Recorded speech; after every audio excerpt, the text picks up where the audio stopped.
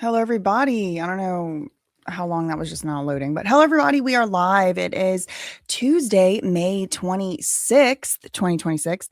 Yesterday was Monday, Memorial Day, May 25th. So a lot of people were off of work. I was going to go live, but then I just didn't feel like it. So I didn't.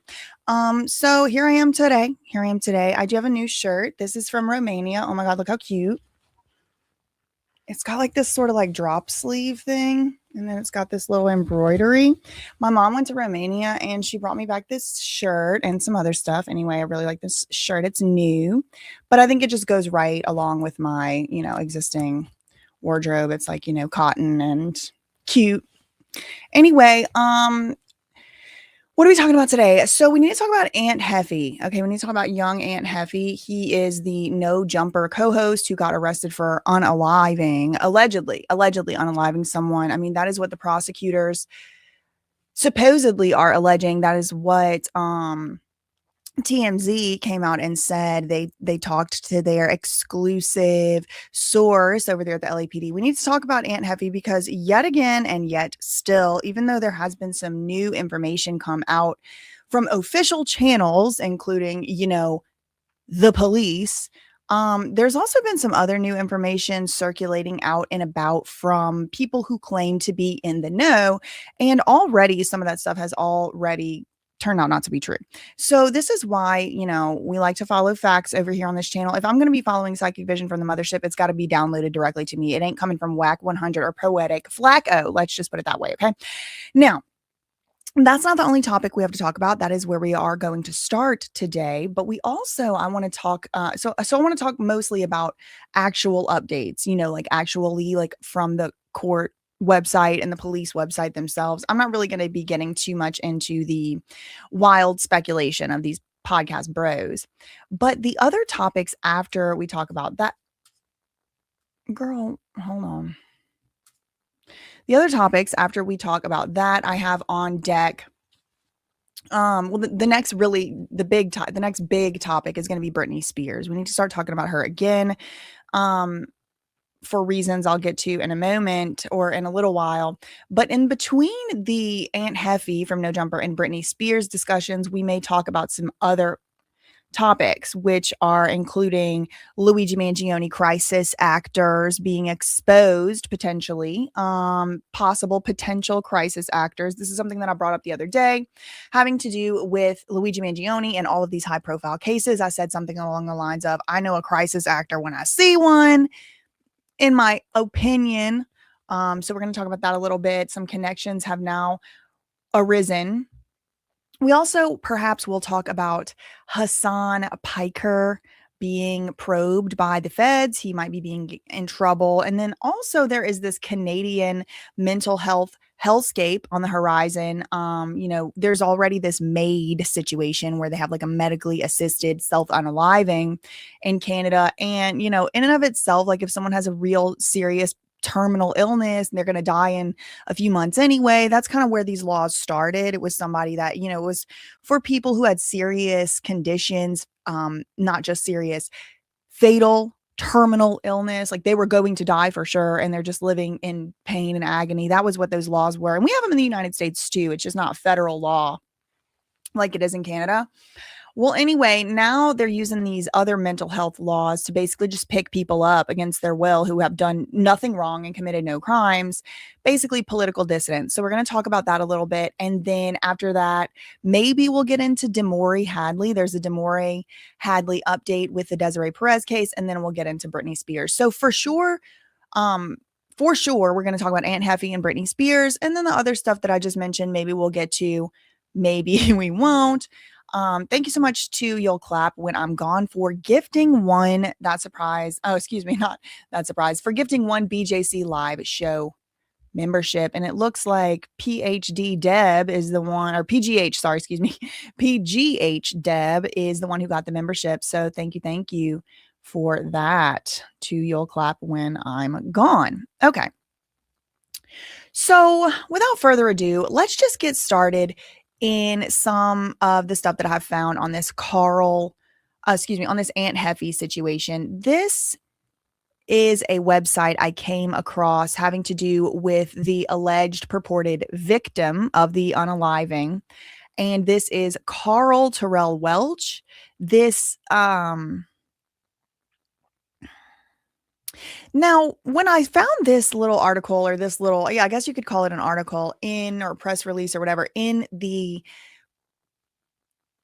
internet search, I think it was Google or whatever, right? So I'm on Google, I find this, and it looks like it was actually posted a long time ago, like several months ago, I should say.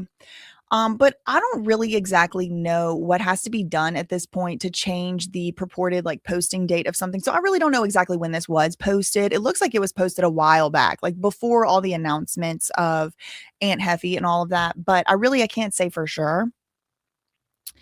Okay, so this is the title of the article or the press release. LA, Carl Welch, 51 years old, died in a parking lot. Los Angeles County is reporting the death of a 51-year-old black male that occurred in a parking lot. The coroner's office identified the man as Carl Welch of Harbor City. Born in Los Angeles County, the manner of death is homicide, and the cause of death was blunt force trauma. Now, this came along. Oh my God. Shout out to the North Carolina cousins. I was actually watching. Let me take a brief detour here. We haven't talked in a while. Yesterday, I watched one of the reasons I didn't feel like coming on live. I just felt like watching TV. I just wanted to like chill out, veg out. Like my mom was in town this weekend and then she left yesterday. So I was just trying to like chill out, really, to be honest. And I watched the whole entire 2 series of the Murdoch, that's how you say it. Unalivings, the Southern Scandal, the Netflix series. I watched series 1 and series 2. So watched like 6 40-minute episodes yesterday of that show. I never saw, and I know they're not from North Carolina. Okay, I know. I never saw and never was acquainted or familiar with the Murdoch family unalivings. But recently it's been in the news, right? Because the guy, the dad, the one basically one remaining living family member other than one son, the dad, the one who he was convicted of unaliving his own wife and his own son. Well, that whole family is from and lives in South Carolina. And I know that like everybody from the South is all cousins. Like we all kind of do have like a lot in common from the American South, and anybody from the country also has a lot in common with us. I realized recently, like Ohio and Pennsylvania are country as hell. I did not realize that until pretty recently. So shout out to the country being countrywide. But even like parts of Florida, I know that's in the South, but in the deep South, we really don't really like be counting Florida as the South. We're kind of like, that's like its own little thing over there. Except like that one little part, right by Georgia. But anyway, so I was watching these people in South Carolina talk and their little interviews and stuff. And I'm like, oh my God, that is my cousins. And I already knew that about North Carolina, but shout out to South Carolina, North Carolina. There's really nowhere in the whole world like those 2 places. Pretty cool. It's pretty crazy. They have their own little thing going on, but in a way, I can see myself in them. I mean, if you're from South or North Carolina, let me know if I'm on the right track here. I feel like I could fit in just fine over there. Like that's my cousins, that's my people. So shout out to y'all. Definitely not shout out to the Murdochs. I mean, they sound scary. All right, they sound scary. I don't want to have anything to do with them. Yeah, it's like 100 years of them, y'all. It was like 4 generations of lawyers, and they worked at this law firm that they had founded, these Murdochs. And tell me why they look just like those inbred royals. Tell me why Buster Murdoch looks just like Beatrice Andrews' daughter. Anyway, yeah, people are saying I could definitely fit in. I could actually fit in most places. You're right. Yeah, they were American royalty that were Teflon until they weren't. I will just say they look just like those inbred royals. I will say they look just like actually physically look and appear like they look like them. Oh my God, shout out to Hong Kong cousins in the chat. Thank you so much for the 15 Hong Kong. I don't know, is it dollars? What is it? It has a dollar sign. Thank you so much for that. KB said, here in South Carolina, you definitely my cousin. I thought so. Buster and Beatrice, don't they look so much alike? Let me just show y'all. Okay, let me say. Buster Murdoch. I don't know how they say it. Murdoch. Okay, so this is Buster. Okay, he's the one living child left alive, right? Or am I wrong? This him right here, right? Look at him. Look at the shape of the face. Like, especially doesn't that just look like that could have been one of Andrew's kids? Especially this right here. Like, this is the picture I want to show. Look at the shape of his chin, his lower face. Look at the shape and obviously the hair color. Okay. Now hold on. Beatrice, what's her last name? Beatrice Andrew's daughter. I ain't putting princess, bitch. I am not. I cannot be bothered to call that thing a princess. My God, look at that thing. Okay, look at her. Okay, look at her. This might be Eugenie. This one right here is Beatrice. Look at that. Okay, this one right here is not her. They get them mixed up. Look, this one right here. This one right here. Right. Look at her. They have this red hair. And look at Buster. I mean, they could be cousins. Them kids could be cousins. Tell me they not. And it makes it even more like it actually pushes my like theory even further along because these Murdochs have been, in political power for a very long time. Not only have they been running this law firm, but they were the solicitor. So they were basically working on all the sides of the law down there for years and years and years and years. Okay. Anyway, back to Aunt Hefe. Okay. The one with the red hair is Beatrice. Whatever. I mean, girl, whatever the ones are. The one with the shocked looking face I thought was Eugenie. But what causes a person's face to look like this when they smile? I want to know what it is. What does someone have to go through that when they smile, this is what they look like? I need to know. Because if that's a smile, I'm scared to see the scared face. I don't want to see it. Honestly, they didn't really leave the low country, not too much power outside that area. Got it. They look like Harry. I know they look like Harry. I thought the same thing. I kept saying it all day. I'm like, Prim, these people look like Harry, the inbred royal or whatever. Okay. Yeah. And apparently she went to Diddy parties too. I heard that. I mean, I wasn't there. I don't know if she did or did not, but that's what the tabloids and the, papers or whatever are reporting. The eyes say thyroid, but the mouth says terror. Trauma is what makes her face look like that. I'm scared. Whatever had to happen to her to make her look like that, I don't hope it don't ever befall me. I'll say that. Okay, so back to Aunt Hefe. All right. So this is an article we were reading. Carl Welch, 51, died in a parking lot. Case number 2026-0194. Now, I don't think this is like an actual case number. I think this is a case number as opposed as defined by this Hollywood LAnews.com. I don't think this is his like actual case number in the actual legal system or anything. But Carl Welch, rest in peace. Los Angeles County is reporting the death of a 51-year-old black male that occurred in a parking lot. The coroner's office identified the man as Carl Welch of Harbor City, born in LA County. Manner of death was homicide. Cause of death was blunt force trauma. Now, the reason that I came across this article is I was trying to look up just like any contemporary news at the time, like from the time of January 31st, 2026, maybe February 1st, February 2nd, 2026, trying to find any news reporting of this death. And I really couldn't find too much. I did see this, but again, I'm not even exactly sure if this is like that. Is this like new? It kind of looks like it was published months back when the actual death did occur, but who knows? I don't know if it was or wasn't. It says, rest in peace, Carl Terrell Welch, October 26th, 1974 to January 31st, 2026. Former pronouncement of death was made Saturday. Bellflower's Maurice Keandre Shellman, a co-host of the No Jumper podcast, also known as Young Ant Jefe, has been formally charged with murder alongside another individual, Johnnie Lee Gray of Long Beach. The two suspects were arrested May 19th, and y'all do know about that. Now, just to remind you, Young Ant Jefe is the one who said some little girls be fast and grown and thrust themselves into the lifestyle, and white ladies like me just don't understand the culture, and I need to stop trying to protect young black children in LA from sexual exploitation. I need to stop trying to do that because I just don't understand the culture. Because some little girls just be fast and grown and thrust themselves into the lifestyle, and it's not everybody's out here in an S trafficking situation, right? So you remember him. Put a 1 in the chat if you remember. Some little girls be fast and grown and thrust themselves into the lifestyle, and the whole calamity that ensued after that. So now, I mean, I'm just basically, he's on my radar, he's on my watch list, and I think he needs to be on the authorities' watch list, having nothing to do with Murmur and Unalive. Now, that being said, obviously, I don't like that man.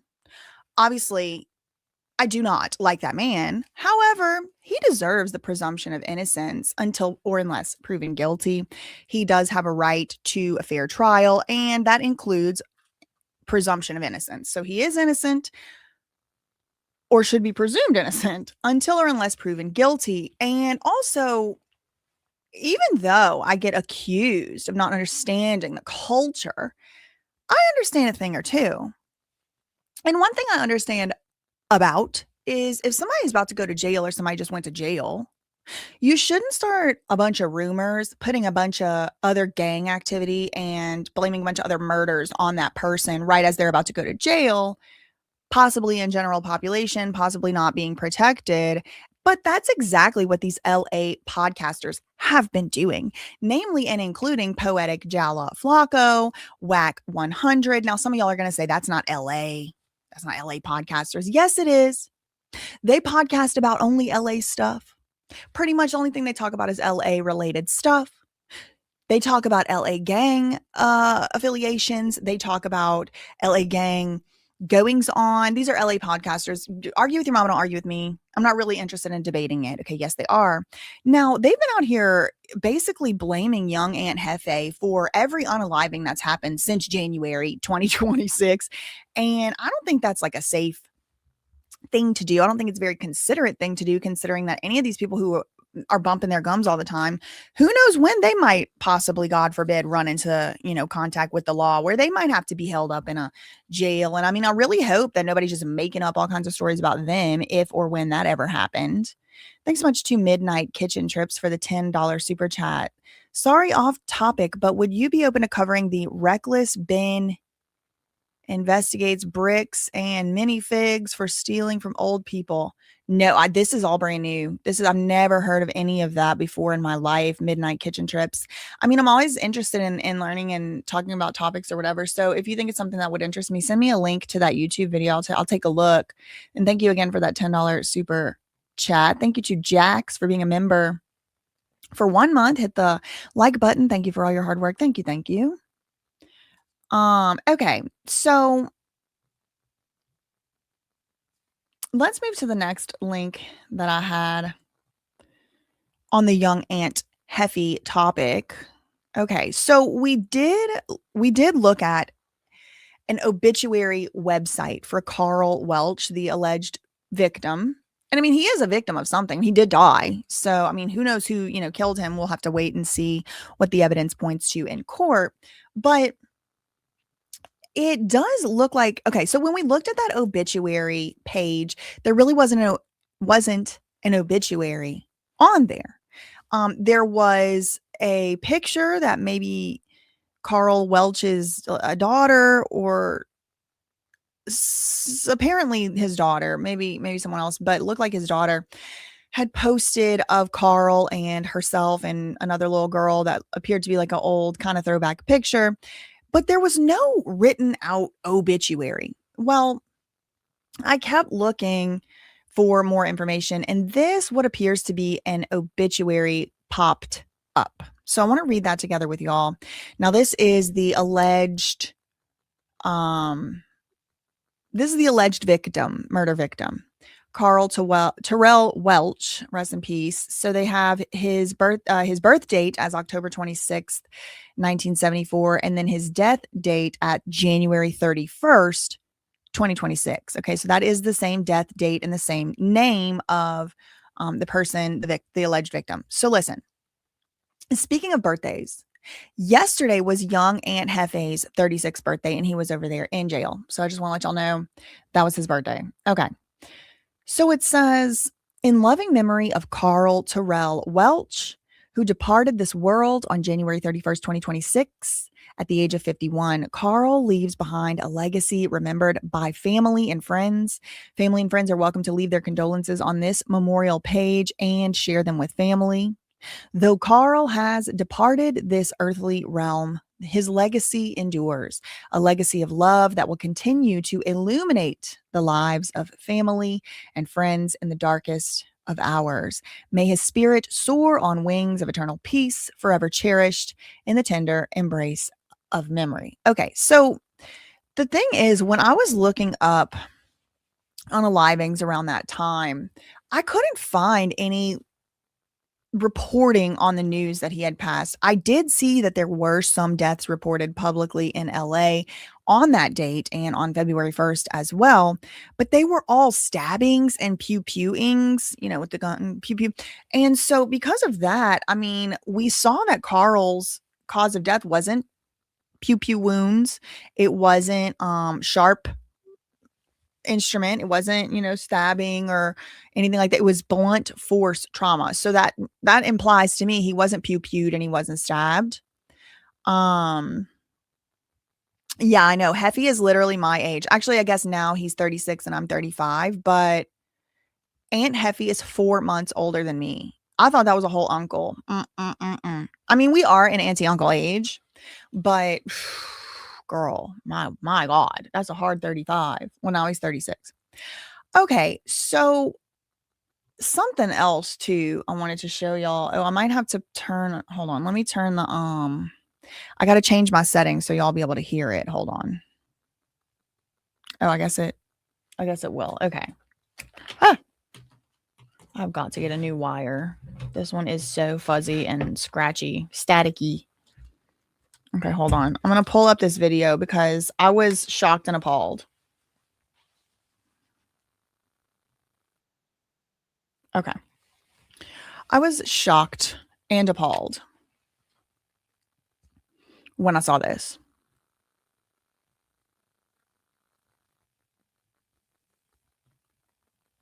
Okay. Just making some adjustments. Okay. Tell me why Afroman done posted free Aunt Jefe. He said free young Aunt Jefe, and there is a picture of them together. Wait. I'm trying to see what it says down here. There's like a little pop-up. It says free young Aunt Jefe in /SETGC. Girl, I don't know what that means, but I am, a recent Afroman, I guess you could say fan, because he had, had that really cool trial where the cops were obviously picking on him, my opinion. But what is it? Is it like a song? I don't want to get copyright. Okay. Yeah, I don't want to copyright struck. Okay, this is them together, girl, with the blue lighter. What is going on here? He's got his hand in his what? He said free young Aunt Jefe. Look. I just gasped. Afroman, no. Oh, no, boo. Wow. They're from the same neighborhood. Okay, that's fine. They could be from the same neighborhood. They really can. But I am concerned that people are just out here.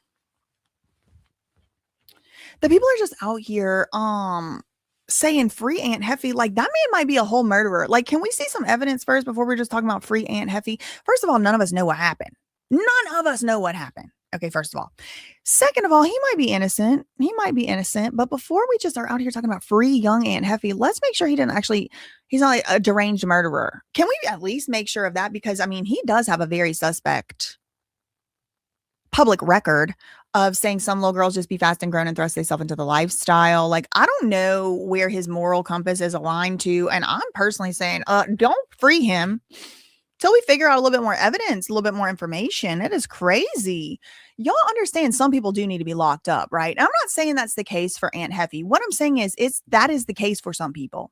I've been watching these predator catcher shows lately, where it's kind of like those To Catch a Predator type sting up type style things. And it's like, some people need to be in jail. I just watched one last night where this guy actually was already 3-time convicted or 3-time caught offender against children, like under the age of 18. And he just kept getting let out. And it was like just weeks or months would pass, he would get caught again. Y'all, we have got to protect our children and the future generations from people like that. Now, am I saying that that's the situation that's going on with Aunt Jefe? No, he's not even accused of that. However, I'm just like, can we all agree with a starting point? Like, some people like actually do have to be locked up. There is no reforming some of these people, and they will tell you that. They will tell you, I do not want to get better. If you let me out, I'm going to do it again. I'm going to keep doing it. So we don't need to be screaming Aunt Jefe, free Aunt Jefe. Okay, we don't need to be screaming that until we find out what actually happened without all the wild speculation. All right, that's my opinion. Okay, but I will absolutely say he deserves to be considered innocent until proven guilty. I'll say that. Okay, so yeah, Afroman, what the hell? And then there's also like a whole entire video here, and we're not gonna watch it because it's long and I didn't watch it beforehand. I don't know what he's about to say. But there is a video that Aunt Jefe himself posted almost 2 years ago now, over a year ago, titled, "Is Afroman really from 83 Gangstas?" Okay, I think this is a type of like a gang or something, girl. I mean, I'm not really trying to get too much into the whole like gang, whatever of it all. I mean, that's what they do over there, whatever they do over there. That's not my business until it becomes my business. But Jefe apparently has already posted like almost 2 years ago, a year and a half ago, we'll say, about Afroman being possibly related to somehow the gang he is alleged to be in. I don't know. I really honestly don't care. Okay, so what else did I find? I found this supposed criminal record summary for Aunt Jefe. Arrest information for Maurice Keandre Shellman. The following official arrest record is being redistributed by local crime news. And this is a public record. Official arrest record was reported May 20th. The person named in this listing has only been arrested on suspicion of crime and presumed innocent. Okay, so here is Aunt Jefe, Maurice Keandre Shellman, Bellflower, California, 36 years old as of yesterday. Race not available. I think he's black. 5'9", 260 pounds. He was arrested for murder, felony murder, 187A. Now they have his bail amount listed as $1 million, but it's now up to $2,050,000. They done doubled the bail. They over doubled the bail. And okay, so that's him. And I also found his co-defendant. You know, there's one other guy who's alleged to have participated in this supposed murder, and his name is Johnnie Gray. So he also has a sheet here. Johnnie Gray, 29 years old, 5'7", 160 pounds, so like 100 less pounds. But look at all of his arrest charges. I think he had some pre-existing stuff, but he's also charged with the murder, the 187A murder. Now, this is according to TMZ. TMZ has alleged that Johnnie Gray and Aunt Jefe were both arrested for the same thing, but also they have the same case number, except Johnnie Gray has the case number -01 and Jefe has the same case number. And at the end it says -02. So there's that. But look at the other stuff that he is accused of: assault with a firearm on a person. Now, could this be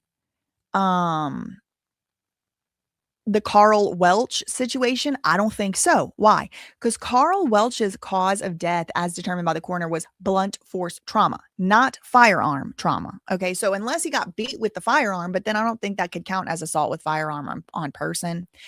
Johnnie Gray also has been arrested for vandalism, a failure to appear. He had a bench warrant, and battery on a peace officer or emergency personnel with injuries. So he done battered the cop or the EMS worker. He was arrested May 19th. His bail is up to about $2.5 million now, and he's being held in the Twin Towers Correctional facility. Okay, so this is interesting. Oh my God, look at all of Jesus. Is this all his? Oh my Lord. This is too much. See, when I say some people need to be in jail, look at this. Like, sure, some of this is probably, maybe overblown or whatever, but do you see? Oh my God. Assault with firearm, warrants, conspiracy to commit a crime, grand theft, vandalism, organized retail theft, grand theft, possession of controlled substance for sale, addict in possession of a firearm. I don't know what the hell that. I don't care about that. You mean addicts can't have the Second Amendment rights anymore? No, that's stupid. Assault with firearm, warrants, revocation of probation, driving with a suspended license, which I don't really care about that. Driving, okay, bench warrant, failure to appear, carrying a concealed firearm upon the person, possession of controlled substance, driving while suspended again, robbery, resisting or obstructing, carrying a loaded firearm on person or in vehicle. This is all stuff in the last 10 years. My God. What about Aunt Heffy? Does he have long? Well, he don't have all that extra. So Johnnie Gray really seems to be the one that really has the rap sheet. Now, look, I'm looking on local crime news right now. Please take this with a grain of salt. They claim that they got this information from the LAPD. Look, source Los Angeles Police. But we really don't know. Okay, for sure. I'm just reading this that I found in the public record. Take with a grain of salt. And he is also innocent till proven guilty. But that is the supposed alleged co-defendant of Aunt Heffy. And somebody made this right here. Again, take with grain of salt. I didn't make this. But they're claiming this is Johnnie Gray. I don't know if that's Johnnie Gray or not because that guy looks kind of AI-ified. And I'm not really, yeah. So the victim is Carl Terrell Welch. And so I wanted to show y'all this picture again. Take with a grain of salt. This kind of looks like an AI generated picture, but that is Aunt Heffy. We do know that that is what he looks like. So they kind of gave a little poster. This was from Reddit. The incident, Welch died January 31st, 2026, Los Angeles parking lot. The Los Angeles County Medical Examiner ruled the death a homicide by blunt force trauma. Importantly, not by pew pew, not by stabbing. Okay, so I also want to go into the sheriff's booking records because these inmate information records have been updated for Aunt Heffy, and there are some updates here. Okay, now this is based on facts that are on the police website. This isn't coming out of my imagination like WAC 100 likes to do. Okay, so let me do my, daily I'm not a robot regimen. Okay, cars. That's a car. That's a car. Nope. I guess that's kind of a car. That's cars. Okay, so this is him. His birthday was yesterday. Bus. Now, as I already told y'all, his bail did increase. This is Aunt Heffy.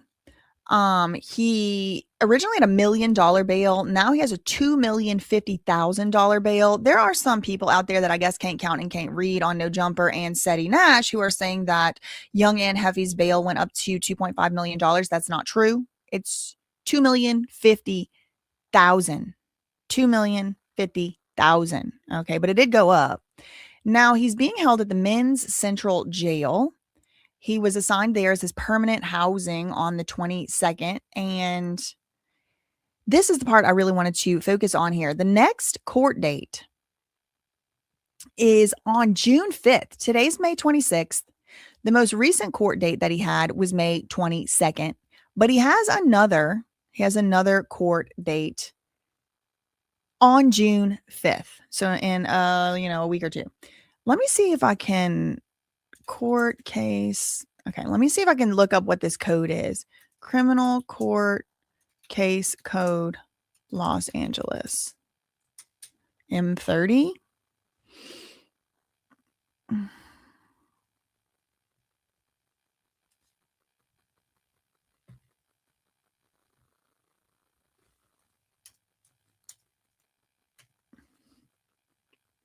I might have to ask the dreaded AI girl. Is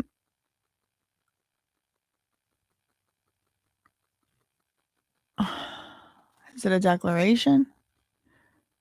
Hold on. M30. Code M30. Los Angeles, or I'll just go California court hearing.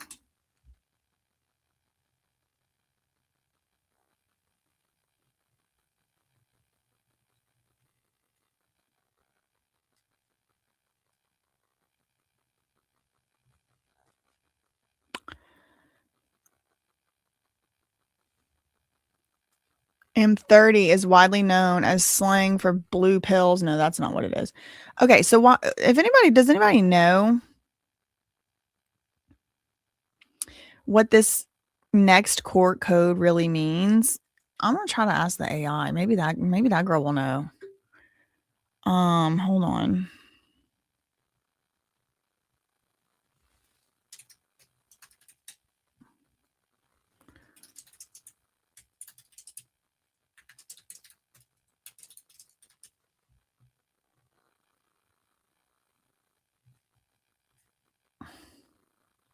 I'm uploading the screenshot.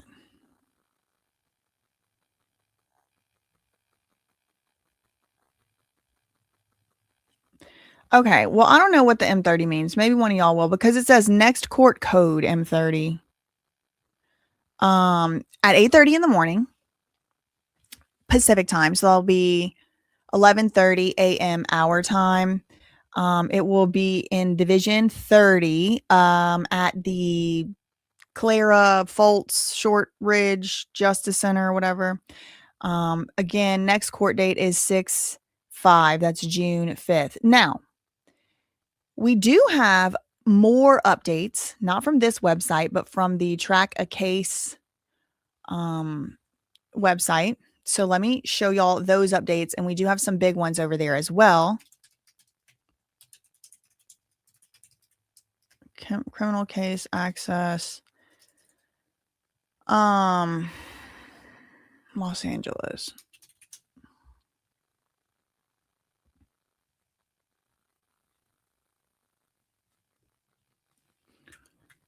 So how you can find the case number is actually right here on the inmate. If you go to the inmate, what's it called? Inmate Information Center.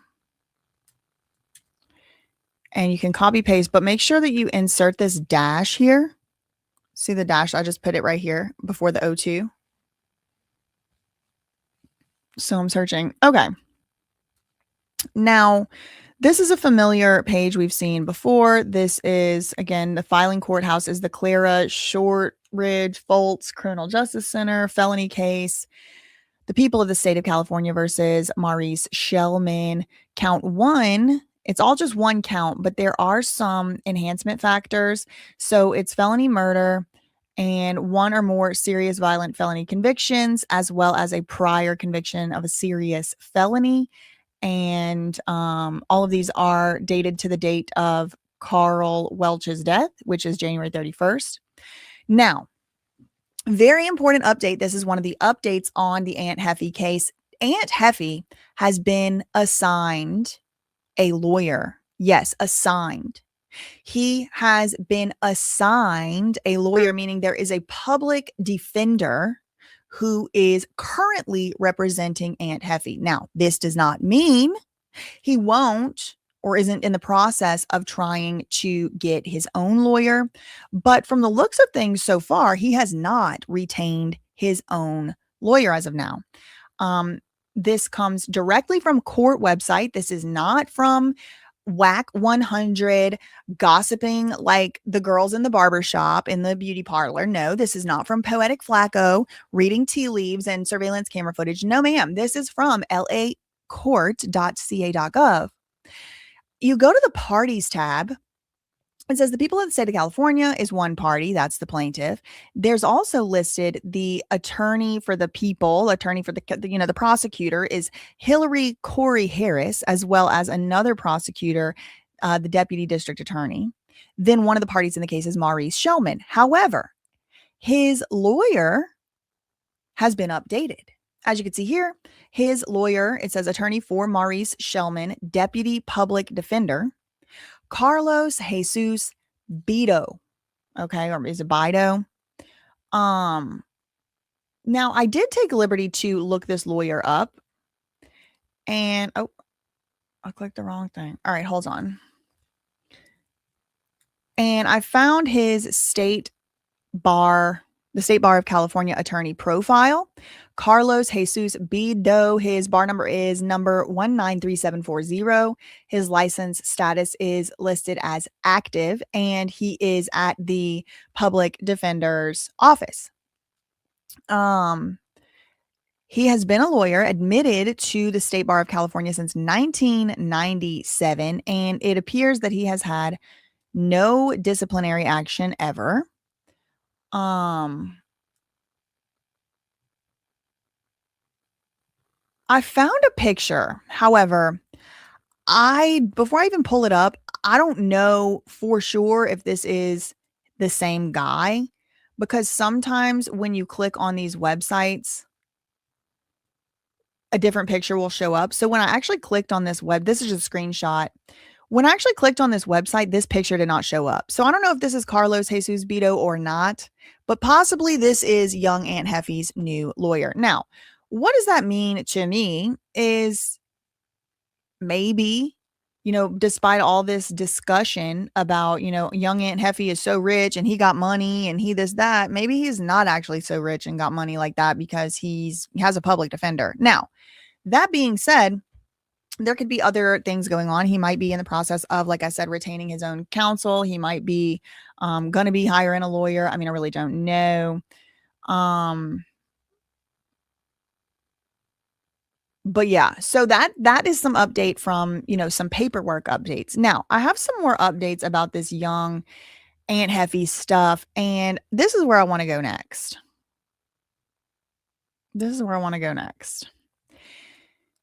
So, remember they said,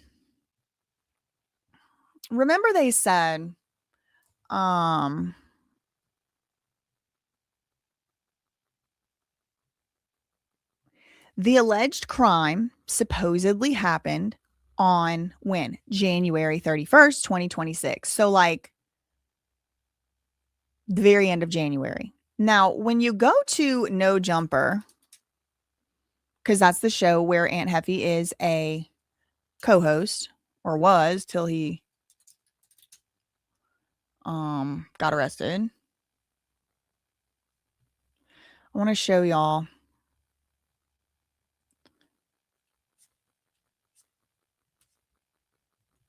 the page.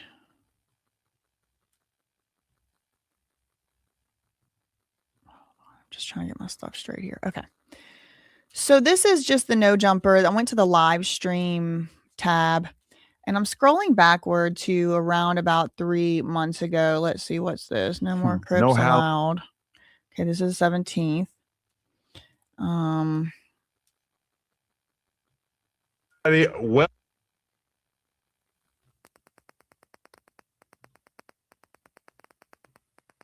when's this from?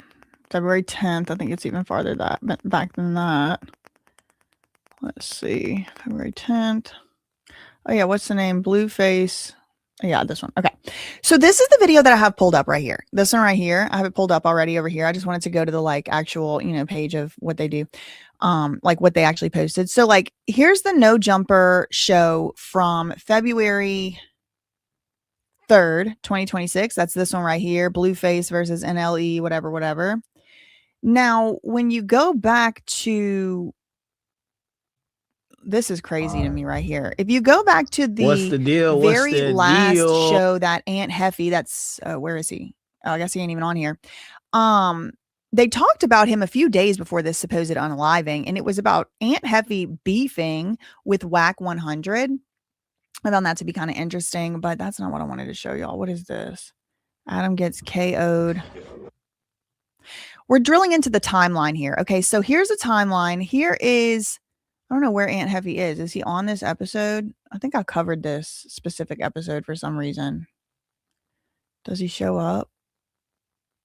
Yeah, there he is. Okay, so he does show up on the show. So if you look here, this is a live stream. And if you look here, Ant Jefe is on the show. This is from January 27th, 2026.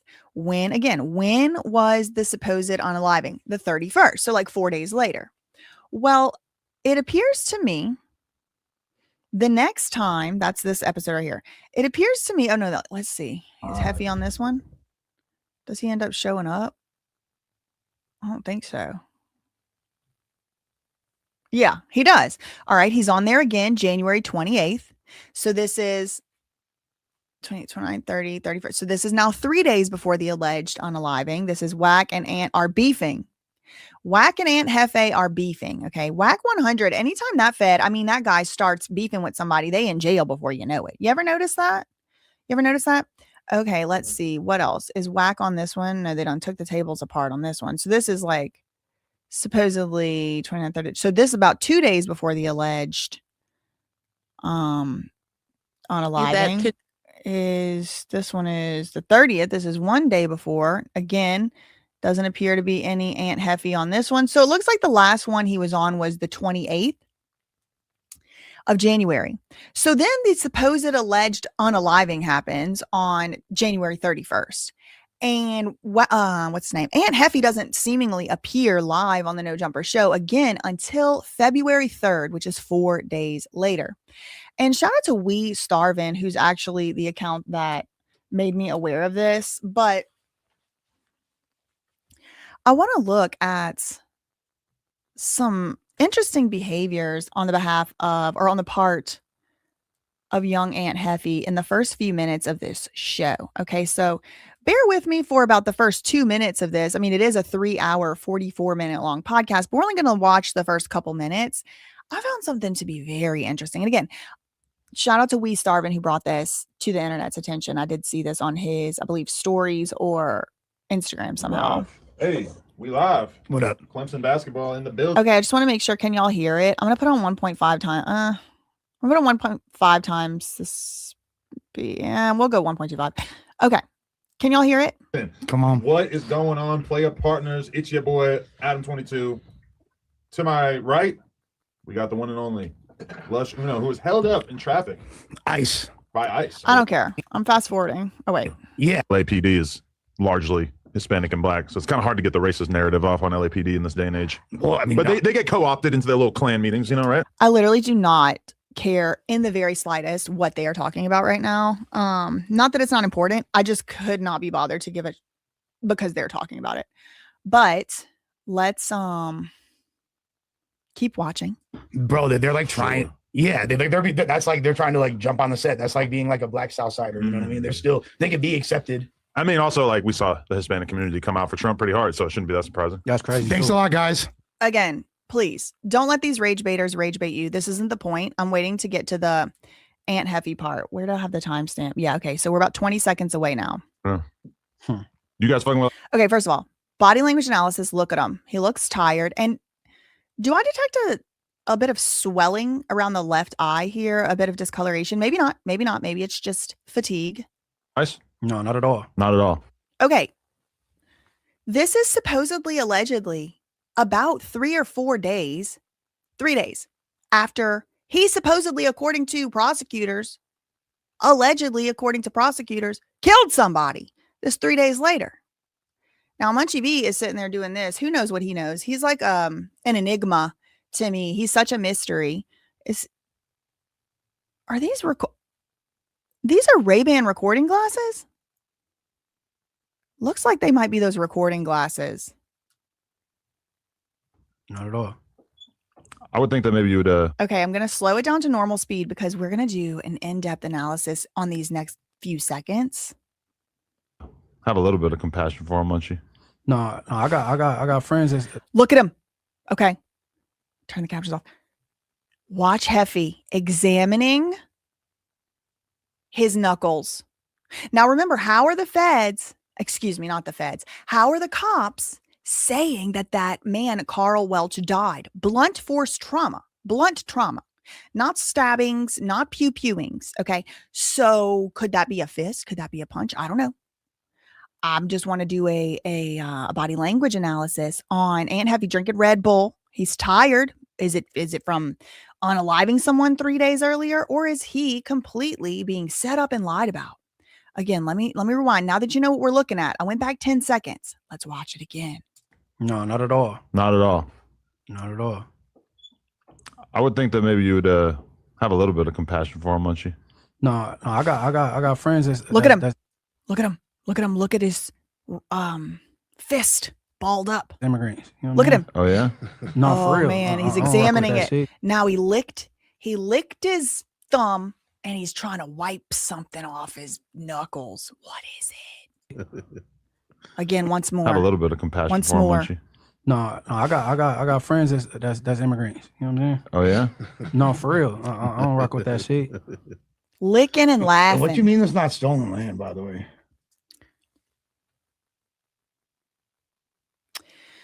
I found that to be interesting. I did fast forward a little bit through this thing, and he at some points he puts his hands below the podcast I got you table. down. I think you have alcohol would probably be a bad idea. At some points he's covering his knuckle. I don't know. Maybe he's always looking at his fists and licking and wiping. Maybe that's something he always does. He also made a post where he's on crutches. Interesting. Player Prophet said his eye does look dark. Interesting. Very, very interesting. Anyway, so I thought that was something worth taking a look at. Now there's also some rumors going on about some supposed Hood Day situation and how WAC 100 doesn't follow the rules of Hood Day, and like how that might possibly wrap back in and around to this Young Ant Jefe situation. It has been widely speculated that WAC 100 is a federal agent or a federal asset, some type of informant. Of course, I don't know if that's true or not true. But it does seem interesting to me that every time, or a lot of times, when WAC 100 ends up in beefs with people, then those people end up arrested. I will say that. That's very interesting to me. And yes, his mind definitely does seem somewhere else. He seems to be kind of dissociated out. And Chris Hilton said, and it's right at the start of the episode. Yes, it's in the first 3 minutes. It happens around 2 minutes, 40 seconds. It's right at the start of the episode. So he might be the most aware of the camera now. Allegedly. I don't know. I wasn't there. He is and should be considered innocent and presumed innocent until proven guilty. He deserves a fair trial. He deserves all of that. But found it to be interesting. Indeed. Teeny the Turtle said, I have heard that about WAC as well. Yeah, that's interesting to me. Okay, so that was pretty much what I had for the Ant Jefe situation. Now I want to move on to the possible, I'll just say funny business going on, because Alex Jones already got sued for $1 billion or something for saying somebody was a crisis actor. So I'm not trying to get sued for $1 billion, and I'm also not saying that someone is a crisis actor for sure, but I have been known to say things along the lines of, it appears to me that there are crisis actors involved in this Luigi Mangione case. There are, I think specifically, I didn't only say crisis actor. I think specifically I said agents of chaos and agents provocateur, right? Remember when I said that? Put a 2 in the chat if you remember me saying that the other day. Like, I know a crisis actor when I see one. Like, I am familiar with dealing with agents provocateur and agents of chaos. This is something that, if y'all don't know about it, let me just show y'all. Agents provocateur in COINTELPRO. So if y'all don't know this about our country's history, and not only the United States, ops like this get run in every country, in the Western world at least, and in most other countries. But COINTELPRO, put 3 in the chat if you've ever heard of the Black Panther Party or the Black Panther movement.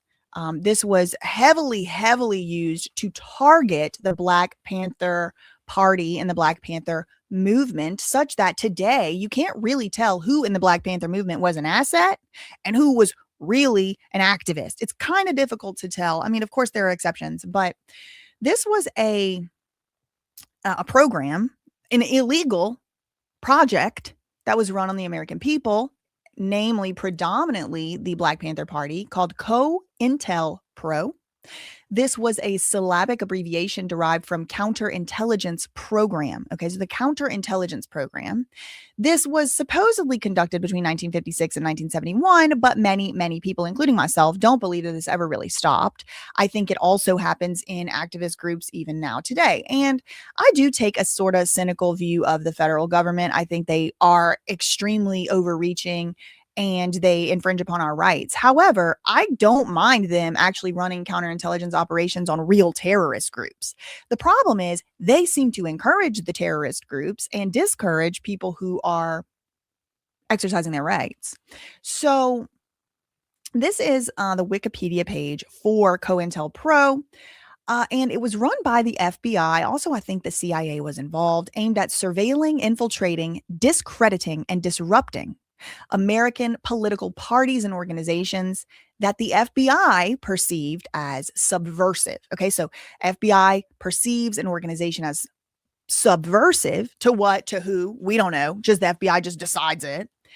And then they would target these groups, surveil them, infiltrate the movements, discredit them, and disrupt American political parties and organizations. The groups targeted included feminist organizations, the Communist Party, anti-Vietnam War organizers. So people that were against war were targeted, civil rights movements and the Black Power movements, including Martin Luther King Jr., Malcolm X, and the Black Panther Party, student organizations, American Indian movement. There's a whole bunch. There's a whole bunch. I'm not going to read it all.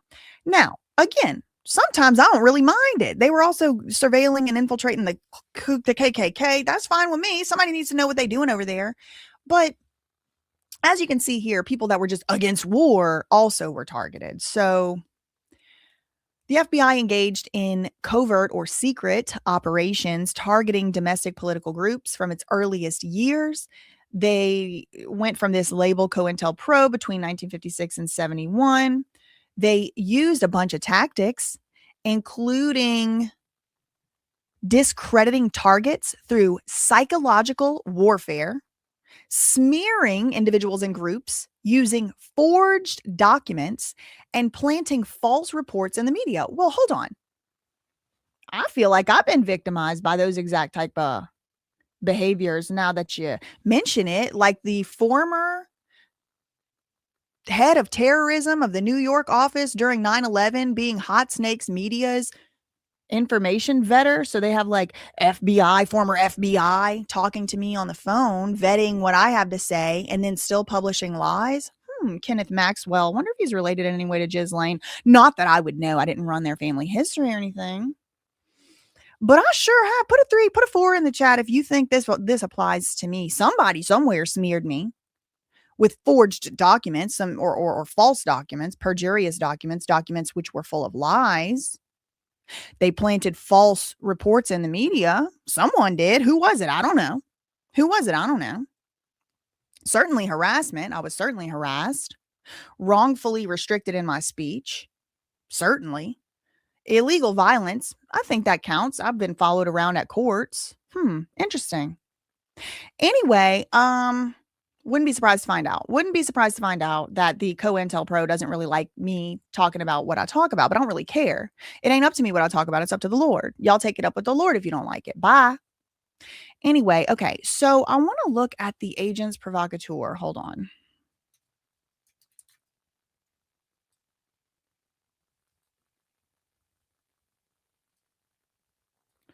Let's see. Chaos.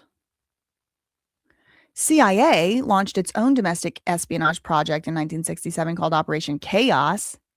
It was to target the Poor People's Campaign, which was organized by Martin Luther King Jr., I believe. Yeah, these Occupy movements. The Black Panther Party was also targeted. The FBI collaborated to destroy the party from the inside out. Nation of Islam, Socialist Workers Party, Ku Klux Klan, Black Panther Party, the entire New Left. They violated. Okay, so official congressional committees have concluded that this was illegal to do. All right. So agents provocateur are individuals, often affiliated with law enforcement or a government agency, who infiltrate. Okay, so we just read the whole thing about how they would infiltrate, right? They would infiltrate movements, they would infiltrate protests, whatever the case may be. We just read that, and it was illegal and it was unconstitutional.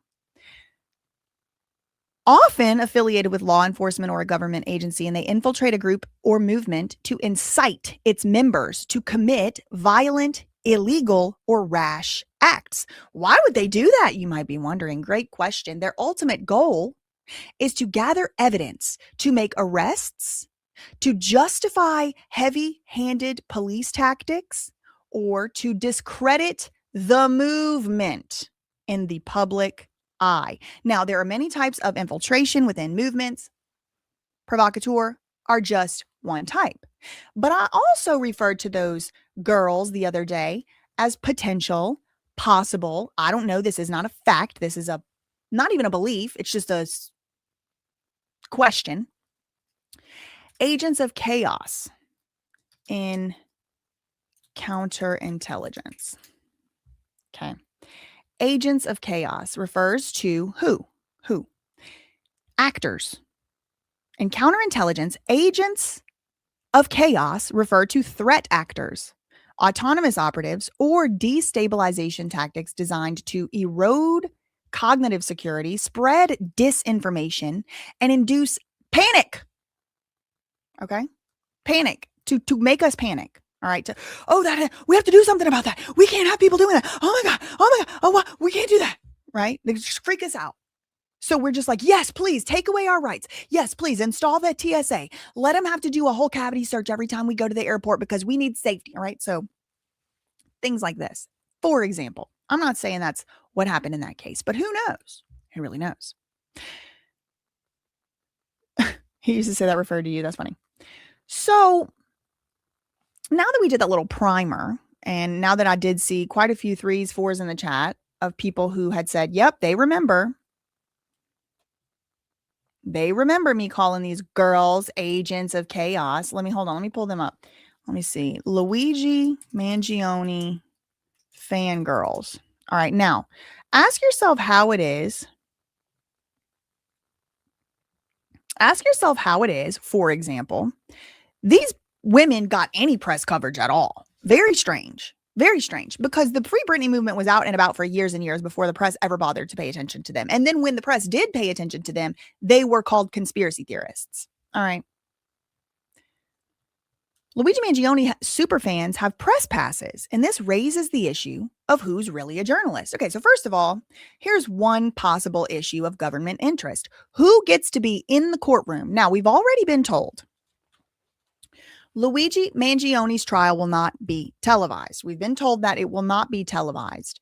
Actually, I might have that wrong. It might be televised. It has been being televised, so I won't say that. But who will be allowed to be sitting in the seats in the room where it happens? Some of the stuff is going to be sealed from the public. Some of the stuff's going to be intercepted, whatever the case may be. But who's going to be allowed to be in the courtroom? Well, these fangirls somehow got a seat. You know how hard it is to get a seat in these places. I mean, I've been to California. I've been to New York. I've been to California, a few different jurisdictions, and it's very difficult to get. You have to get in the line very early, but not if you have a press pass. So now there's somewhat of an interest of who gets to be inside this, not only this courtroom, but any other courtroom. So that's one possible way that this propaganda, let's call it what it is being used to potentially curtail our rights.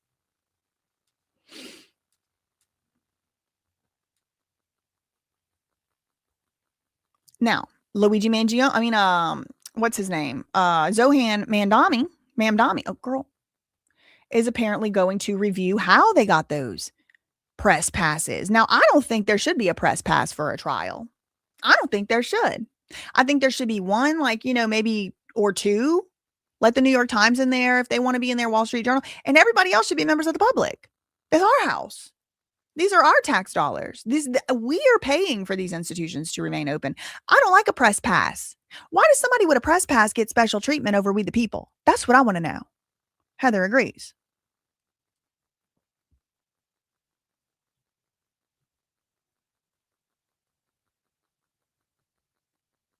Hold on.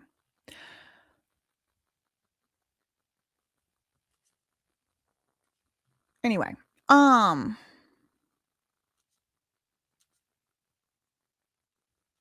he won't pull their press. Maybe if I can just go to I want y'all to see the picture of these. Yeah, okay, this. All right, so here. Now, as y'all are aware, everything does have nuance, but look what these psychopaths are actually out here actually saying. Okay, so first of all, look at the extremely incendiary title of the article. Bloodthirsty Luigi Mangione fangirls unapologetically celebrate CEO's assassination. F. Brian Thompson, they say. His children are better off without him. Now, I am not saying these ideas. I am not espousing them, and I don't espouse these ideas. I think it's horrible. I think it's horrible that we're in a situation and we live in a society in supposedly the first world where how we settle our differences has become murder. I don't think that's cool. I don't think it's cool. I don't think it's acceptable in the Ant Jefe situation. Innocent until proven guilty. And I don't think it's acceptable in this situation. Now, I know a lot of people were out here arfing like seals. Hooray! Brian Thompson is dead. And look, United Healthcare is a sinister and deplorable organization. I won't disagree on that. But I don't think that I'm okay at this point saying we can settle our differences with walking up behind CEOs and blasting their brains out on the street. Because if once we start doing that, then there's just nothing left. We've lost society. There is no civilization. And it's just, we're back to basically animals with guns. So I do understand it's a sinister and evil organization. And I do understand, I do understand the sentiment where people are like, I'm sorry, if Brian Johnson don't care if my mama gets her or my grandma or my whoever gets her cancer treatment, I'm not about to sit here and shed a tear over him. That's fair. That's fine. But that's a different sentiment than hooray, the world's better off. His children are better off. Those children didn't, just like you didn't get to decide to be who you were getting born to. Those kids didn't decide to be who they were getting born to. They don't know. They didn't, they're not running United Healthcare. And you're saying that they deserve to have no dad and no mom. I had the same thoughts and feelings about Charlie Kirk, whose politics I'm not exactly sure of. I never really followed him, but like, I'm pretty sure I don't agree with his politics to a large degree. But like, his innocent kids had nothing to do with that. So that's kind of my point. That's kind of my thoughts.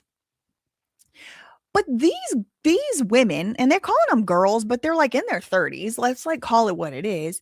They just had this kind of air of agents of chaos to me. Like someone paid them to be there or encouraged them to be there, or who knows, girl, maybe even hypnotized them and brainwashed them to be there. Someone had them be there for some political purpose. That's my opinion. That's my belief. That's what I think. And that's not a fact. Okay. But this is what was, about about a week ago, this is the article that was run in the New York Post. A trio of bloodthirsty fans of Luigi, who were granted press passes by City Hall. Okay, so how could that have been? Spouted vile hate and unapologetic calls for political violence. Really? Kind of like an agent of chaos and an agent provocateur does to get inside a movement, infiltrate it, and gather data. That's interesting to me. Self-proclaimed Mangionistas. So interesting how that sounds like Evangelista, and she looks just like one of them.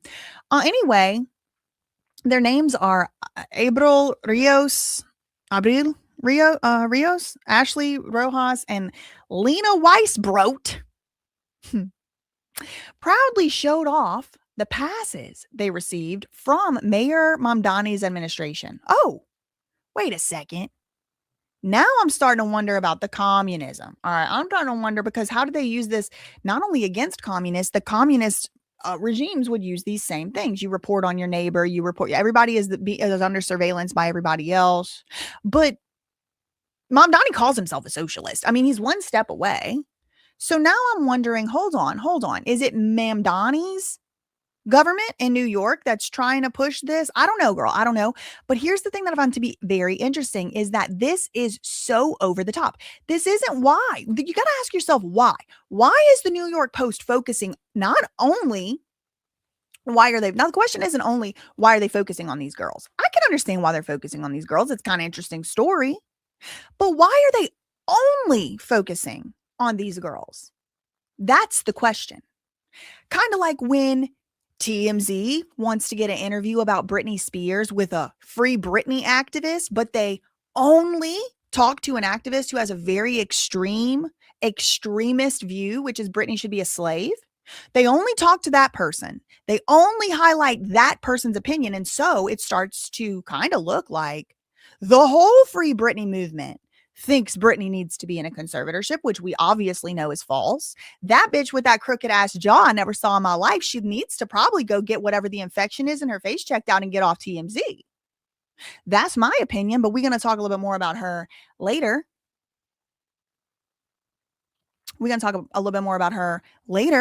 Don't you worry.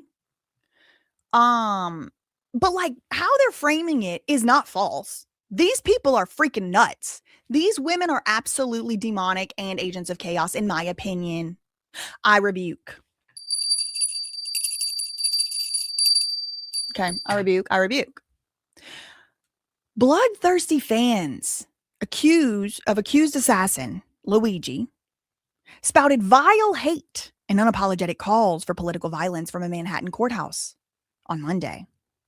The Mangionistas, one of whom is Lena Weisbrot, proudly showed off the passes they received from Mamdani's administration, apparently for their online content, documenting Mangione's upcoming trial for the murder of Brian Thompson, who was the United Healthcare CEO. But credentialed reporters chillingly made no bones about supporting Mangione's alleged vendetta to strike fear into the hearts of healthcare executives. Okay, so she's literally even dressed like Beetlejuice. Like, come on. Like, this is so obviously a clown production. This one's dressed like a Spirit Halloween stripper cop. And this one just looks like one of the Free Britney plants from Free Britney America. I mean, that's just my opinion. So that's them right there. And this is Weisbrot right here. Okay. She appears to be wearing a wig. So, I mean, to me, that all of this looks like they are trying to maybe obscure their true identities. Like, so that such that whenever you go to see them in public, you would, this one's wearing a Halloween. And they're wearing Halloween costumes. These two is for as far as I'm concerned. This one got her drawers hanging out the bottom. Ain't got no pants on, is from what I can see. Okay. They look like clowns and agents provocateur, agents of chaos. That's what it looked like to me. They said F. Brian Thompson, which is allowed. You can say F. Brian Thompson. I'm not going to say it. Don't say it on my page. It's my page. But if you want to go say it on your page somewhere, you can. I mean, there's nothing against it. Legally, I do think it's a little bit crass, but so what? You're allowed to say F. Brian Thompson if you want to. The issue for me is how it's being covered as if everybody up there supporting Luigi Mangione is innocent till proven guilty, or supporting any aspect of his defense, is now going to be grouped in with these murder apologists. And again, we don't even know if Luigi Mangione did that crime. I don't think that looked like Luigi Mangione. I don't think it looked like his backpack. Now, they claim they have DNA connecting him to the scene. We'll have to see. I didn't see that evidence. This is my page. Weisbrot, clad in a garish, hideous Halloween costume, neon green, pink, and purple. And these are MK Ultra colors, by the way. Lime green contrasted with hot pink or magenta is an MK Ultra color collab. And so is cyan blue, the Mr. Beast colors with hot pink.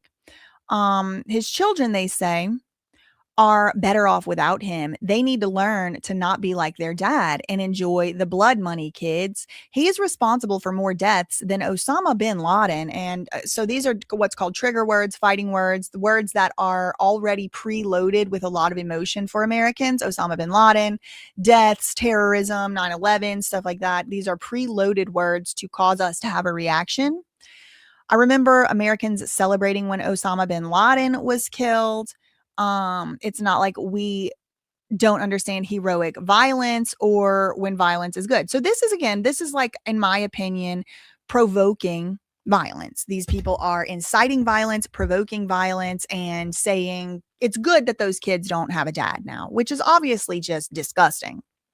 Most reasonable, decent people would agree, even if they don't agree with Brian Thompson, even if they agree with some of the sentiments against the healthcare system. Most decent people would not be saying or espousing these things. They attended a key evidentiary hearing. Mangione fans have stoked a carnival-esque, yes, it is a clown show. That is literally all roads leads to clowns, and that's a serious, actual, true. That is true. All roads leads to clowns and Hyde Park. So let's see. His kids are better off without him. They glorified murder, and this came as they attended a hearing. They have stoked a carnival-esque atmosphere outside the past court hearings, proudly displaying free Luigi signs, wearing green hats like the Luigi video game character. The Mangionistas collectively run, okay, this is another sign that it is an operation, either by PR or government entity, this is my opinion. When there's a bunch of people operating one Instagram or one Facebook or one Twitter account. We've seen this. I won't name any names, but we have seen this in the Free Britney movement where a bunch of people seem to be behind one account. And that's obviously a specific PR type account. That's my opinion. So they're among the most visible and fervent Mangione superfans. They turning out a grab bag of far left posts across social media and blogs. Again, not surprising. It seems like they are of a communist bent, especially with their supposed connections to Mom Dami. Now, Vice Bloat apparently received Project Mockingbird ain't went nowhere, everybody. It ain't went nowhere. Do you know that it is legal, completely legal, for the federal government and agencies to put lies into the media for the purpose of misleading the public? Did you know that? It's called Project Mockingbird, where the federal government, the CIA, the FBI can force newspapers to print lies to deceive us. Did you know that? Project Mockingbird, look it up. Anyway, completely unrelated, I'm sure. Vice Bloat apparently received a Fulbright fellowship back 11 years ago for what? Curating South African artists identifying as feminists who use hip-hop music as a form of activism. She went to Florida State University. Okay, now I'm wondering about a Scientology connection, because they just have so many bodies. Like the cults have bodies. Cults can make people move places. They can make people go places. And anytime as Florida is involved, I'm like, is Scientology involved? Because of Clearwater. That's the headquarters of Scientology. And we know from people like Serge Del Mar that Scientology will take bodies of people and move them places to make certain appearances and to make certain pushes of certain things. Back in the 90s, Scientology had its members file hundreds, if not thousands, of lawsuits against the IRS, basically forcing the federal government to declare Scientology as a religion, which was tax exempt. And this is another instance, in my opinion, of Scientology using bodies to do things. We saw the anti-Scientology protests, which were then met with with basically pro-Scientology protesters, and they were violent. They were aggressive. The man with the dog, and he was acting like he was going to let the dog loose on people. It was all just a big clown show. All roads leads to clown.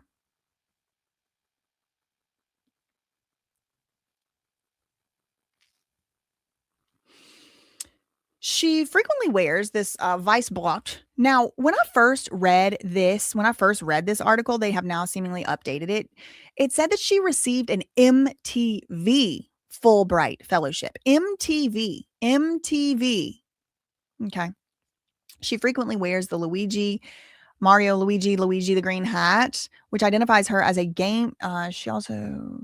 Luigi had on her social media. Her social media identifies her as a game developer and a rapper. Again, Scientology vibes. With the suggestive stage name Felicia G. I rebuke. An online wish list under her performer handle includes requests for a bulletproof helmet, body armor, and a 3D printer. Girl, Vice Bloat appears to blog about Mangione for subscribers on her Patreon. Now, there's another girl, Rojas, who identifies as a writer. She runs a Substack with lefty views, and so does Rios, the other girl. She's a model who calls herself Hot Girl for Zoran. It's just too obvious to me. Again, I'm not trying to be sued like Alex Jones, all right? I'm not trying to be sued, all right? I'm not saying any of this is a fact.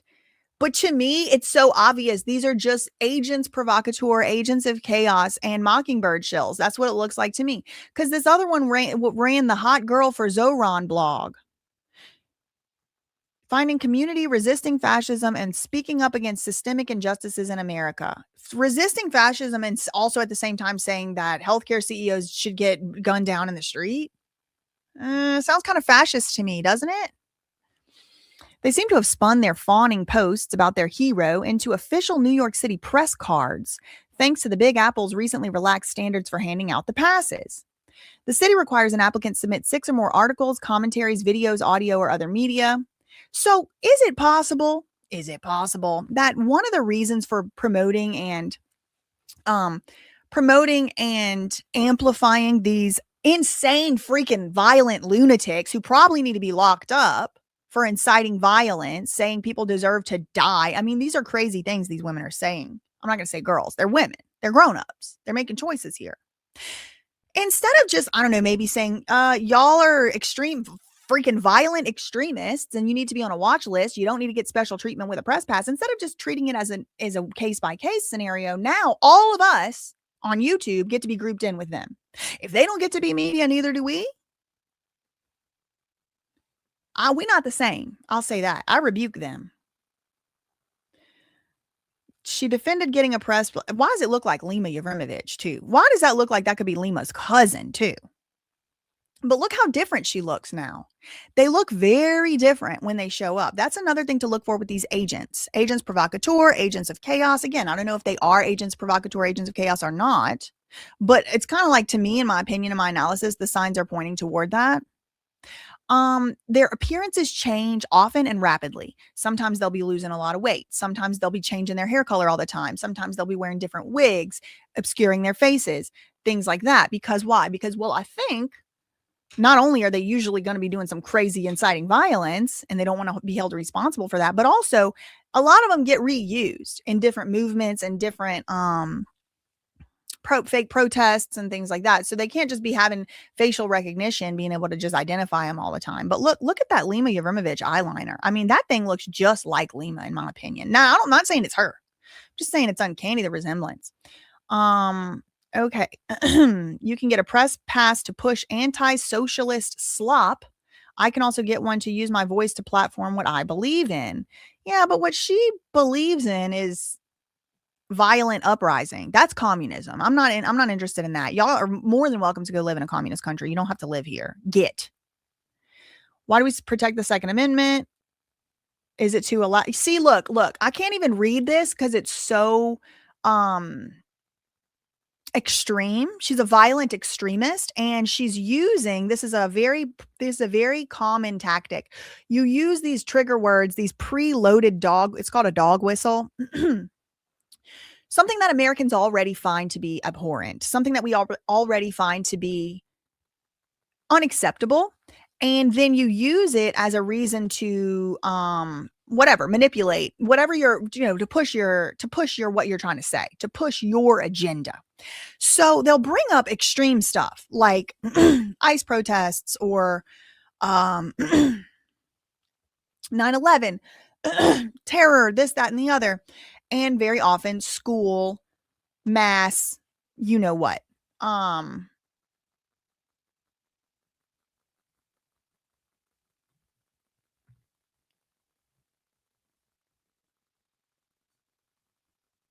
Just reading some of y'all's comments. So, like, for example, this girl quotes, "Why do we protect the Second Amendment so much?" Well, I can tell y'all why we protect the Second Amendment. I'll tell you, whether you like it or not, the Second Amendment protects United States citizens' right to form a well-regulated militia and take up arms, the right to bear arms against a tyrannical government. Okay. That's why they protect it so much, because the government can't have guns and we can't. That's why. Let's read it together. We establish the right. Hold on.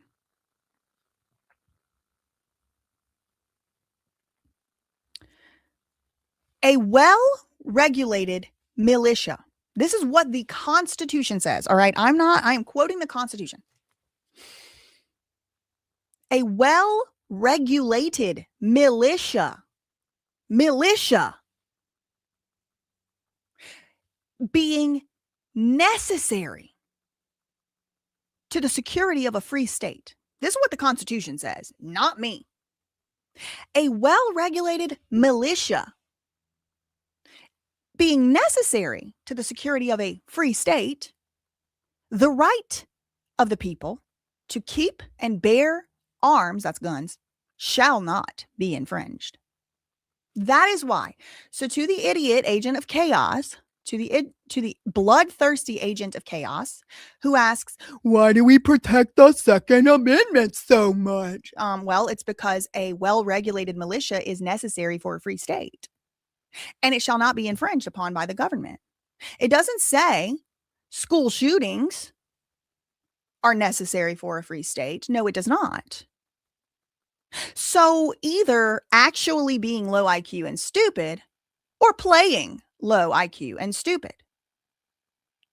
It's not to protect our democracy. It's not to protect our democracy. First of all, this ain't a democracy. It's a republic. Second of all, it's to ensure our freedom. What does the Constitution say? Necessary to the security of a free state. It's to protect our security and to protect the security of our freedom. It's to secure our freedom. It's necessary according to the Constitution. Us having guns is necessary. Necessary to secure a free state. So it has nothing to do with protecting democracy at all. This ain't a democracy. Sorry. It's a republic. Why can the president say we will hunt and kill you in an official White House memo? Why is that allowed? Well, because of the theory. I don't like it. I'm not saying I support it and I condone it, but I mean, since she's asking stupid questions, I'll give her the answer. The reason the president is allowed to do it is because he's been elected, supposedly, by the people to be a representative of the people. And the power to declare war lies, depending on if it's a state of emergency or not, with either the executive or the legislative branch, usually going to be the executive. So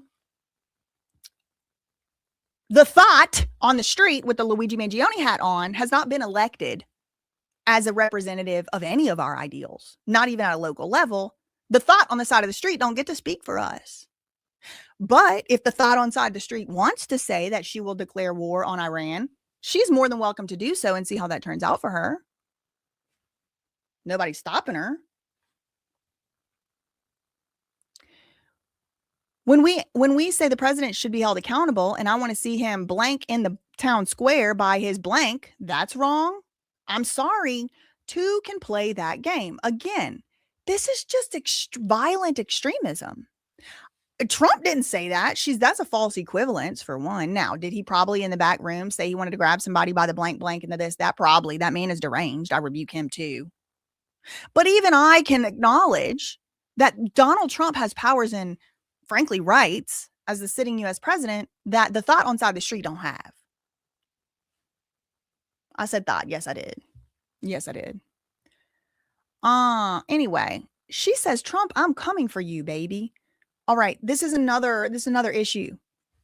Someone who's a violent extremist telling the president of the United States, I'm coming for you, knowing there have been so-called supposed assassination attempts on the man, is kind of asking for a visit from the Secret Service, unless it's all sanctioned activity. Let me ask you this. If you or me said, Trump, I'm coming for you, baby, I want to see you blank blank by your blank blank in the town square. Do you think the Secret Service might be paying us a visit? I think they probably would. If I said I want to see Trump hung up by his blank in the town square, which I don't want to see, by the way, just to be very clear, I think this is violent extremism. And I would say the same thing if they were saying it about Mamdani, by the way, or Joe Biden, which I have my criticisms of all those people, those actors, those entities. I think the Secret Service probably showing up to our house. Okay. But this one gets rewarded with a press pass to continue the vitriol and the violent extremism. And my question has to be, why? Is it perhaps to create such a hostile environment that they do provoke and incite violence against possibly the president or someone else, so that then there can be some action taken against all of our rights? Could it be? Just questions I'm asking. Just questions. Now, she was smacking on her gum, and shooting up schools, coming for you. So the flamboyant Lena Weisblot called for blood of traitors.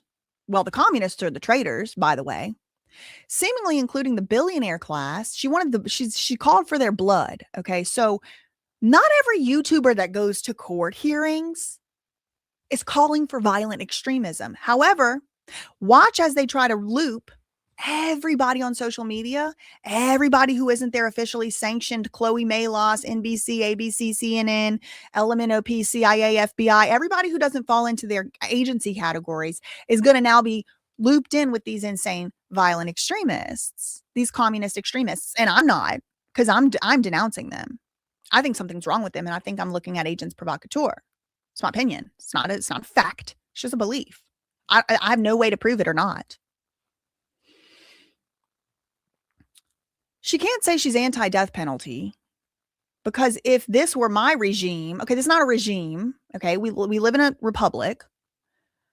Anyway, but in her regime, her communist regime, Brian Thompson, she said, stop being a soy cuck and grow some effing balls. This sounds like a Scientologist. Y'all remember Shannonography, who said that I deserve to have a blanket party and I need to be beaten, this and that and all that. It's like this violent, extreme violent language. And they said they was based in Florida, girl. So this sounds like Scientologists to me. That's my belief. That's not a fact. This has been going on too long. It should have happened decades ago. This is long overdue. The unaliving of this man is what she's talking about. I've been waiting for someone like this mysterious hero to appear. She's talking about Luigi Mangione. Weisblot vaguely said that the fangirls, the Mangionistas, would be present at jury selection to inform prospective jurors of their rights. So to tamper with the jury.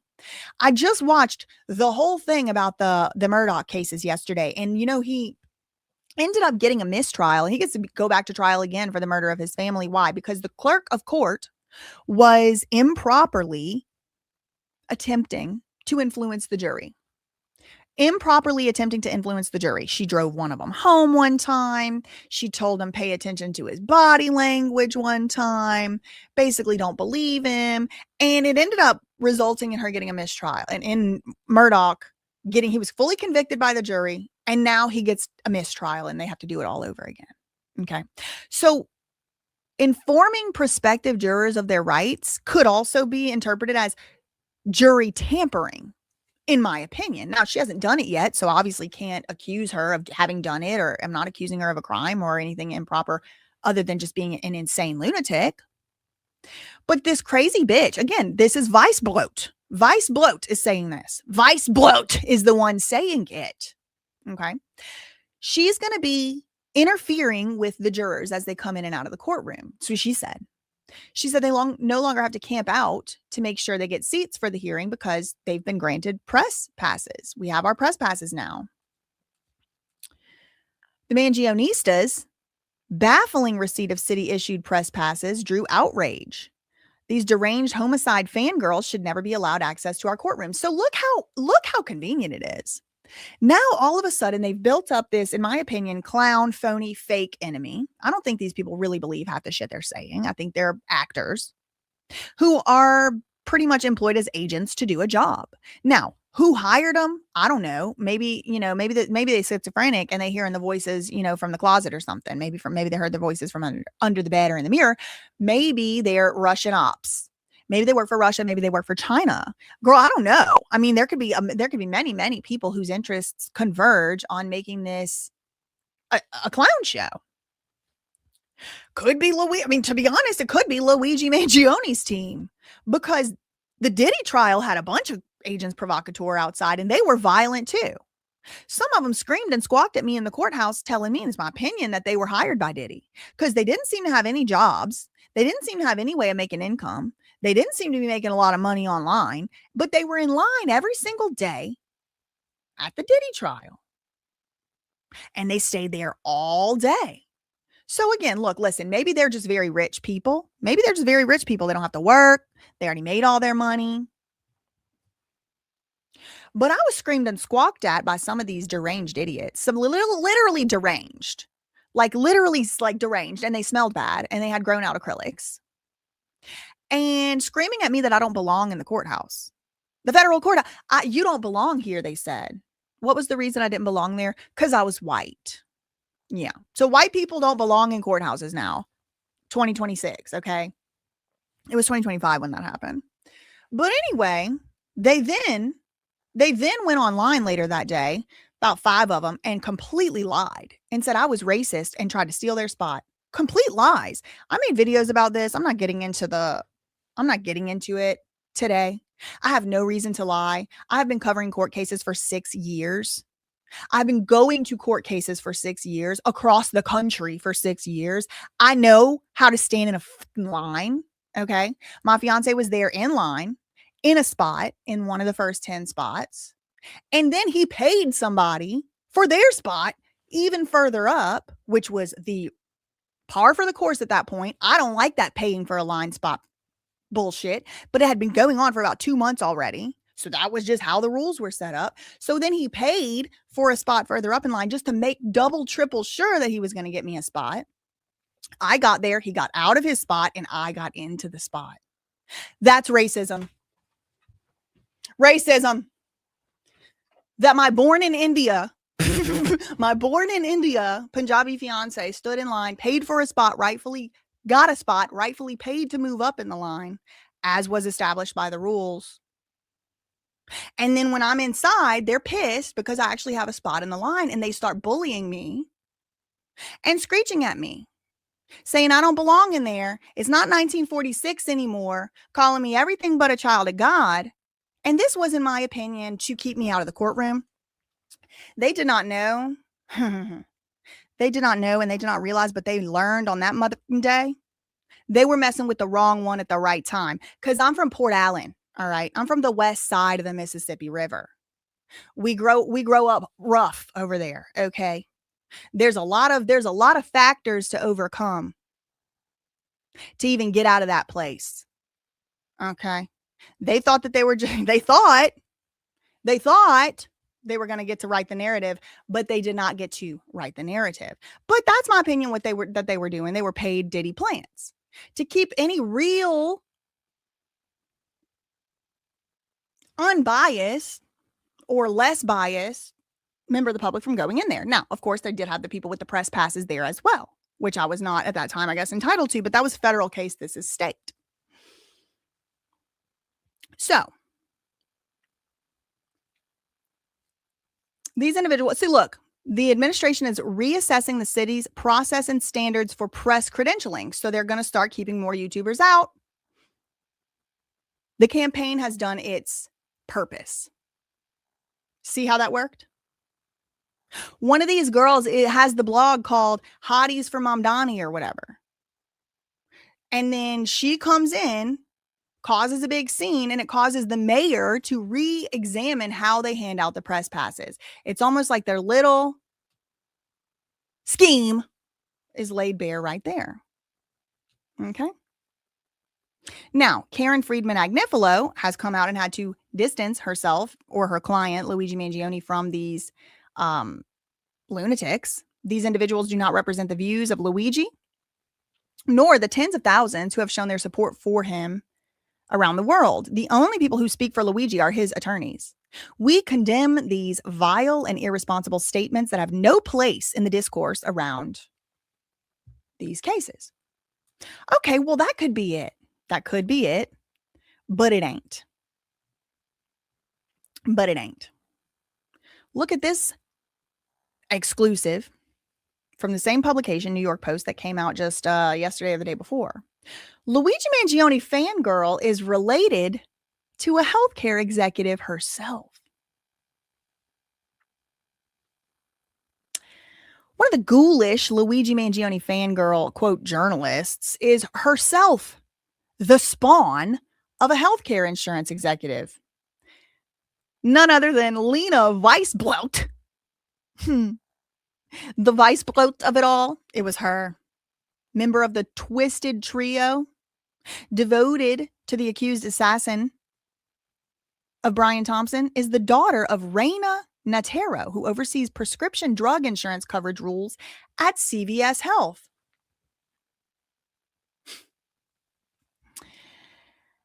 According to a review of public records and Natero's online resume. So here she is dressed like literally the devil, a thought devil, like the devil if he had OnlyFans, the plastic Hot Topic necklace. Girl, you're 32. It's time to move on. Devil horns, burning the American flag, a black witch cat, a pile of burning bodies. Okay. This is what an agent provocateur looks like. And very often they are associated with either government or private individuals or private entities that have a bone to pick with a certain issue. Doesn't it actually behoove? Let's play this. Let's just play one possible game theory scenario. Let's just one possible hypothetical scenario. After the CEO of United Healthcare got gunned down and his brains blown out in the street, what do you think the general temperature in the room was of the other major healthcare CEOs? I mean, there's only about 10 national level, maybe less than that, insurance companies of the size of United Health. So let's say Aetna. You think the CEO of Aetna was sleeping real good that night that happened to Brian Thompson? Do you think the CEO of Blue Cross Blue Shield was feeling warm and fuzzies when the next time he had to go or she had to go to a healthcare conference? Probably not. Rightfully so. They should be able to do their jobs without getting gunned down in the street just like the rest of us should. But do you see how that kind of has created an interest? But what else happened when the Luigi Mangione case first broke? There were thousands, maybe millions of people who were actually legitimately okay with it. At the very least, they weren't upset. They're like, well, United Healthcare sucks. Now, you will remember, I never said that. I just don't think that we can condone that type of action, because if he's not posing an immediate threat to your life right now, I just don't think that a civilization can support this violent extremism. But you know what does? You know what does advocate for a violent political class war? Communism. The United States of America has pissed off like every communist faction in the last 100 years that existed. Completely obliterated and annihilated some people's whole countries don't exist no more. People's political, personal, social, and national identity were eradicated. And I'm not saying that's a great or a good thing. I wasn't there. And I think the information that we have been given about a lot of that stuff is false. So who knows who was right and who was wrong, but the facts remain. The United States of America has eradicated many, completely flatlined to the rubble, entire nations that were communist. They really messed up the communist movement back in the last 100 years or so. So if you're a communist, who's your enemy number one? It's us. It's the United States of America. I shouldn't even say us, because I wasn't there when all that was going on. But I am anti-communist. My stepdad is from Romania, and he had to actually live under the effects of communism. And like a lot of y'all don't actually know people who have actually had to live in communism. It never is pretty. But in order to arrive where you could even get to that point, you have to be subjected, a civilization has to be subjected to a violent political uprising, violence being the key, a violent political uprising between classes. So here you have these obvious communists screeching and squawking about fascism and basically saying that communism is the answer. Okay. But then they also happen to be vice bloats who are daughters of CEOs of healthcare companies themselves. It's very interesting. So she's this rich bitch. She's a very rich, probably billionaire herself. Look at this. Her Reina Natero. Let me look up Reina Natero net worth, because don't let me be lying on somebody's name. Don't let me be lying on somebody's name. Net worth.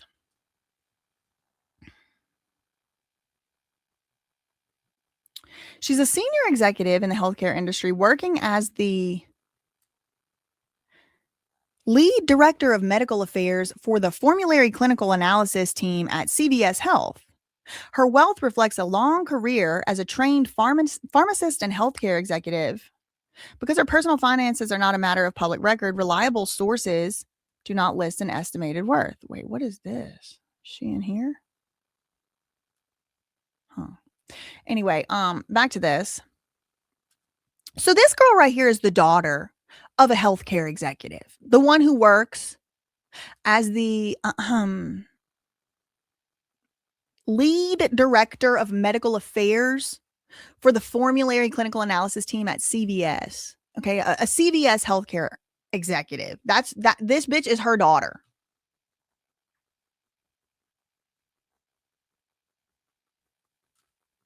Found that to be interesting. The mom is a trained pharmacist. She's worked for Big Pharma for more than 2 decades. Okay, so this girl, who basically clearly doesn't have to have a real job because her mommy makes so much money that she can support her going out here and being an agent provocateur or whatever else in the hell, MK Ultra candidate or Project Mockingbird shill or a girl who knows. I'll tell you what, I rebuke it. This poor rat had to be subject to being near her. I rebuke. She's 32 years old. She unleashed her fury at the healthcare industry that gives her the right to speak. This is the thing a lot of these commies don't understand. There's no free speech under communism. No. Shut the fuck up or you're going to the gulag. Shut up. You're not allowed to criticize the government or the bourgeoisie. The proletariats and the common people cannot criticize the government. Absolutely not. You will be brought to the gulag. You will be brought to the stocks. So these idiots, they get a lot of mileage out of the First Amendment that they seem to want to eradicate. But yeah, no, it's crazy. It is really crazy. In modern day, you'll never see a socialist with a name who didn't make good money in the free market, period.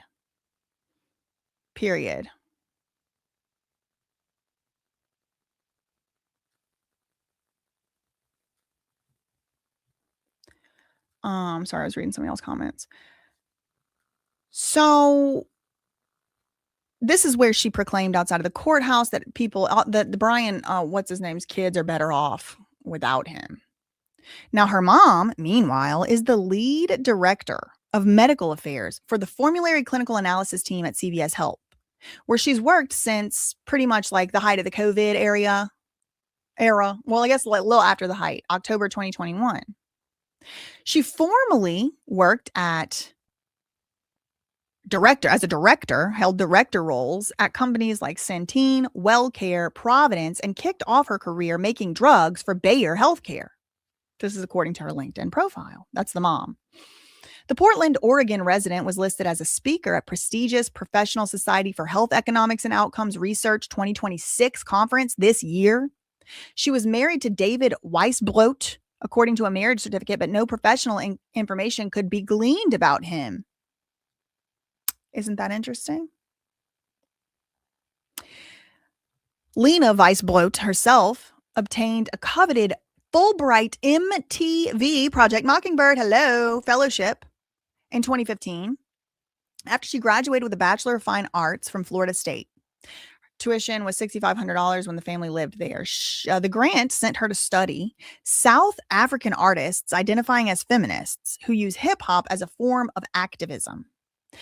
At Rhodes University in South Africa, her international tuition was $10,500. Now she's calling him a terrorist, even though she's a violent extremist. And now they getting shot up, she says. Now they getting shot up. This Portland, Oregon brat from a very rich family is trying to act like she's the leader of the class wars. Please, if you didn't grow up in a trailer or a projects, I don't want to hear anything that your ugly ass mouth has to say. I don't. Put a 5 in the chat if you agree. If you didn't grow up in the trailer or the projects, trailer park, something like that, I don't give a shit what you have to say about the class war. I don't care at all.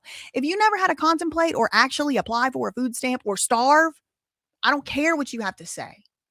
Why is this bitch being put in charge of the class war at all? If we got to have a class war, because they're all Bolsheviks. That's the reason, in my opinion. They're all Bolsheviks. She even freaking looks like one. She looks just like Marina Abramovich. What is that, you might be asking? Good question. The Bolsheviks are a radical Marxist faction of the Russian Social Democratic Labor Party led by Vladimir Lenin. Remember Lenin? They seized power in Russia during the October Revolution of 1917. Their successful overthrow, they did not get overthrown. They moved. They migrated like the parasitic vermin that they are. Their successful overthrow of the provisional government established the world's first communist state, which eventually became the Soviet Union. Bolshevik means majority in Russian, but these refer to a specific group of people. And I believe this is the obvious outgrowth of that. It's my opinion. This became an archetype. Vice Bloat, a game developer. Is she on Roblox abusing children? I need to know. Rapper. You want to talk about these far left wokey weirdos acting like everything is racism and everything is classism, but then growing up in a rich family, a big pharma family, and culturally appropriating rap. Woo, girl. I can't deal with that. Felicia G, I'm not even gonna click on that. Got press passes to cover the pretrial hearing. The shocking revelation comes as the Post discovered a music video she wrote and starred in Vimeo. The CEO is a parasite, Vice Bloat said, and now they getting shot up. Again, culturally appropriating Southern American English vernacular and also Black English vernacular. They used to call it African American vernacular English. Even before that, they called it Ebonics, but now that's considered to be a pejorative term. But yeah, Black American English and Southern American English. She is culturally appropriating our speech. Poor people and Black people and people from the South. She's culturally appropriating our stuff. Who says they getting shot up? White people from the South, other people from the South that's not white, Black Americans. So this rich brat that had a Fulbright scholarship from MTV, who grew up in a big pharma house, whose daddy's name is something Vice Bloat, but none of us know anything about him. It's giving Bolsheviks. But here's the thing about it. I don't consent. I see these vermin for exactly what they are, and I don't consent. I rebuke. While I'm looking cuter, ooh, girl, that is up for debate. You're looking deader. She also rallied copycats, so inciting a violent uprising, right? Inciting a violent uprising. Let me just show y'all this. First step to communism. Let me show y'all the steps. Okay, first thing. First step. Overthrow the capitalist state and establish a dictatorship of the proletariat. Who's the proletariat? That's the people that's already rich right now, like the big pharma people, like Lena Weisbrot's mama. See how that works? They have the rich thoughts out here who are laughing in our face. Let's call it what it is. laughing in our faces. Let's call it what it is. The Bolsheviks, they're out here. And the reason why they want communism is because they plan and intend to be in charge of all of us as the slaves in the slave state after this violent uprising. But in order for there to be a violent uprising, what has to happen? The people actually have to get pissed. You think this bitch is going out there and doing anything? Hell no. She wants y'all to do it. She wants the actual people. I'd be surprised if this bitch was born in the United States of America. If I had to guess, I'm not even allowed to say, because we're already in the early stages of communism. I'm not allowed to say who I think where she might have been born. But if y'all put your minds together, you might be able to figure it out. What I'm thinking. So this is the most important thing about communism is even the communists, even the Marxists, even the Leninists, they all agree. You don't go from capitalism to communism. You have to have a transition. So this transitional socialist phase relies on what? Working class political power to suppress the bourgeoisie, like to show up at hearings and squawk and squeak about healthcare executives when you're actually the daughter of a healthcare executive, you hypocritical bitch. I rebuke. They want to abolish private property and centralize the means of production under state control. However, they do not want to work. They want you to work. They want me to work. They want our children to work. They want our nephews and our nieces and our parents to work, but they don't want to work. They want to be the proletariats. According to Karl Marx and Friedrich Engels, see how that works? Could have almost been Friedrich Weissblut. Could have almost been, but it's Engels. Foundational, the Communist Manifesto. This first step toward a classless society involves what? Abolishing property, centralizing the credit and transportation systems, progressive taxation, expanding state industry, free public education, and they're leaving out the most important of all, which is the violent uprising stage. So let me put that in. You know, the AI is only as good as it is. You know what I mean?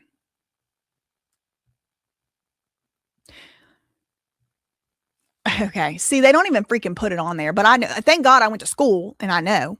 In classical Marxist theory, so Karl Marx is the father of like modern day, like communism. In classical Marxist theory, so we're talking about classical Marxism, like the blueprint. Violent revolution is historically viewed as the first step. Theorists argue that existing capitalist states will not voluntarily relinquish power. Therefore, we have to shoot them in the head, according to Mangionista. Now, put this together with another possible aim of whoever it is who's behind this rich thought, okay? What did we learn when we talked about the COINTELPRO earlier? What did we learn when we talked about the COINTELPRO? One of the things we learned was that the, sorry, I lost my train of thought reading y'all's comments. Hold on.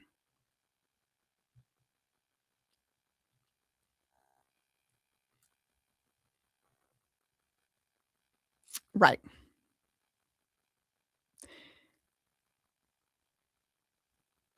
We learned that they are encouraging, and it does seem like Lena Weissblut is the main provocateur, if I had to guess. They are encouraging copycats to go and pew other healthcare executives. My opinion is that falls right in line with the Bolshevik or the classic Marxist technique or playbook of a violent political uprising. What else did we learn? This is a group of people who runs one social media account, and they're all calling themselves the Mangionistas. What did we learn when we talked about the COINTELPRO methods, tactics, and strategies earlier? Is that the agents, they want to infiltrate movements. They want to infiltrate groups. But what if there is no existing centralized movement or group? They create it. So anybody that's doing this Mangionistas, participating in that, I can guarantee you, in my belief and opinion, this is not a fact, but I can guarantee you in my belief and opinion, your data is getting gathered. You're going on a database. as a member of a violent extremist group, whether you like it or not, whether you consent to it or not, whether you want to or not. So I would encourage people to use their own discernment when communicating with the Mangionista Instagram account. I'll say that. Use your own discernment. I'm not going to tell you what to do. Don't send any hate. Certainly don't send any hate to anybody that I mentioned in this video. But me personally, I won't be communicating with any Mangionista because I don't want to get put on a watch list. Because the thing is about the proletariat, the thing about these rich thoughts and these rich brats that get Fulbright scholarships and things like that, they're already in the system. They're already godfathered in, grandfathered in. This bitch, if I said half the shit this bitch said, I would be in the jail cell down the street. The Secret Service would be knocking on my door. But clearly, she hasn't been arrested. She hasn't been looked into. She hasn't even lost her press pass. Interesting to me, maybe it's because she's an asset. Maybe it's because she's an agent. We'll see. We'll see as the days go on.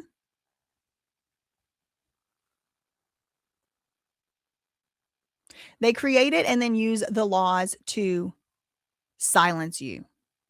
Her family is rich. That's another one.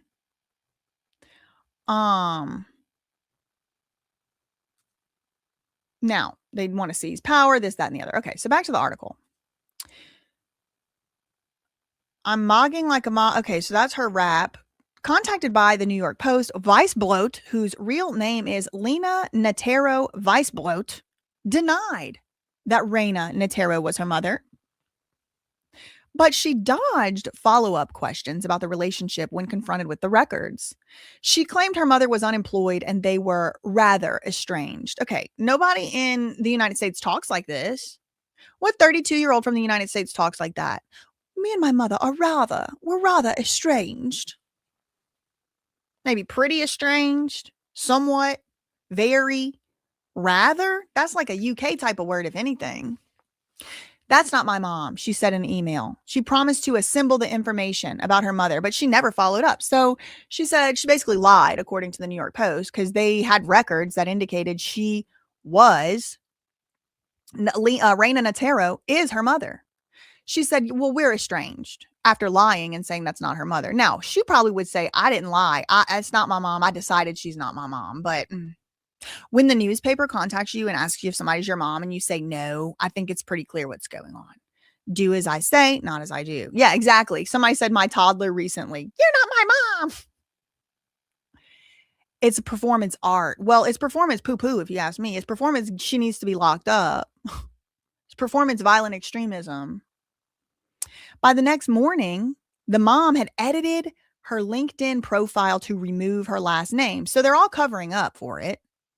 Look at this. You cannot wear this into court unless you're allowed to. I can tell you one thing. When we went into court in the same exact courthouse, is this Stanley Moss? This might be Clara Shortridge. So I don't know. Maybe it's not. But in the same exact court system. And she even looks like a Russian. Like she looks like an Eastern European, like type of Bolshevik type. Like that. She looks like one of them that just transplanted over here to just cause a ruckus. That's what it looks like to me. They would not allow us to wear anything, not even something that said Britney on it. But this thing was allowed to wear it into the courtroom. I don't know. Maybe she was, maybe she wasn't. I wouldn't know because I wasn't granted a press pass.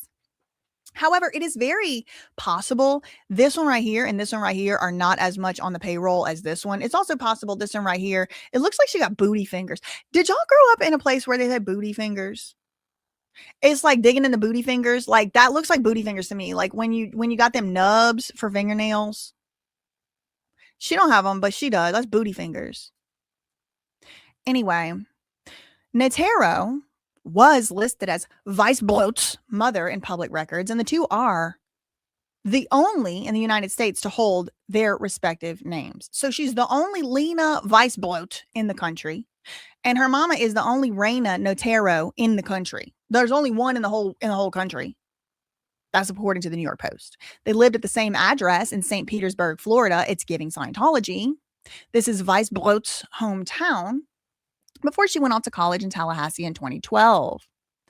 The mom and the dad got married in March 1993. According to the marriage certificate, this is 5 months before this one was born. So her mama got pregnant before she got married. No shade. So did my mom. I was at my parents' wedding. Multiple calls to the dad and the mom went unanswered. See how different she looks? Look how different. Hot Girls for Zohran. Okay. Oh, that's Rios. Sorry, no wonder she looks different. Another Mangionista, April Rios, the content creator of the Hot Girls for Zohran campaign to boost the socialist, also has capitalist bona fides. She's a Nepo baby. She grew up in a $1 million home in the idyllic suburb of Hopewell, New Jersey, and was a child model actress. Oh, really? The crisis actress was an actress when she was a kid? Okay, got it. Jet sets around the world. She studied at the University of Amsterdam. She scored a modeling stint in South Korea. According to her social media pages, I don't know if that's her daddy or her boyfriend. Her mother is with award-winning British special effects producer. So these are movie people. These are actors. But again, they're in the proletariat. They're part of the bourgeoisie. These are not of the people type of people. They didn't grow up in the trailer park. They didn't grow up on the other side of the tracks. They didn't grow up on food stamps. No. She grew up in a $1 million house in Hopewell, New Jersey. Her daddy is or her stepdaddy, I guess, is a movie producer. She's an actress. She went to universities abroad. Seems like she may have gotten a boost from her award-winning. Oh, wait, hold on. She's also worked on movies, Netflix shows, Netflix show, including The Witcher, London 2019. Seems like she may have gotten a boost from her award-winning stepdad, Julian Parry, who was special effects supervisor for the dark fantasy franchise. Busted. He lives with the Mangionista's mother in a house in Princeton. Oh shit. They right down the street. I live in Princeton. Wow. The couple is pictured on social media together with mother Monica Martinez adopting her beau's surname. Okay. Neither return calls. I've never taken $1 from my parents since I was 17 years old. Yeah, but you sure went to them rich kid schools with your parents' money. Your parents were living in Hopewell, so you got to go to the school that their property taxes could afford. All these rich brats want to act like their parents didn't help them do anything when they're born on third base thinking they hit a triple. I've had to come into a lot of contact with people like that. Remember, I went to Ivy League law school. A lot of people there want to act like, I haven't taken any money from my parents since blah, blah, blah. Okay, but you went to a $40,000 a year high school, bitch. You need to calm down. I showed up at law school on food stamps. They never paid a medical deductible. Did they have to pay for their own braces? Did they have to pay for their own gas or their own Tesla charging? Did they have to pay for their own medical insurance? Did they ever pay their own tuition? I haven't taken a dime from my parents since I was 17. Bitch, that's a long time to take money from them. From 0 to 17, that's more than half your life. They want to have struggles so bad. I don't think they do. I don't think they want to have struggles. I think they want to cosplay struggling. So when they're violent, when they are able to incite a violent overthrow of the government and the bourgeoisie proletariat class is then installed, they get to be the ones installed. I think that's what it is. I think they want to pretend like they're of the people when they're really rich because they know that once the people, aka us, realize what they really are, we're like, y'all rich too. You haven't taken money from your parents since you're 17? That don't mean shit to me. What about from age 0 to 17? Where'd you go to school? What did you drive? Where did you spend your summers? Where did you go on vacation? How old were you when you got your first passport? These are the questions I want to know before these proletariats try to come and put themselves in charge. That's what I want to know. And it really ain't a competition, but like real working class people, real recognize real. And I know when I'm looking at a rich thought. Sorry.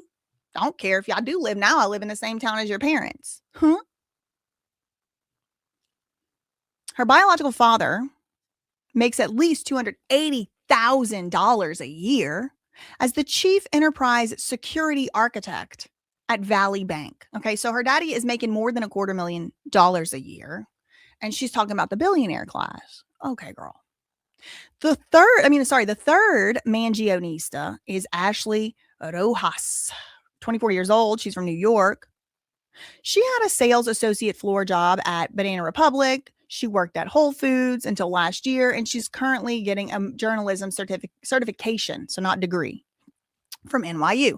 Remember how I told y'all at least one of these girls could be like legitimately, trying to be an activist or whatever? But look, She's wearing like an assassination shirt, like making fun of the Charlie Kirk assassination. Just deplorable and disgusting.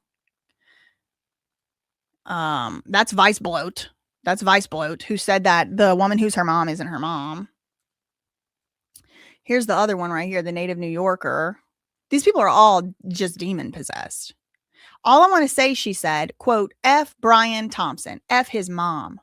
Smith called the trio so incredibly cruel. I don't know who Smith is. I'm certainly open to independent journalists getting a fair shot, but who is a propagandist and arguably in love with Luigi versus a voice that can provide some non-biased commentary and make a strong argument? Look, I would be happy to go over there and do it, but I am not comfortable running into violent extremists like this. So I'm going to be having to cover the case from my house. The case starts in September.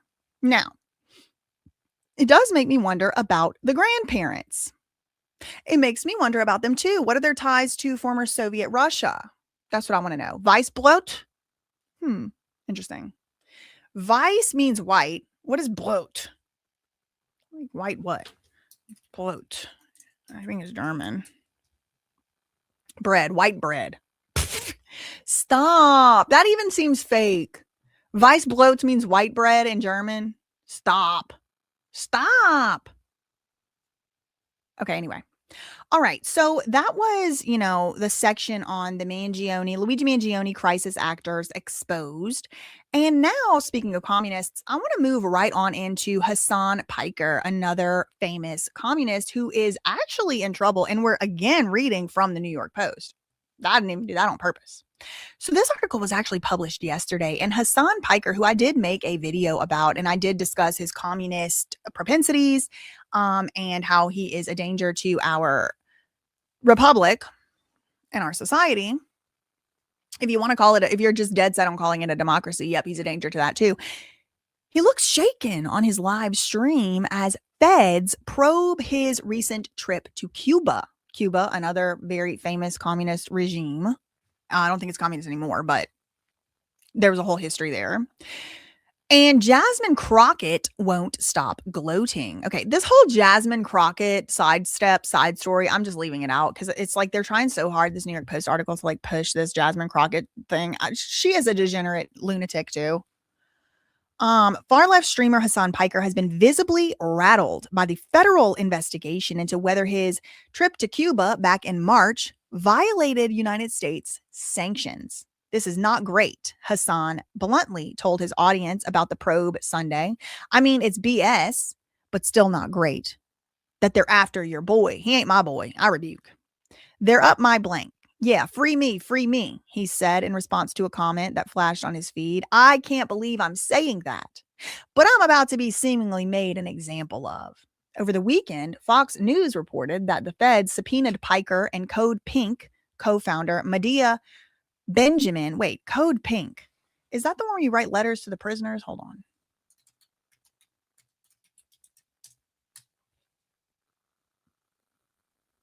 Oh, okay. So here's Code Pink. Girl, I'm going to get put on a list. This is for research purposes. A feminist grassroots organization working to end the United States wars and militarism, support peace and human rights initiatives, and redirect our tax.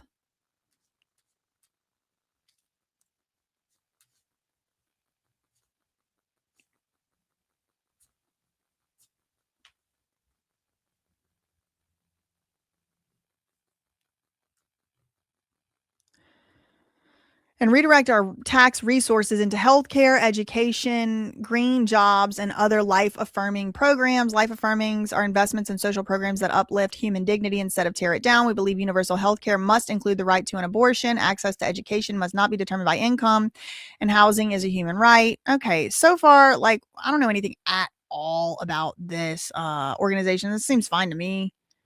They wanted to prevent war. Okay, me too, girl. So I don't know anything about this Code Pink. Maybe they're horrible too. I don't really know. I've heard of Hasan before though, and he's suspicious in my opinion. So over the weekend, Fox News reported that the feds subpoenaed Hasan and this co-founder of Code Pink over their trip to the communist island 90 miles off the coast of Florida. And this is where Perez Hilton's ancestors came from as well, just so We're all on the same page. And shout out to the Cuban cousins in the chat. What I will say is Cuban Americans, or, you know, Americans with Cuban ancestry, are some of the most freaking patriotic, pro-American people, pro-First Amendment, pro-capitalism, free speech, pro-American values, like some of the most that there are, because they have dealt with the horrendous effects of communism firsthand or secondhand, you know, from stories from their parents or grandparents.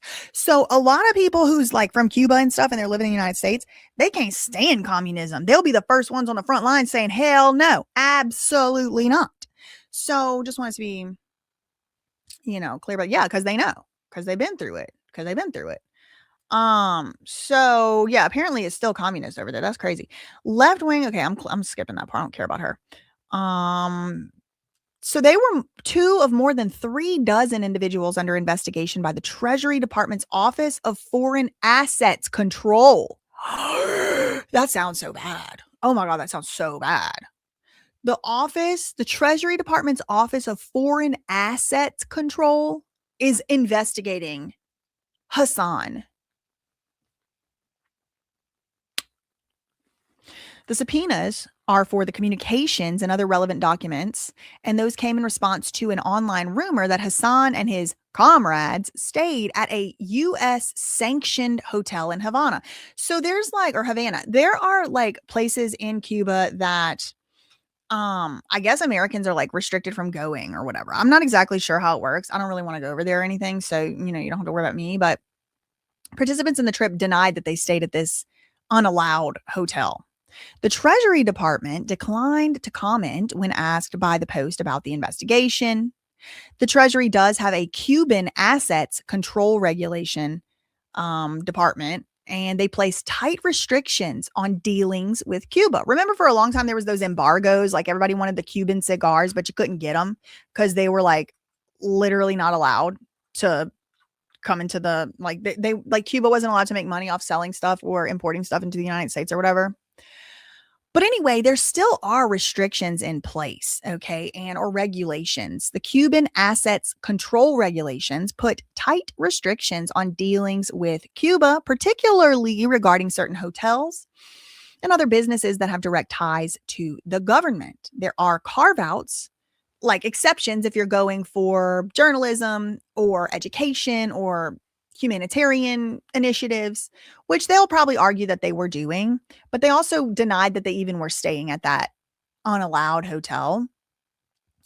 Hasan was among hundreds of, they're saying lefties, who joined the Nuestra America convoy featuring socialists from, I guess that means New America convoy, featuring socialists from Europe and North America. They traveled to Cuba under the pretense of distributing humanitarian aid. Now, these are allegations. What is that thing? Scary.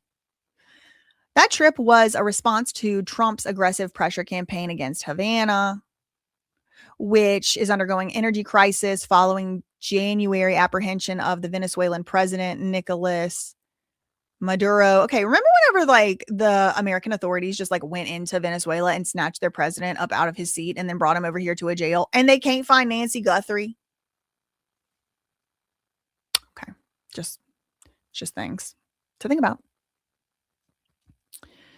The Trump administration is investigating people for bringing medicine to Cuban children, while defending policies that deprive those same children of food, fuel, and basic medical supplies. This was according to Benjamin. If loving the Cuban people is a crime, then millions around the world are guilty too. Okay, look, listen, I don't know what happened here. Maybe that's true. You could love somebody and not go stay in a sanctioned hotel. All right. You could shout out to the Cubans in the chat, Cuban Americans and Cubans. Shout out to y'all. That's probably my cousins. I actually think some of them are actually literally my cousins, because the Canary Islanders split off into different, places. Some are in the DR, the Dominican Republic. I got cousins over there, and some are in Mexico. Some are in Texas. Some are in Louisiana, and some are in Cuba. Some are in Cuba. So that might be my cousins. Okay. I love them too. But that doesn't mean that I'm going to get on a plane and go stay in a United States sanctioned hotel. Now, again, innocent until proven guilty. Hasan said that didn't happen. So I don't know. Yeah. Were they giving them scopolamine? We don't know what they did. Oh wait, the YouTuber did a video over there and they were all railroaded and they were terrified. Oh, that's interesting. Okay. Now Hasan, nephew of Young Turk's host Sank Uyghur, has a history of inflammatory and hateful rhetoric. He said America deserved 9/11. That was infamous. Later claimed that Hamas attacks were a direct consequence of Israeli act. Girl, I don't even want to get into this because this whole thing is such a show. Who knows what's the truth and what's a lie coming out of that propaganda campaign. And even if people, terrorist groups engage in R word of women, children, and men, soldiers, it doesn't change the dynamic for him. He also has gushed over the brave Mujahideen. I'm sorry if I'm not pronouncing that right. I do not know. Mujahideen, who injured Representative Dan Crenshaw during his military service in Afghanistan. So remember Dan Crenshaw, he's one of the again, he's another one that I don't agree with a lot of his politics. I don't agree with a lot of what he says, but he wears an eye patch. And so, yeah, she does sound like a tiny hat CIA Mossad plant. Sound like it to me. Y'all don't like him. That's fine. He might be a shill. I don't agree with his politics for the most part. I'm sure there's some stuff he said in the past I do agree with, but that's the case for everybody, including the worst people that ever lived.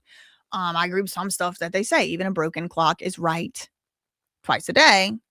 That being said, I don't like it. I don't think it's good for a society. I think it's actually further inciting a violent class war to say, oh yeah, let's what is a mujahideen? Arabic term for individuals engaged in jihad. So jihad, like terrorism. It's historically applied to Muslim guerrilla fighters and militant groups engaged in warfare against foreign occupying forces perceived as anti-Islamic regime. The word literally translates to one who fights in the path of Allah, but, and peace be upon him and all that. But I don't like it, and I don't think it's acceptable when people try to force their religion on other people through violence. That's not cool. That's not cute. That's not nice. That's not right. I don't think you should use violence to force your religion on people. Christians shouldn't do it. When they have done it in the past, I renounce and denounce. Muslims shouldn't do it. No, they should not. I'm not sorry for saying it. Hindus shouldn't do it. Buddhists, they're predominantly peaceful. I don't know how they would reconcile that, but whatever the case may be, you shouldn't use violence. The man got his eye shot out. Jesus. Anyway. So Hasan is under investigation by the feds, and I think it's long overdue. What else? What else do I have to talk about today? Oh my God, girl. Okay. Did y'all see this? This guy, Nicholas Jordan Wagater. Okay. Nicholas Jordan Wagater.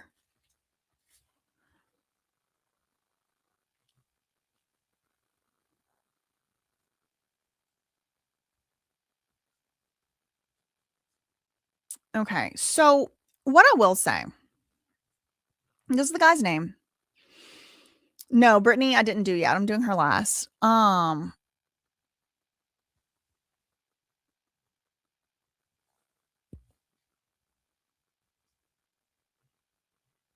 this is a case coming out of, I spelled the name wrong. Wagter.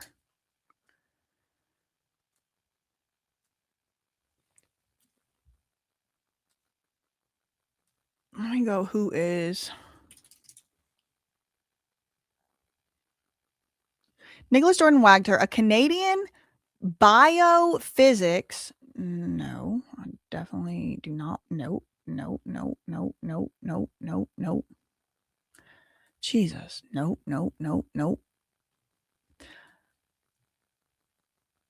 Medically kidnapped man detained amid controversial videos reportedly based on psychiatrist's opinion. A man in Canada. Okay, so Canada, shout out to the Canada cousins in the chat. My Acadian cousins are over there. Nova Scotia, especially. The Mi'kmaq especially.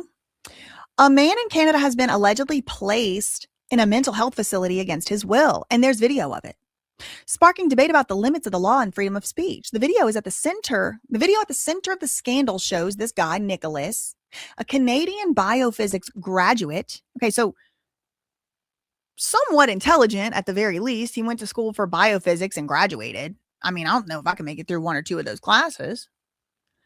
But he was stopped and told he had been, quote, certified for admission into a hospital. The cop told him, we're part of a program, of course they are, that includes the Vancouver Coastal Health and Vancouver Police. An unidentified man can be heard telling Wagter, who was inside his vehicle and recording the interaction. What we do is we go to people when there's different reasons that come up. Every case is a little different, the cop tells him. Look at the lights in the back. Look at the lights, the red and blue. We go to people to see them where they are, especially if there have been issues with trying to find them and talk to them. The man tells Nicholas that he had been, quote, certified under the Mental Health Act maybe 3 weeks ago. Well, damn, they're slow as shit. If this man was a danger to himself or others, y'all sure shot the bed. 3 weeks go by before you do anything about it? Hold on.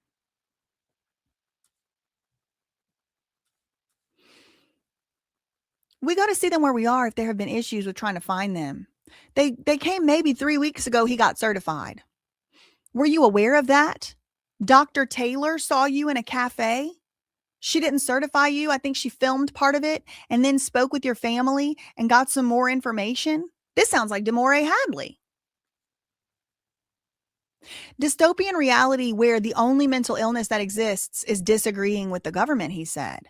The alleged officer then stops himself when he notices that he's being recorded. He asks Nicholas, who's being hunted, by the way, by the cops for apparently weeks, to turn the camera off. And he refused, which I would too. I mean, I'm not in Canada. I don't know how y'all's rights work over there. But Nicholas tells the alleged officer that he had been told he could set up a meeting to discuss his case. The next words that Nicholas hears are, I'm going to certify you, a cop. I'm going to certify you under the Mental Health Act, and I'm going to bring you to a hospital to do testing on you, and you're going to talk to a psychiatrist in a controlled environment. I'm going to tell y'all, and I really shouldn't say this publicly, but I do want to say it publicly as many times as I can, because if this ever happens to me, I need y'all to know I didn't go willingly. I promise you there will never be a time where I on purpose took my own life. There will never be a time where I even put myself in a situation where I could die. I mean, flying on a plane, there's certain inherent risks. I will never do that. I ain't going to be bungee jumping. I ain't going to be skydiving. Most thing I might do is a zip line, maybe. And I will never, ever volunteer to go to a psych ward, a rehab, or a mental hospital. If you ever get wind that I've been taken there or that I voluntarily went, it's a lie. Please record this. If you ever hear that I am in a rehab, a psych ward, or a psychiatric facility as a patient, I'm not there willingly. You got to do legal protests, peaceful protests outside the hospital if you want to. Please do go ahead, because I didn't go there willingly. If you ever see me on camera saying, I changed my mind, I'm going willingly, I'm lying, or that's AI, because I ain't going. I won't go. I'm not going. If I'm there, they made me go. It's one of my biggest fears. It's one of the reasons why I don't truly, fully speak my mind. Because I know, and I've been knowing for more than half a decade, that this is where it was headed. Put a 6 in the chat. Cindy said he is literally insane. That's okay, everybody. I don't know if it's just got mind worms and the Canadian cousins, if the mind worms came over here to the United States as well. People are allowed to be insane. Did y'all know that? Leonardo da Vinci, he was insane. Walter Russell, insane. Nikola Tesla, absolutely batshit. Crazy. Hate to be the one to tell y'all. Socrates, out of his damn mind. But these are some of the greatest thinkers, artists, scientists that ever lived. Were they getting drugged with gabapentin? No. Now, notice what I'm not saying. Once people are so insane that they're committing crimes, lock them up.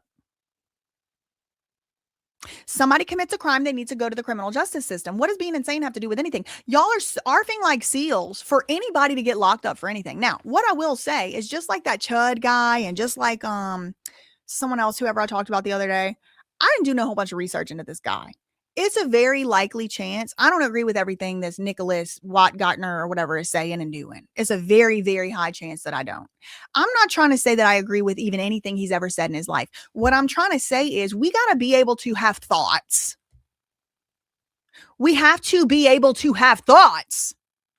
And we have to be able to express them.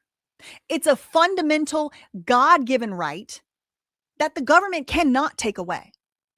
Period. Now, throw on top of all of that, that when you get put in a psych ward, you're often drugged against your will, tranquilized. That's not okay. So what's literally insane, truly, is the people out here arfing like seals saying we can't have fucking thoughts. Vincent Van Gogh, I'm glad you said that because he was one of the ones I wanted to say, but I didn't get back around to it. He was insane. Batshit. But now his paintings go for $10 trillion or something. Insane doesn't mean you are a criminal. Once you start to commit a crime, you're a criminal. Or you should be, presumed innocent until proven guilty. But if you're so insane that you're committing crimes, you should go to jail. It's really very simple. We should not have an extra special criminal justice system for insane. That's actually unconstitutional in the United States. I don't know how they get away with it.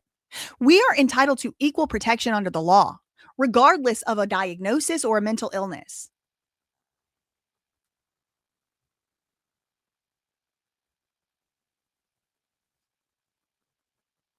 Anybody who thinks I have a soft spot for Hasan Piker is invited to leave this channel.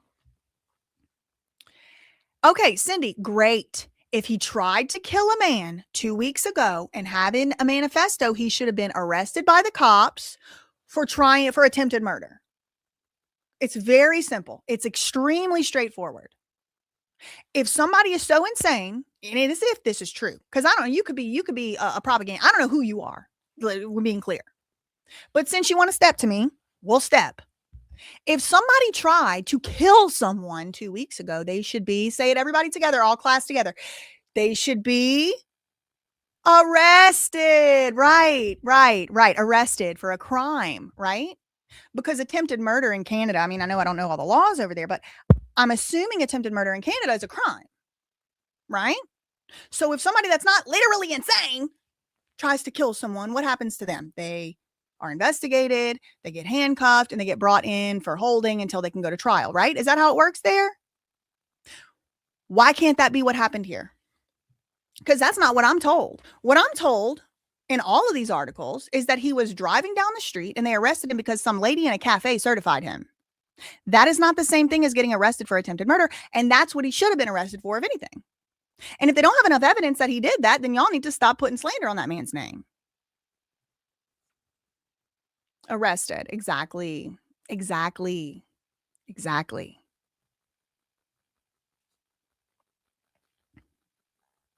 It's really no gray area. It's very black and white. Arrested. In jail. Arrested.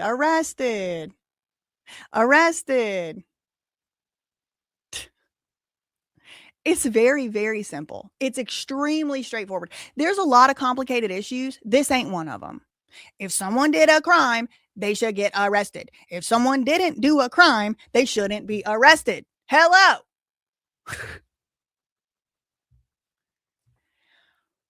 Whoa, y'all are literally the ones that are insane. That's the craziest part of it is y'all are insane. Y'all are fucking batshit for thinking that somebody who has a different opinion than you needs to be treated like a criminal.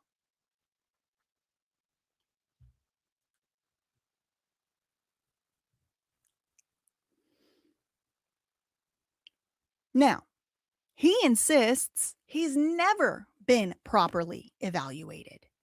He informed the officer, the Gestapo, informs Nicholas that authorities allegedly do not trust that he would attend an appointment if they decided to schedule one. So we just don't trust you. So we're not going to give you the chance to show up to your appointment.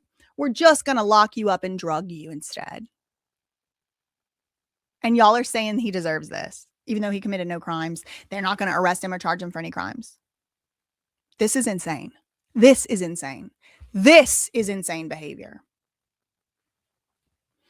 Now, Nicholas said, no, I've never even been given the chance to attend an appointment. I've never been evaluated by a psychiatrist. Please consider what you're doing. I'm more than happy to come for an appointment. I'm happy to go through and do everything properly. He posted a video Sunday, 2 days ago, day before yesterday. He captioned it, unlawful certification under the Mental Health Act. In the caption, he claimed he was being held at Vancouver General Hospital against his will. I'm glad that he is even able to tweet, because in the United States, they'll be taking your phone. The Baker Act, they take your phone. He said he had been cleared by 2 medical professionals. Cleared. So he had 2 medical professionals clear him since the video was filmed, but the authorities, the cops, still wouldn't let him leave the hospital. In Canada and in the United States, in some states like Florida, for example, dangerous place to live because they can do this to you there. And they do. Demoree Hadley is a perfect example. They locked her up, a doctor she didn't hire, didn't pay, and didn't consent to treat her. She never met him before, certified her, said she was a drug addict. She went to, forced against her will, to either go to the jail or go to the treatment facility. She went to the treatment facility and she demanded for days to be given a drug test to show she wasn't on any drugs. They did give her drug test after drug test, and guess what? Every single thing was negative. So they can do this in the United States, and they do. I think it's unconstitutional. I think every doctor who does this ought to have it done to them.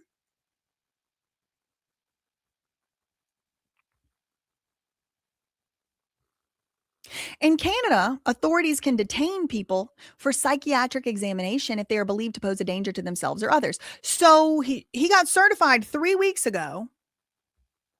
He was so dangerous to himself and others. It took him 3 damn weeks to track him down. But he didn't do anything in those 3 weeks. Somebody claimed he tried to kill someone. Then he don't need to be going to the mental hospital. He needs to be going to the jail.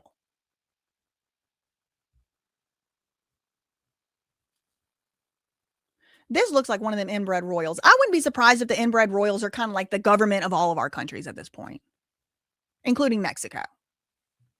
In Vancouver, involuntary hospitalization is governed by the British Columbia.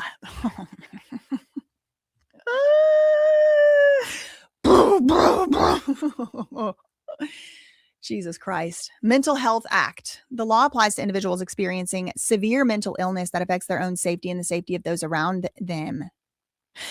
People may be taken to hospital. This is where Lima probably learned how she, what she does. Because, she was supposedly in Canada before here. But I mean, girl, I don't know. I never saw her over there. Or maybe I did. Maybe she went to her sister's graduation from Bishop McDonald High School. But I digress. People may be taken to the hospital by the police if they are believed. So you don't have to be actually truly a danger to yourself or others. It's just like if the cops just think it. So that's giving them a little bit too much power.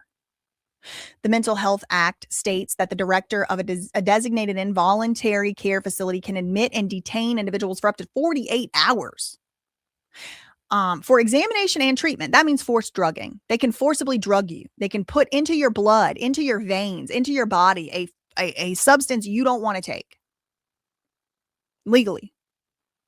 Just because the cops felt like it. They believed you were a danger to yourself. You didn't commit a crime. You weren't even accused of committing a crime. Just you might do something in the future. So you get to be drugged, tranquilized, sedated, abused. violated. After examination, individuals can either be discharged or continue to be held against their will. Now, they call it care, right? Involuntary care, but really it's prison, imprisoned, because you can't leave and they're drugging you.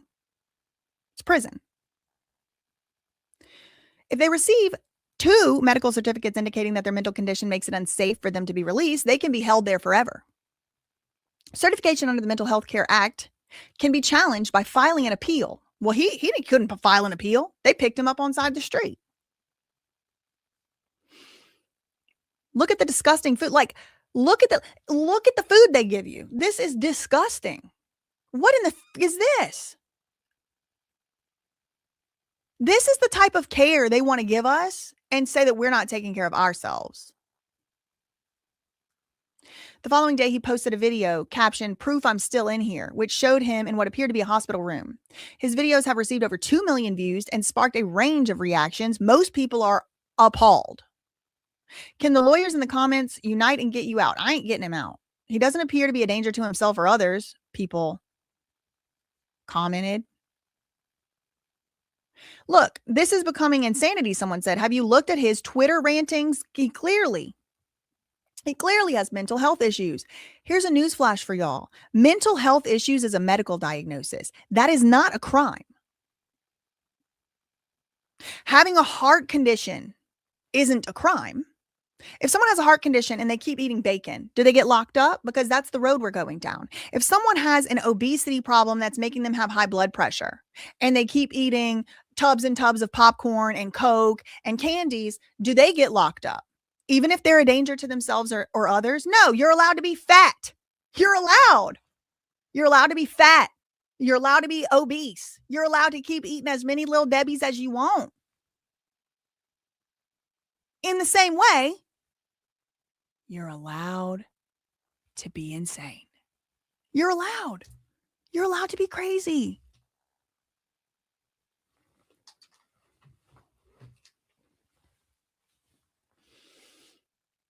Construction workers,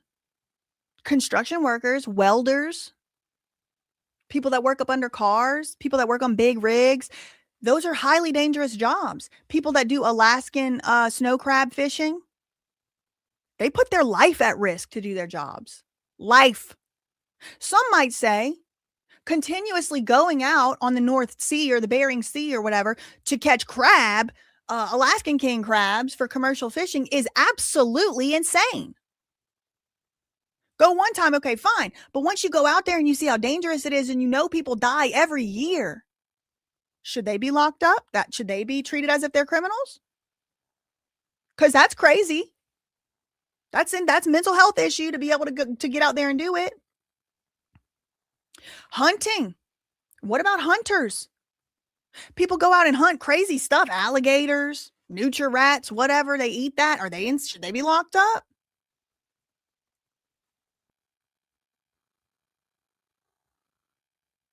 Electricians, plumbers, exterminators, are they crazy too? They expose themselves to risks. Farmers who expose themselves to pesticides. People who make hats who used to expose themselves to mercury. I mean, that's outdated.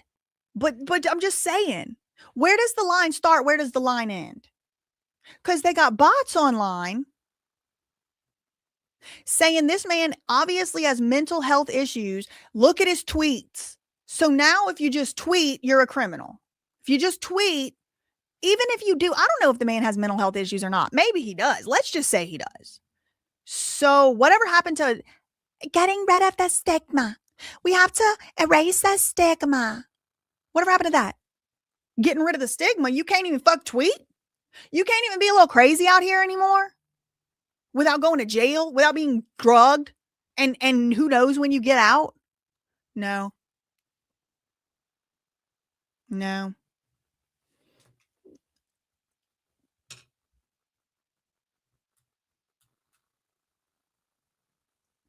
Spend 5 minutes on this and you will realize the guy is not well and needs help. Okay, maybe that's your opinion. When you need help or when someone under your care and custody, like your kid, needs help, go get the help. But why is it that just because people put themselves out here in the public, everybody gets to decide what happens to them, and they didn't even commit a crime yet. He's not even accused. If you refuse to be drugged against your will, they make you stay longer. I've been saying it's going to be hard to see where they're going to draw the line. And here's where the line they want to draw. It all works together. The communist, Bolshevik regime, the controlling our thoughts, controlling our even illnesses. So what? How could you not have a little bit of a mental illness living in this fucking hellhole? Let's call it what it is. To be mentally well in a profoundly sick society is the sign of sickness itself. Bam had to stay longer for wearing sweatpants. Don't we all need a little help? So what? How many people go to therapy? I want to go actually onto Twitter, and I want to see if these people are bots from other countries. A lot of times you'll see like, why is this person account based in Nigeria worried about what the hell is going on over here or in Canada? Let me just see. No, that one appears to be Canadian. Okay. And who else? This one, Dickie Paul 95. I'm just looking up to see if these news articles are relying on what appear to be bot accounts to push their points. No, these do appear to be in Canada. Okay, one more.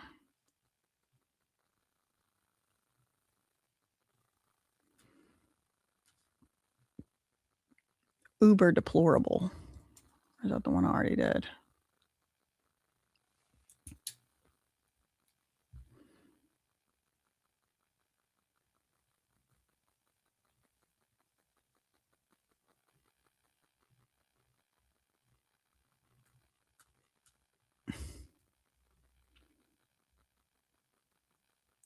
I might have already hid that person. Someone accused him of being a bot. Look, bot account spotted. Let me see. North America, probably Canada. Anyway, I think it's disgusting. This is exactly how tyrannical governments rise to power, warned a separate viewer. And another said that this guy had been medically abducted. Another viewer pointed out that his social media content, he posted a number of screenshots and other texts that could lead an observer to believe that he is potentially in the throes of a manic episode, right? Could lead. This is where the slope has slipped. This is where we already are. This isn't where it's going. This is where it is. Okay. Hello. This is where it is. He's posted a number of screenshots. Okay. Posting screenshots. Got it. That could lead an observer, just anybody down the street, not a doctor, not a trained medical professional, just any old random Tom, Dick, and Harry, to believe. Okay, so if any observer could believe, this is the logic here, if any observer could believe this person is potentially in the throes of a, quote, manic episode, whatever the hell that is, then you deserve to be locked up. That's where we are. That's not where we're going. That's where it is. Now, none of this applies to me because I won't be going. They're going to have to literally kill me. The only way I'm going is in a body bag. Not going. Not going. I'm not going. I'll go to jail and then I'll have a right to my lawyer and I'll see y'all in court because I ain't going to the medical facility. No, I'm not. No, I'm not. I'm not going.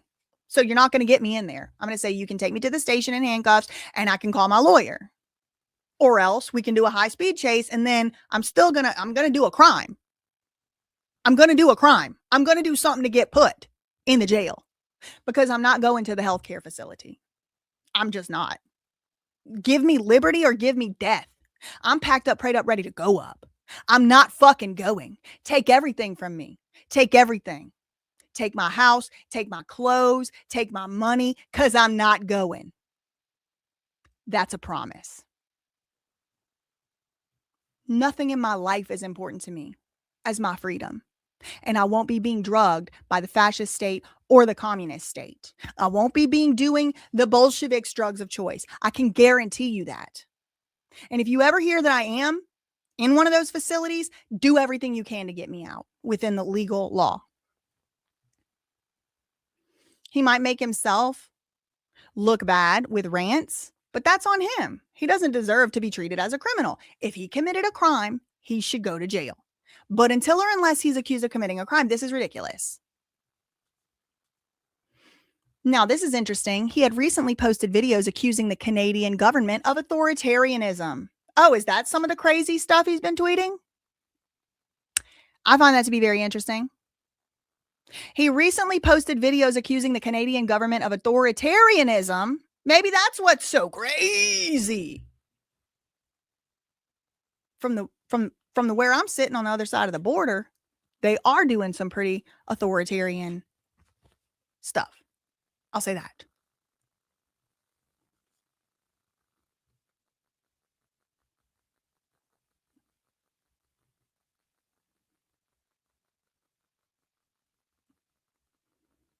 Oh, hold on. Hold on one second. I need to send a text.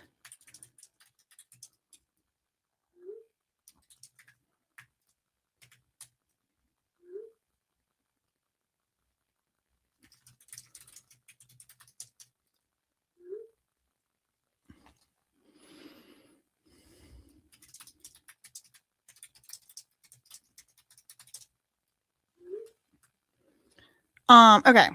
So he posted several videos criticizing the Canadian government in the days leading up to his hospitalization.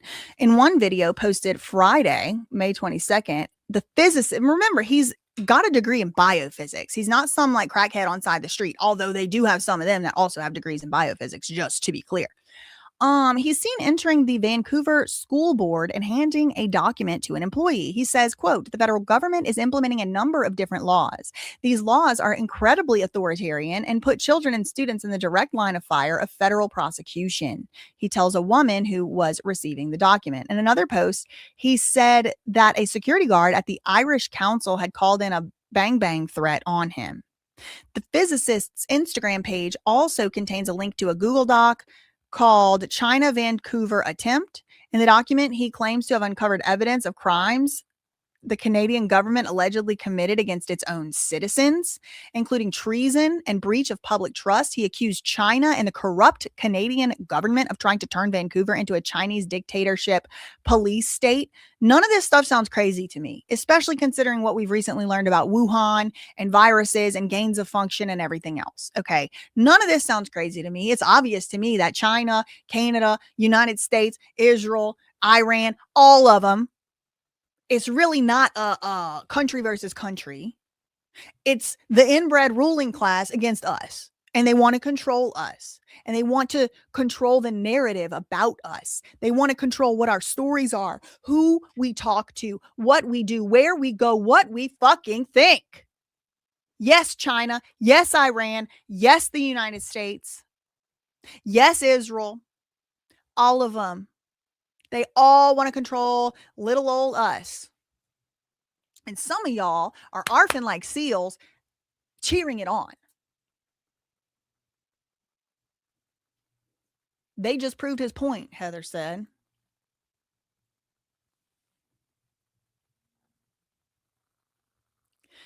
His videos have been viewed in a new light following his alleged hospitalization. Y'all ever heard of the Streisand effect? When you try to silence somebody from saying something too much, now everyone's looking. I didn't give a shit about what this man was saying, but now I do. Now I kind of care a little bit. Obsidian said, I am 15 minutes back, but I'm Canadian and I completely agree. He should have been arrested then if he committed a crime. We have arrest, bail, till you attend trial, and he would need to be found guilty beyond a reasonable doubt. He might be whistleblowing, and they didn't like it. The government wants us all to have a mindset that ain't us. Several viewers considered the incident a political attempt to silence him, while others in his comments saw his comments as evidence that he may be experiencing mental health issues. Social media users debated the Mental Health Act and Nicholas Jordan Wagner's case. I'm not debating it. I ain't debating. I think it's fucked. Excuse my language. It's not up for debate to me. I think it's wrong. I think it's anti-human. I think it's adharmic. You have to allow people to have thoughts, for God's sake. And meanwhile, we have the vice blots and the vice brotes and all of them of the world literally inciting actual violence, and they're given press passes to amplify their ability to say these harmful and dangerous things, calling for and calling upon individuals to actually murder other people. But this guy can't say that China and Canada are in collusion to control people. Maybe they're not. So what? Especially if it's not true. Who gives a shit if he thinks that? Especially if it's not true. Why do you care if he thinks it if it's not true?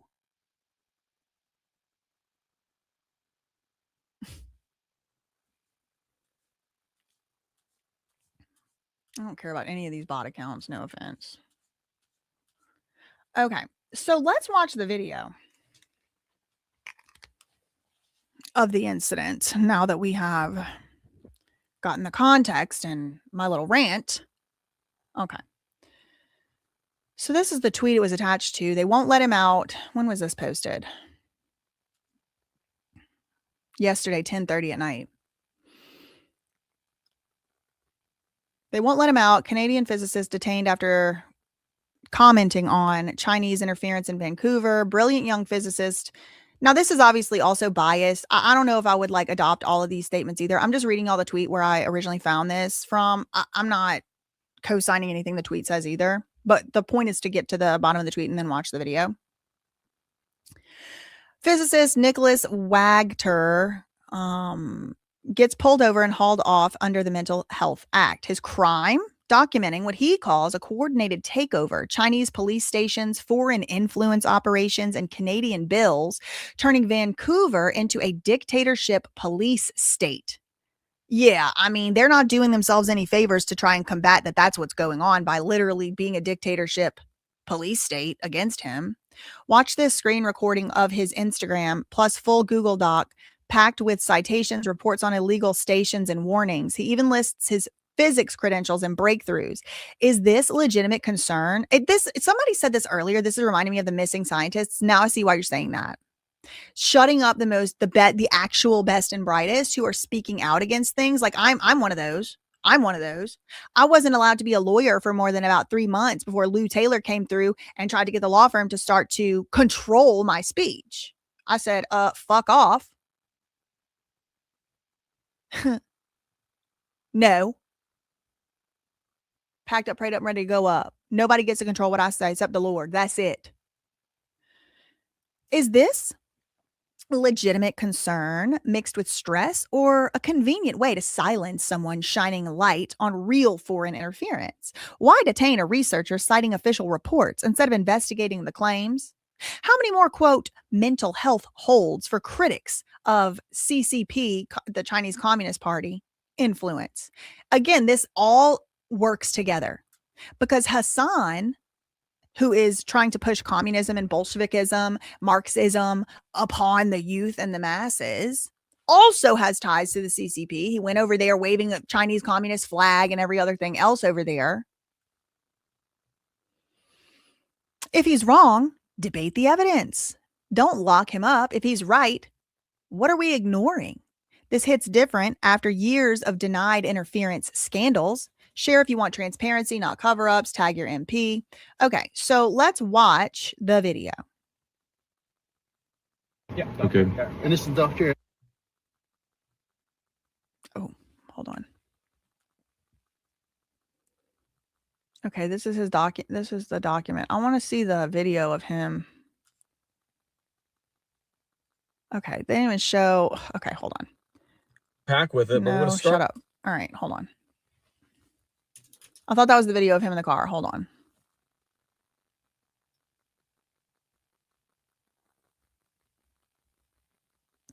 Y'all, Candace Owens is on one with this Larry Loomer. All right, hold on.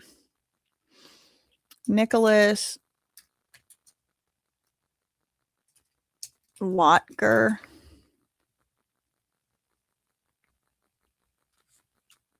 Okay.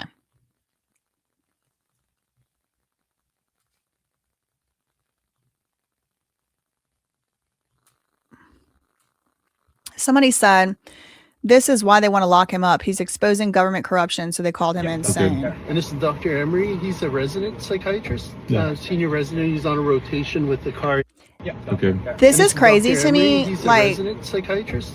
I'm going to be doing reaction as we go through. If you don't want to hear my reaction, then you can get off my channel because this is a commentary channel. You can go watch it yourself in your own time. But very interesting to me because the first thing out of this guy's mouth, out of this officer's mouth on the video is introducing a doctor. Okay. Introducing a random fucking ass doctor. This guy doesn't know. What the hell? Is this the ultimate endpoint of universal health care? Like if you opt into the universal health care, you have to opt into the universal big brother doctor stopping you on the side of the street. The doctor's here. A doctor you have to introduce. A doctor you have to introduce to the patient. How in the hell will the doctor have enough information on the side of the road, not in a clinical setting? He doesn't even know this freaking guy. First thing I would have said is, well, I need to see some credentials that you're a doctor. I don't know who you are. Huh. No, absolutely not. Yeah. Okay. And this is Dr. Emery. He's a resident psychiatrist.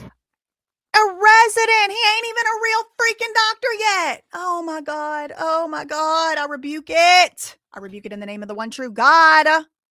Yeah. Senior resident. He's on a rotation with the. He's doing his rotations. He's a student freaking idiot doctor on the side of the street. Now look, listen, I know that they went to a lot of school and all of that, but this is constitutionally implicated, implicates the constitutional rights of free speech, of the ability to be free out in the street until you did something actually criminal. And they got the student doctors out on the streets being introduced to biophysicists who are seemingly operating a car just fine. No crimes have been committed. R87. We're part of a program that includes Vancouver Coastal Health and the Vancouver Police. Okay? Mhm. And what we do is we go to people when there's different reasons that come up. Every case is a little different, and we go to people to see them where they. The face I'm making right now is the exact face I'll be making at him. Just so you know. I'm in the car right now. This is my face I'm making. Are, especially if there's been issues with trying to find them and talk to them. Did you try to call me? What do you mean issues trying to? You're hunting me down? And I'm the one with a problem? Sir, am I free to leave? That's what exactly. I don't want to hear nothing else from you. So in your case, I think you were certified. Excuse me, sir. One moment. For the rest of this conversation, I'm going to have my lawyer on the call. Just excuse me. Oh, you're denying me my right to call my lawyer right now? All right. Just recording this too. Oh, they have reason to think I was fucking crazy by the end of that shit because I'd show them redneck crazy. Right under the Mental Health Act. Just, I don't know how long ago, but. And this is how they get us. They target us and pick on us and target us and pick on us and target us and pick on us and target us and pick on us. And then finally, with the full force of the state, try to bring the hammer down. But that don't apply to me. They can't get me. And they will never, because I don't consent. Like maybe 3 weeks ago or 4 weeks ago, were you aware of that, Dr.? Oh my God, 3-4 weeks ago? Yep. No, I wasn't aware of it, officer. Were you aware that I've been totally fine for 3-4 weeks? Apparently y'all didn't care that much. Taylor saw you in a cafe. She didn't certify you. I think you filmed part of it. And then she spoke with your family. Name and badge number real quick, sir. That's what I would say. No, who are you? Because I don't even know who you even are. I don't even know if you have the authority to even have pulled me over right now. Did I commit a traffic violation? Who are you? Name and badge number. Because last I checked, you're a public servant. You work for me. Got some more information. And the whole time I'd be doing this. Okay. You know, you're going to have to turn that So off. just one sec. I ain't turning nothing what the off. officer just told me. I ain't turning nothing off, buddy. I ain't turning nothing off. Am I free to go? because we're about to have a lawsuit against the city and you. Is that you and I can set up a meeting and we can chat then. So why don't we do that? Okay. Yeah. I'm not turning the camera off. I have a legal right to keep the camera on. If you don't Period. want to make the appointment now, we can do it at another time. But that's what the officer just asked that we do. So why don't we do that? So I'm going to certify you under the mental health. You're not certifying shit, buddy. You're about to get certified in a lawsuit yourself. You're about to get certified in a civil action. You want to be certified for that? You ain't certifying me. You have the authority to do so. Oh my God. He would have had the time of his life trying to do this shit to me. We're going to bring you to hospital, do testing on you. And I don't consent to having tests done on me, sir. Have I committed a crime? Because you don't have the statutory authority to take me anywhere and do anything with me. I don't consent. I would say I have a religious exemption. God said I don't get tests unless I committed a crime, and in which case I'm happy to go to the police station. In any event, we're going to be calling my lawyer. I'm not coming with you, that's for sure. Resident, student, doing rotations. I'm more educated than you, dumbass. You don't get to tell me what the fuck I'm fitting to do. I tell you that. I promise you that. I promise you that. I would have to leave this scene in a body bag. There's no way I'm going. I'm not going. I'm not going. I'm not going. you're going to talk to a psychiatrist. I'm not going to talk to shit, buddy. No, I'm not. And I ain't talking to you no more. In a controlled environment because we don't believe that you're going to attend an appointment. On what grounds? That's what I would say. On what grounds do you not believe I'm going to attend an appointment? I want to know for the lawsuit I'm filing against you. What are your grounds? Because you're going to need to say them again in a deposition and again at trial. Because I ain't going. No, absolutely not. No, just absolutely not. I'm telling y'all this is not advice and I do not encourage you to do it. I would just take off. I would create a high-speed chase and then I would get arrested. Then they would take me to jail and I would call my lawyer because I ain't going to the mental hospital. I ain't going. I won't attend. I've never been given a chance to attend an appointment. So he's certified. He's certified. I've never been given a chance to attend an appointment. He's certified. What did he do? Everybody in my chat talking about he's so insane. He's so crazy. He did not do anything insane and crazy. He literally said, I'd be happy to make an appointment with you, sir. You're certified. Fuck off. Okay. What is going on? I was never given a psych eval or nothing. He just looked at me This and said, is you're insane. certified. Yeah. Okay. So I don't know why, but it's up to the doctor. So if you. But no, he didn't even give me a. Just following orders, just like the Nazi soldiers. It's up to the doctors. They want to run the twin experiment on you. That's up to them. They want to take out your stem cells. That's up to them. That's just the doctors. I'm just the guy over here running the smokestack. Don't ask me any questions.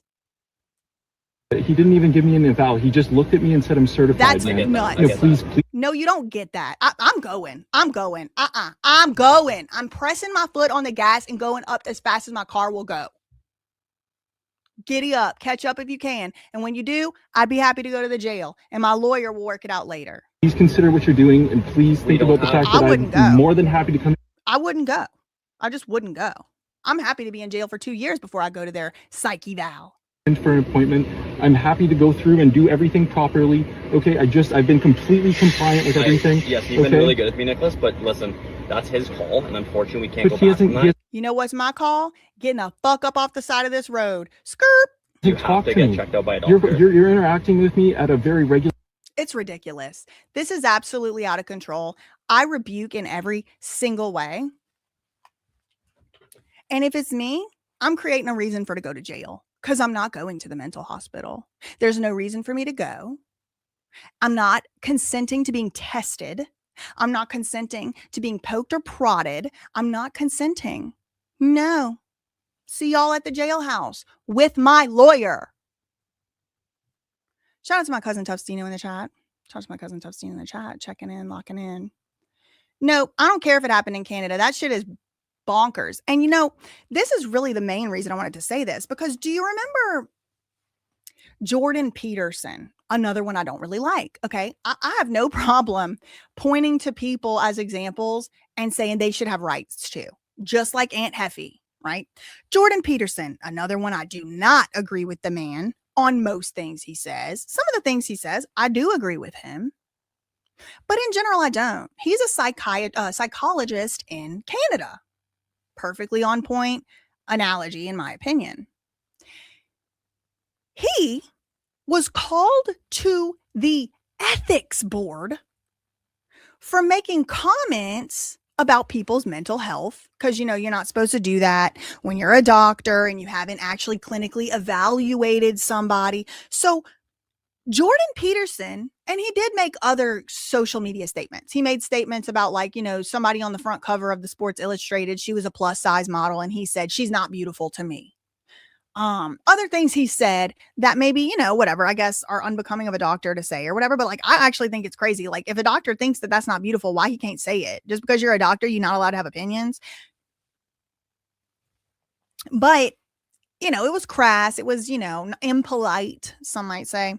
And so Jordan Peterson actually got called to the ethics board and actually had to undergo a re-education training, social media etiquette training, by the psychological board of whatever they are over there in Canada, in part because he was quasi-diagnosing people. He would say, so-and-so has narcissistic traits, or so-and-so acts like a narcissist, or whatever. He got in trouble for that. He actually got in trouble for that. So why is it when it's a case of somebody else, some other doctor that just wants to diagnose somebody in a cafe, but from sitting across, you want to certify somebody, you're not even a real doctor yet, you're in rotations, and you want to certify somebody not even in a clinical setting who you've never met, who you don't know? Why is that allowed? But Jordan Peterson can't say his professional opinion about somebody that doesn't result in them getting locked up. That makes no sense to me. The only way I can reconcile it to making any sense is the Bolsheviks are in charge. And they're trying to just run all the best and brightest who are actually a threat to their regime into the mental asylums, any political dissidents into the asylums. And here y'all are arfing like seals over make asylums great again. No. How about if someone commits a crime, they go to prison?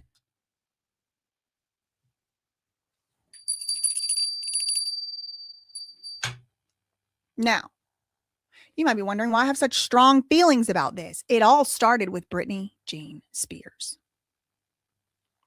It all started with Britney Jean Spears. That was the first time I really saw it up close. How mental health and help can be weaponized.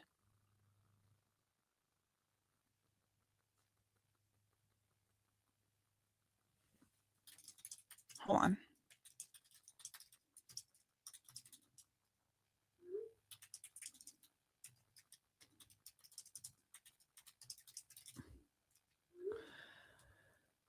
That was the first time I saw that mental health, as well as concern language, needs help.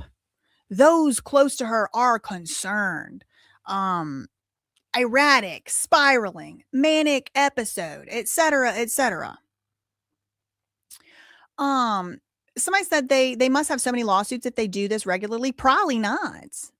Because a lot of times who they actually target is homeless people or people who have been diagnosed with scary things like schizophrenia. And, basically the system does stigmatize those people. Once you have a schizophrenia diagnosis, you never get to escape it. Never.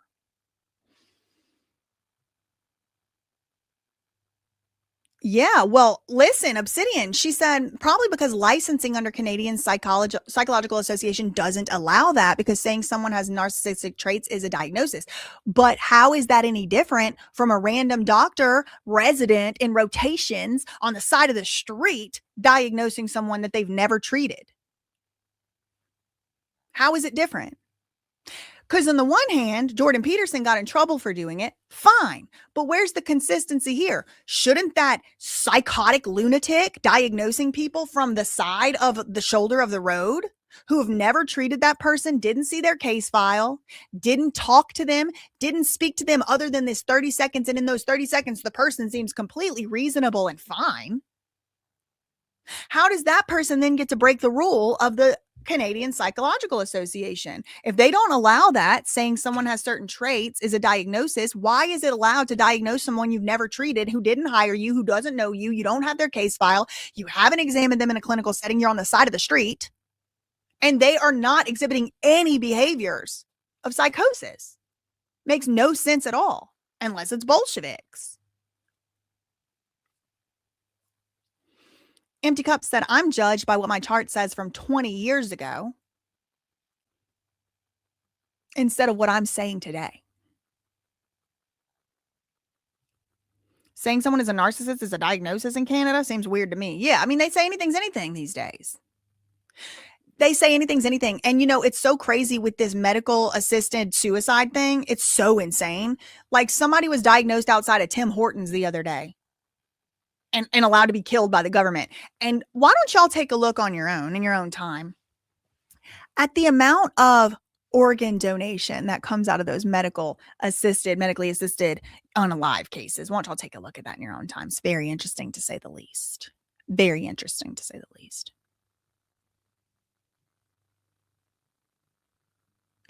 Someone even said it here. Canada is actually now using communist style tactics in the Mental Health Act to medically incarcerate people with dissenting views. This man, Nicholas Jordan Wagter, was declared certified without so much as a psychiatric evaluation. He was forcibly detained for having dissenting views of the government. In the Soviet Union, they invented sluggish schizophrenia to lock up political dissidents in psychiatric hospitals for years. China does the same thing today with Falun Gong practitioners, Uyghurs. Isn't that the Young Turk dude's last name? And anyone questioning the Chinese Communist Party, Cuba still uses psych wards as political prisons.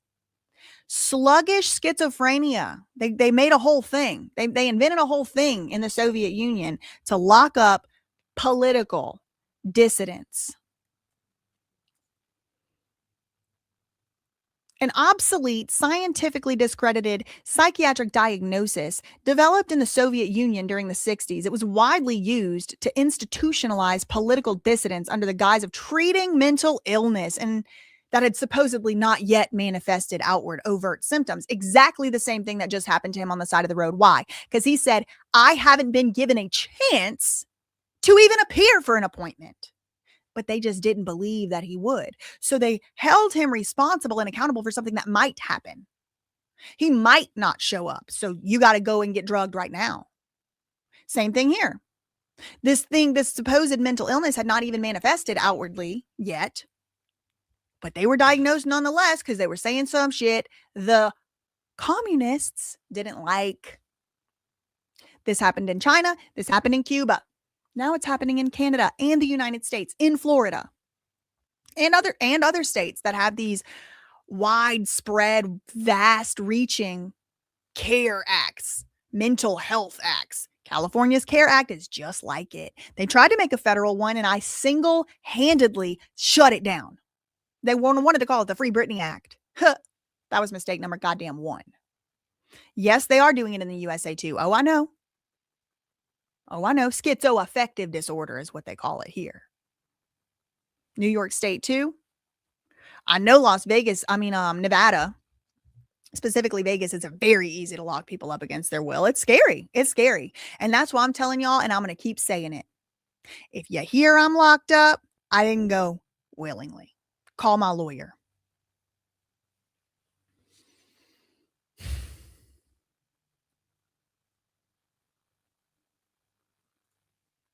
Now, like I said, the original reason that got me so fired up about this is because I've been looking at this same pattern for about 6 years. It all started in 2020 when I learned about the Britney Spears case. So I actually have about a 2-hour long video coming. I think it might be coming out today. But if not today, definitely tomorrow. It depends on if it passes checks. And that's what I wanted to talk about the rest of today's video. I wanted to talk about, actually, I have one more topic between now and there, and it it does line up with what we're talking about today, and it's the Demoree Hadley case. I just told y'all that it was in Florida, where this is allowed. They can lock you up without so much as seeing you, without so much as ever treating you before. This Daniel Bober doctor, who had conflicts of interest, seemingly financial conflicts of interest, with the life skills rehab center, outpatient facility, whatever you want to call it, treatment center, life skills behavioral center. And this is where they put people who had been, involuntarily medically incarcerated against their will. This is one of the centers that Bam Margera was in, and literally had to escape, had to run away. I think he jumped the fence. He was not legally being held there, legally even. His conservatorship had expired. There was no conservatorship. There was no guardianship in place. He jumped the fence. Meanwhile, his ties to Eastern Europe guardian was in the court trying to get another guardianship over him. He jumps the fence. He runs away. From where? Life skills. Actually, don't take my word for it. Don't take my word for it. Who wants to go down memory lane real fast? Who wants to go to a little Bam Margera memory lane moment? Don't take my word for it.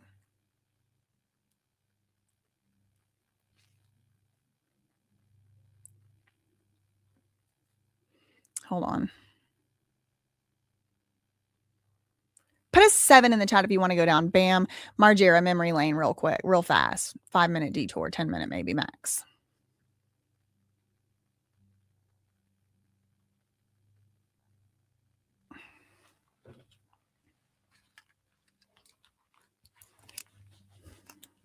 Okay.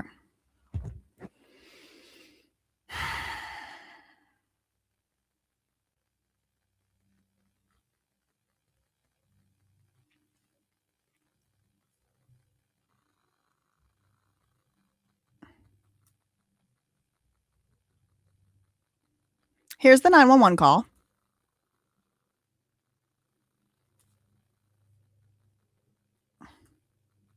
It's from 2022.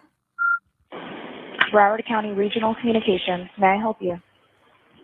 Yes, my name is Derek Williams. I'm the weekend supervisor over at Bike Skills. I have a guardianship client that went AWOL. I have a guardianship client who went AWOL, he said.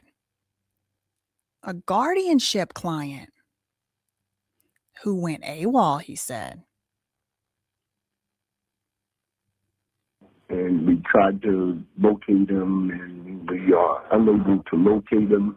And I was instructed to call you for the non-emergency situation. So they tried to call the police. The police said, this is emergency line. Can you call someone else about your escaped slave? Okay, and what's the address of where this situation occurred? Okay. Ooh. I just started working here. I'm from New Jersey. He's from New Jersey. He just started working here.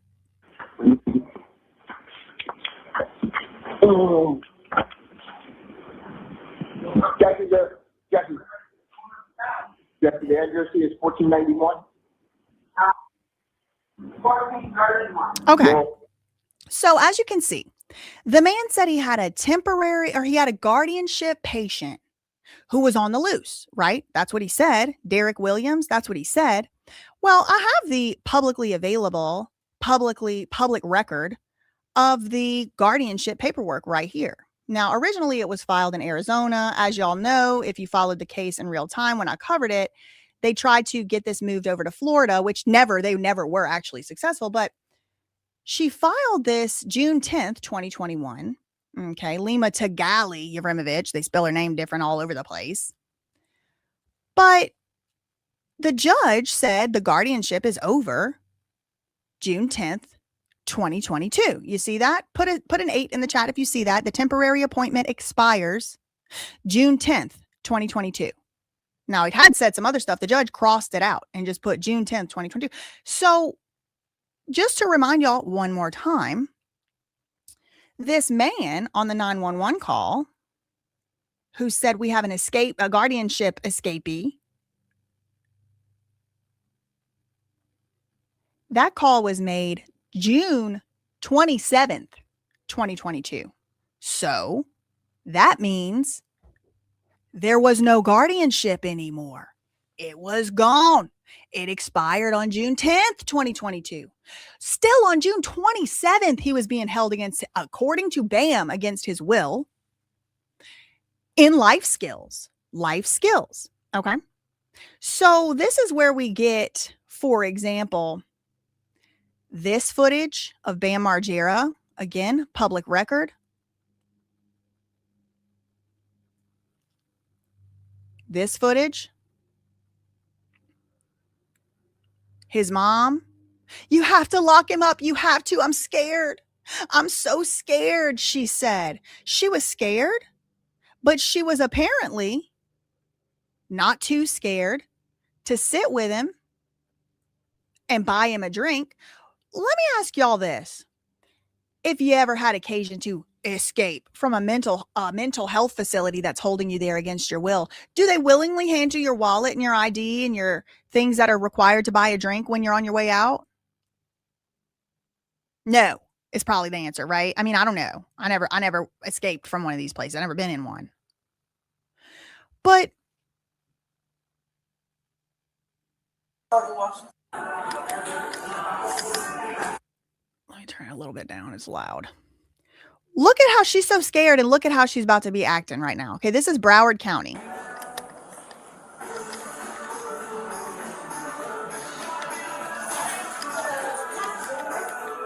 Look how scared she looks. Look how scared April looks. She looks scared to you. Who bought Bam that drink? Who bought him that drink? She's so scared. He's an alcoholic. He's so much a danger to himself or others.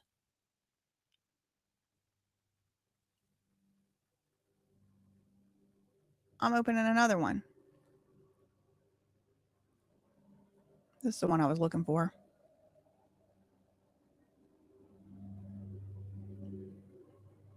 He had just escaped from life skills. So when that 911 call we heard, from Derek Williams from Life Skills, he said he had an escaped guardianship patient, which, as we just found out from paperwork, isn't true. Here's the escaped patient. Who's he with? His mom. Is he causing a scene at this moment? No. Is he committing any crimes at this moment? No. Do they have any reason to arrest him? No. Where'd he get that drink if he escaped from Life Skills? You think they handed him his wallet on the way out? Who probably bought that drink? Let's just use our common sense here. If we have any left, probably his mama. Who else has a drink? Her. Does she need to be locked up? With the Broward Sheriff's Office. If we could speak to you, we'd appreciate it. What do you want? Can we just talk I am Bam Margera. I'm sorry, I am.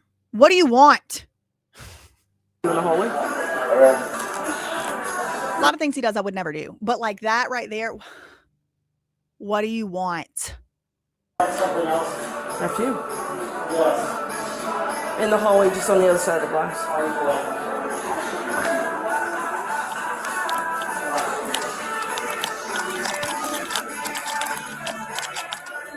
On Saturday, you were reported missing. Yes. Reported missing from what? The guardianship had expired. I just showed y'all.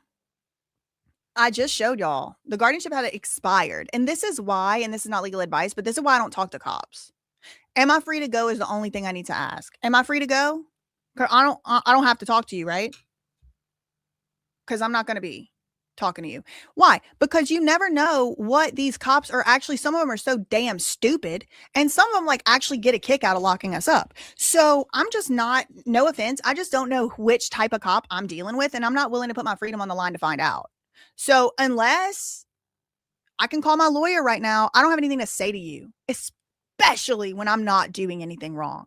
Because Bam was not doing anything wrong. They had no legal grounds to take him. He did not have to speak to them at this time, but he did. And then that opened the door for some crazy bitch to show up who did exactly the same thing that happened to this other guy. Oh, you're certified. Bam was not doing anything wrong. And if he was doing anything wrong by drinking that alcohol, his mom clearly facilitated it. She should have got locked up too. From life skills. Yes. Okay. Life skills. Can you talk to You're missing from life skills, he said. Yes. me a little bit about that? I hopped the wall. He starts talking about medical. He had broken his arm. He went to the So what he said was he hopped the wall. And me and Bam did have occasion to talk about this. So I know what he was telling them, even though they muted it, because they have to mute like medical information and stuff. But he said he hopped the wall because he broke his arm. He had broken his arm and he wanted health treatment. And they wouldn't let him go to the hospital and they wouldn't give him medical treatment. And he said, so I hopped the wall and went to the hospital and got a cast. And then I didn't go back. And guess what? He didn't have to. He wasn't required to.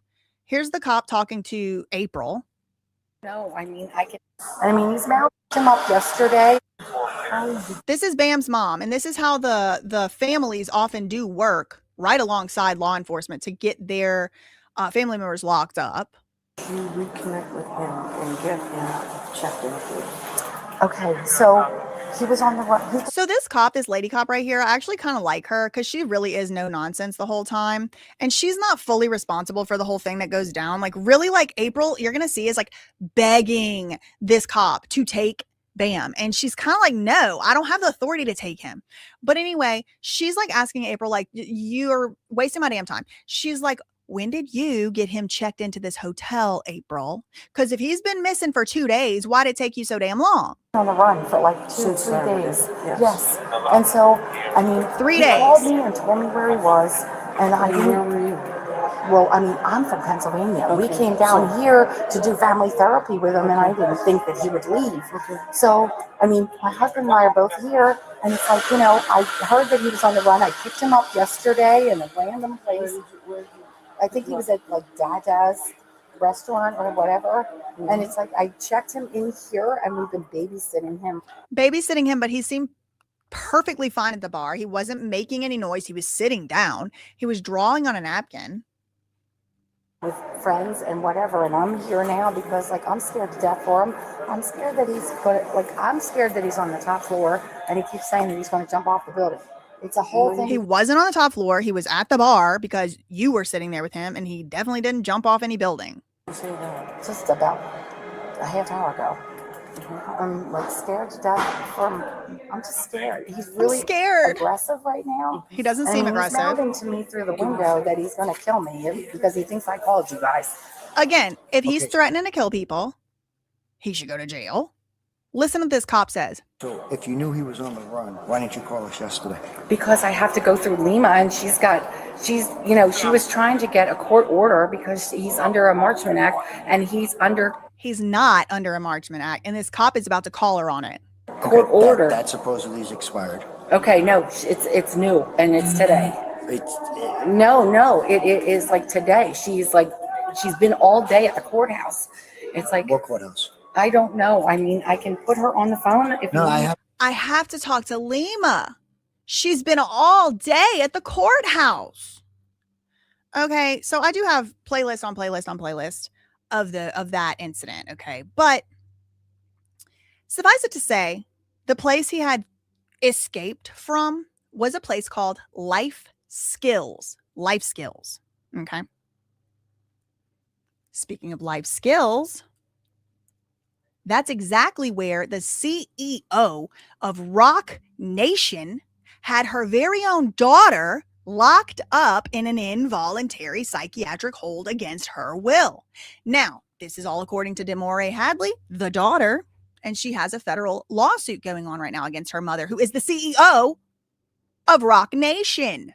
Okay, so the CEO of Rock Nation, Desiree Perez, did apparently hire a doctor named Dr. Daniel Bober, B-O-B-E-R, to essentially certify, just like how we just saw with the guy on side of the street, whatever, Nicholas, whatever, Wagner. Daniel Bober did the same thing to Demoree Hadley, the daughter of the CEO of Roc Nation. Now, we have an update in that case.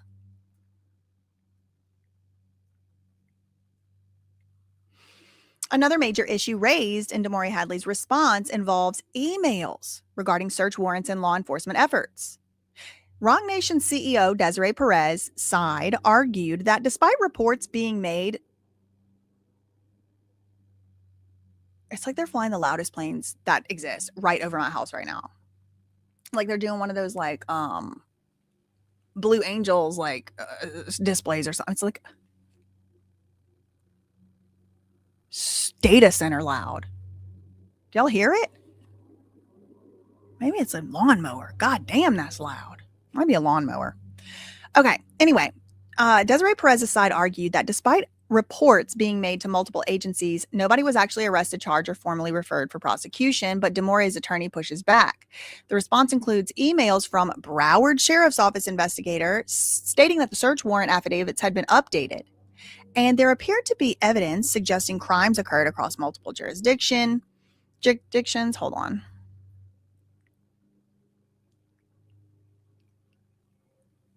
Okay, wait, that's not the one I wanted to show y'all.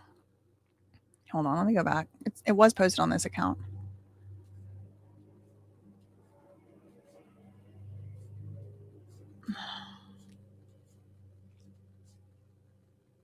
Hold on, I just got to find the post. Okay, it was this one. Look how crazy this is, talking about surveillance states. So this picture right here was taken from, I'm not sure, but that's what's up for debate in this lawsuit. So this is in the filing that Demoree did against her own mom. And she said perhaps the most egregious argument that her complaint should be stricken is that Demoree believed an unknown photograph taken inside her bedroom was actually taken from a hidden camera. So Desiree Perez, the mom, is trying to get the lawsuit dismissed for a few reasons, or stricken. And one of the reasons is Desiree claims Demoree is pretty much lying about thinking this certain picture was taken on a hidden camera. Importantly, Desiree Perez actually first disclosed the photograph on April 8th, 2025, when she filed her, quote, fraudulent lawsuit against Javon. This is Desiree's son-in-law. This is Demoree Hadley's husband. And so Desiree said this is quotes, right? There's this recording, and in it, Demoree says this, Javon, the husband, says, "This is not R-word assault. I'm doing what I want to do." You can then hear another man in the background, and Demoree Hadley responding, "What the F? No. R-word is stupid. A video." The recording is dated July 2022, the same day that Demoree had texted Millie. So just to give y'all somewhat of background, like originally there was a lawsuit actually filed by the mom, the CEO of Roc Nation, against her son-in-law. And pretty much what Desiree, the CEO of Roc Nation, was alleging was that the son-in-law was R-word assaulting her daughter, Demoree. So Demoree and Javon have been together since high school. They're high school sweethearts. And Desiree, pretty much the story goes, just wants to interfere with their relationship because she can't control Demoree, her daughter, if oh my God, no. Please don't tell me he was licking the ashiness. Somebody send him some Vaseline, send him some Aquaphor, send him some Jergens. We can't have him licking the knuckles. That is too much. Okay, anyway.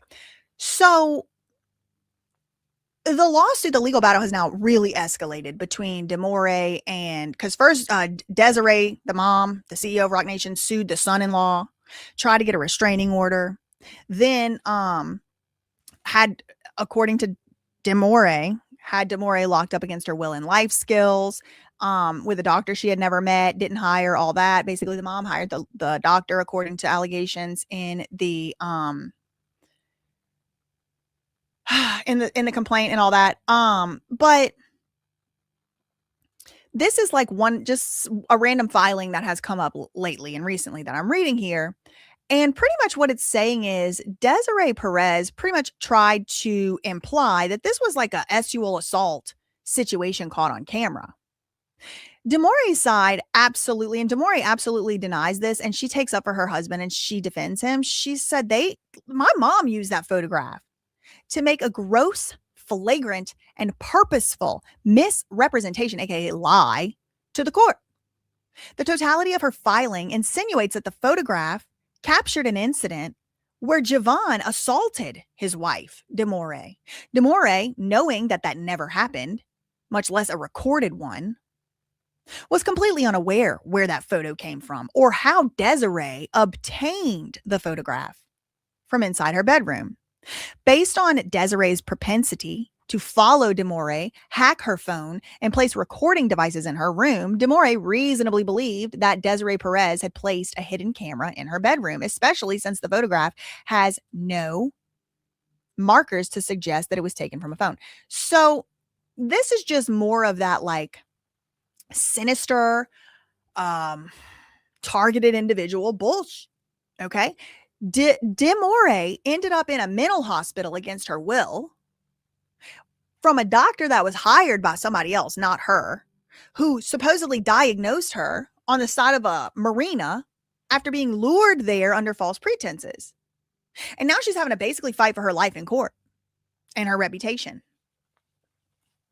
So, Life Skills is the place they locked up Demoree, and she demanded that they give her a drug test. She says she's never done a drug in her life. She don't drink alcohol, she don't smoke cigarettes, and she's never ever done any drugs. She took a hair follicle test, she took a blood test, she took all the possible tests that there were to take. All of them came up negative. And she's posted those results in lawsuits. So again, you might be wondering, why do I care so much? Why am I so invested in Demoree Hadley and the Bam Margera of it all? It's because it's a pattern. And my brain works in patterns. And I think most of our brains work in patterns. Okay. So speaking of patterns, I wanted to just go back through some of the old articles and just different things that have happened to Britney Spears and show y'all just some of the stuff that maybe we've gone over before, maybe we haven't. I do have a very, very extensive video coming out very soon, maybe today, maybe tomorrow on BJ Investigates. And it's it's almost 2 hours long. It's over an hour, 47 minutes at this point. And it's about how the media pretty much worked together with Britney's family and these supposed insider sources to railroad her, steal from her, abuse her, and traffic her. I mean, that's pretty much the gist. And I learned very early on that, yes, parents and family members and loved ones can absolutely be working against the best interests of their own loved ones under the guise of supposed help. Now, sometimes I think those people can even really think, like April Margera maybe really thought Bam needed help. But that's not up to her to decide for her 40-something-year-old son. I'll tell you that. So here's an article that I found recently in my research for that video. Judge extends father's conservatorship of Spears. In Los Angeles, a court commissioner on Monday extended the temporary conservatorship of Britney Spears to her father and an attorney, Andrew Wallet, until February 14th. Also appointed a physician to evaluate her competence to make decisions. The hearing came 3 days after her father, Jamie Spears, and not her attorney. No, that was not her attorney. And her co-conservator, Andrew Wallet, were granted temporary conservatorship after Superior Court Commissioner, say her name, Reva Goetz, ruled that Britney Spears needed someone to take over her personal and financial affairs. Reva Goetz's decision might not sit well with Britney, who remains in a hospital psychiatric ward undergoing medical evaluation. So do you see that? Britney wasn't even allowed to go to court. She wasn't even allowed to go to court. She hadn't been evaluated by a doctor. She hadn't been evaluated by a judge, at least enough to determine her capacity. And yet she was determined to be so mentally unwell that her dad got to take over her whole life. Again, don't take my word for it. There was a temporary conservatorship and it was extended. Why? 3 days after her dad and Andrew Wallet were granted co-conservatorship, after the judge said Britney needed someone to take over her affairs. But based on what? Based on what? The judge just extended the temporary conservatorship. And after Britney had already been in the hospital for 2 weeks, finally appointed a physician to evaluate her on her competence? What? The judge didn't even do a competency evaluation and decided Britney was incompetent not only to stand trial, not only to come to court, but to walk around free, but to hire her own lawyer. The guy she tried to hire said, Britney has expressed to me very strongly that her father should not be the conservator. There has been an estrangement for quite some time. With him as conservator, that is causing her more agitation and more distress. Despite his pleas, the judge denied his request to represent Britney because Britney had hired him. In addition, the judge ordered that Britney had no contact, so limited her communication with her friend and sometime manager, Sam Lutfi, specifying that she can't call him on the phone, she can't text message him, a judge who never laid eyes on her because she was still in a hospital. That's why I said, I ain't going. Nope. Y'all catch me in a jail cell because I ain't going to the hospital. Nope. Nope. Catch you at the local precinct with my lawyer. Court-appointed attorney weighed in on the case. He said he interviewed Britney on Sunday at the medical center, and he determined. So the guy with the conflict of interest who was making money from Britney being appointed to him by the judge, I think it was like $10,000 a week. It was something crazy. It was a lot. Maybe a month. He determined before a doctor, this random lawyer determined Britney didn't have the capacity to hire a lawyer. So guess who gets to be the lawyer? I didn't make this up. You couldn't even make it up. The guy who gets to be the lawyer and gets to get paid out of the conservatorship money is this guy, Samuel Ingham, a lawyer, not a doctor. The same guy who decided Britney doesn't have the capacity to hire her own lawyer, so I get to be her lawyer. That's how that worked. And it was run in the newspaper. The guy that Britney tried to hire, Adam Streisand, he argued that Britney hadn't been given any notice of this Sam Ingham guy or his plan to interview her. Ingham just showed up at the hospital unannounced. Vivian Lee Thoreen, attorney for Britney's dad, who also was paid. Britney not only had to pay the lawyer that was forced on her, Sam Ingham, she also had to pay the entire team of lawyers that kept her in the conservatorship on her dad's side. Britney Spears' money was used to pay her conservator's lawyers to keep her in the conservatorship, Holland and Knight. Britney's dad's lawyer, who was being paid as a grifter and freeloader out of Britney's money, said that Jamie should continue to be conservator because his daughter is in great distress. He's not here to take over her assets, Thoreen said. Well, that was February 5th, 2008. And the lie detector and time ended up determining Vivian Lee Thoreen that was a bold-faced, unmitigated, cockeyed lie. She lied. Ended up not being true either way because he definitely took over her assets. He definitely did that. Now, he may argue and say he didn't, but that's what it absolutely looks like to me. I mean, he was saying stuff like, I am Britney Spears.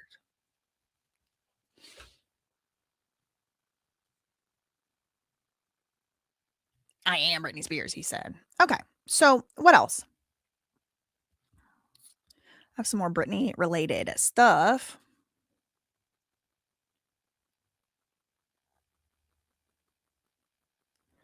I guess we can go to when Britney was inside a rehab.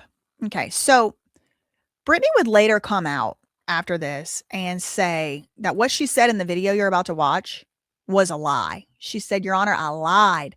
I lied and told everybody that I was okay. I lied and said that all was well. It wasn't true. It wasn't true.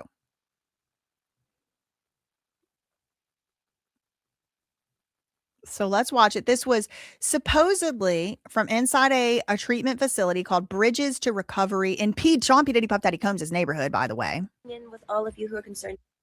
Hi guys, just checking in with all of you who are concerned about me. All is well. Britney Spears breaking her silence. My family has been going through a lot of breaking her silence. Stress and anxiety lately, so I just needed time to deal. But don't worry, I'll be back very soon. The singer returned to social media Tuesday, sharing that video to Instagram, assuring fans she's doing fine amid allegations that she's being held against her will at a health facility. Brit also posted a come to find out she was being held against her will at a health facility, by the way. Lengthy caption. In it, she calls the rumors crazy and encourages her fans to avoid believing everything they read and hear. That's very interesting. Avoid believing everything you hear and read. Indeed. Here, quote, I am strong and stand up for what I want. She literally later came out and said she was forced to say this stuff. She was threatened with her kids, with custody, with her freedom. When she did say no, she was locked up, drugged, immediately taken off her medications that she had been on for years. What I need right now is a little bit of privacy to deal with all the hard things that life is throwing my way. You hold on to family when you go through hard times like that. The video is seemingly... Make no mistake. What you are seeing and what you are looking at is propaganda. That is what this is. Now, this was posted 7 years ago and would only be about 2 or 3 more years before Britney would come back and renounce this and say this wasn't true. Response to the not only was it not true, she said, I lied. Hashtag Free Britney movement, which has exploded online in the past few days. Britney fans have flooded her family's social media pages with questions about what is really... She was in a rehab against her will at that exact time. April 2019, she was in there. Going on with the pop star after she recently entered a health... Or I guess I shouldn't say rehab. It was like a mental health facility, treatment center. Facility. A source previously told ET that Brit decided to seek treatment due to the tremendous stress she's endured as her dad, Jamie Spears, battled a life-threatening health crisis. Jamie Spears was supposed to be taking care of Britney Spears. He was legally entrusted to do so, but she was the one that had to be so worried about him that she had to go to rehab? What? Which lines up with what she said in the new video message. My family has been going through a lot of stress and anxiety lately. Britney also postponed her album and put her Britney Domination show in Las Vegas on indefinite hold before it even began. There's been days where it's been harder for me than other days. My philosophy is just take each day at a time.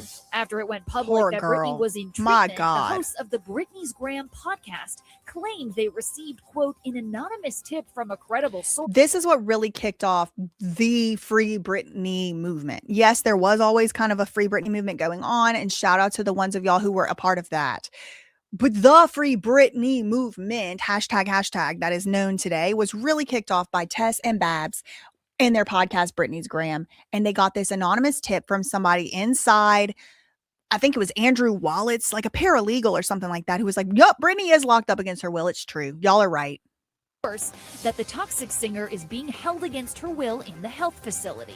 And thus, the Free Britney hashtag was born. Fans who believe the podcast's claims protested in front of West Hollywood City Hall on Monday night to support Britney. E.T. was on the scene and spoke to Tess Barker and Barbara Gray, the creators of the podcast. The duo isn't down with the fact that Britney has been in a conservatorship for nearly 12 years.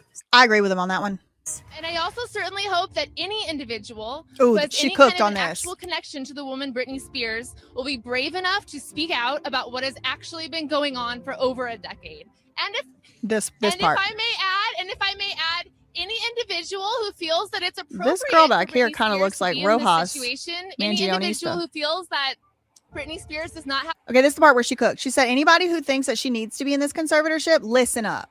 The wherewithal to do things like use a phone without permission or drive a car without permission, I would really wonder why they feel it's appropriate for her to be touring the world for the last 3 years and to have put out 3 huge albums and to have had a very successful Vegas residency. Hello. There has been no corroboration that Britney went into treatment against her will or is being held until now. I mean, she 4 or 5 years ago has said, yeah, she was forced. She did not have a choice. So again, what you're now watching, what we're looking at now in retrospect, obviously is propaganda. The facility. ET learned that the 37-year-old singer briefly left her treatment facility last week to get her hair done at a salon in LA. They let her out because the Free Britney movement had already started. And people were saying, where is Britney? We haven't heard from her. We haven't heard of her in a long time. Now, what the other thing I have here? Okay, 5 years ago. Now we're going to look at TMZ in 2020. More propaganda. July 28th, 2020. This is about 2 weeks after I learned of the Free Britney movement myself. And very shortly thereafter, I would become a leader of the Free Britney movement. But let's see what TMZ was propagandizing about Britney Spears. And I wanted to do this one because this is before Britney spoke. So we can really compare with what Britney actually said with what they were trying to say as the narrative about her. The Britney Spears fans who say that she needs to be freed, that she is, under the thumb. Now, I had already started. Yes, I said Britney needs to be free by this point, and I was brand new on the movement. I mean, like, I think July 10th or 11th was my first TikTok about it. Of this conservatorship, they've raised a lot of concerns about her, the way she's being treated. Now, we know, of course, we've been telling you that this conservatorship has really helped Britney more than anything else, but we're wondering. We've been telling you at TMZ, this conservatorship has really helped Britney more than anything else. Has it? Kevin Federline. Because she said it was like trafficking. Thinks about this. Kevin Federline, somebody with major conflicts of interest. He was getting, I think, what, $40,000 a month or something insane at one point in child support. He has conflicts of interest to make Britney seem crazy, to help him have better rights to Britney's money in court. Whether he acted on those conflicts of interest or not, that's none of my business. That's none of my knowledge. But it's definitely a conflict of interest, nevertheless. Because Kevin Federline and Britney, of course, still share custody of their boys, Sean and Jaden. Loser. And, Britney does spend time with, now not as much as she used to, but certainly still spends time alone with the boys. So does Kevin Federline have any concerns? Not as much as she used to before the conservatorship, but they're trying to tell me the conservatorship has been nothing but good for Britney, or good for her for the most part. Well, we should say, Charles, that when they got divorced and she was doing poorly because of mental illness, there was a serious effort to talk about taking custody fully away. Because of mental illness, she should be, not only she should be victimized by having her children stripped from her, but her children should be isolated from their mother as well. And this is why I said people are allowed to be crazy. People have rights to their family members. People have rights to be around their parents. If Britney started to commit a crime or sincerely put the kids in danger, of course, my analysis would differ. But that isn't what they said. Listen again. Because of mental illness, not only she lost access to her children, but they lost access to their mother. Children need their mothers. They got divorced and she was doing poorly because of mental illness. There was a serious effort to talk about taking custody fully away from her until she got better. They did, by the way. They did take custody fully away from her for a time. That changed. She got help. And over time, she went from... She got help, meaning she went into some facility on their drug of choice. 10% to 30%, and eventually had 50-50 custody with Kevin. That has changed over the last couple of years, and part of it does have to do with her mental state.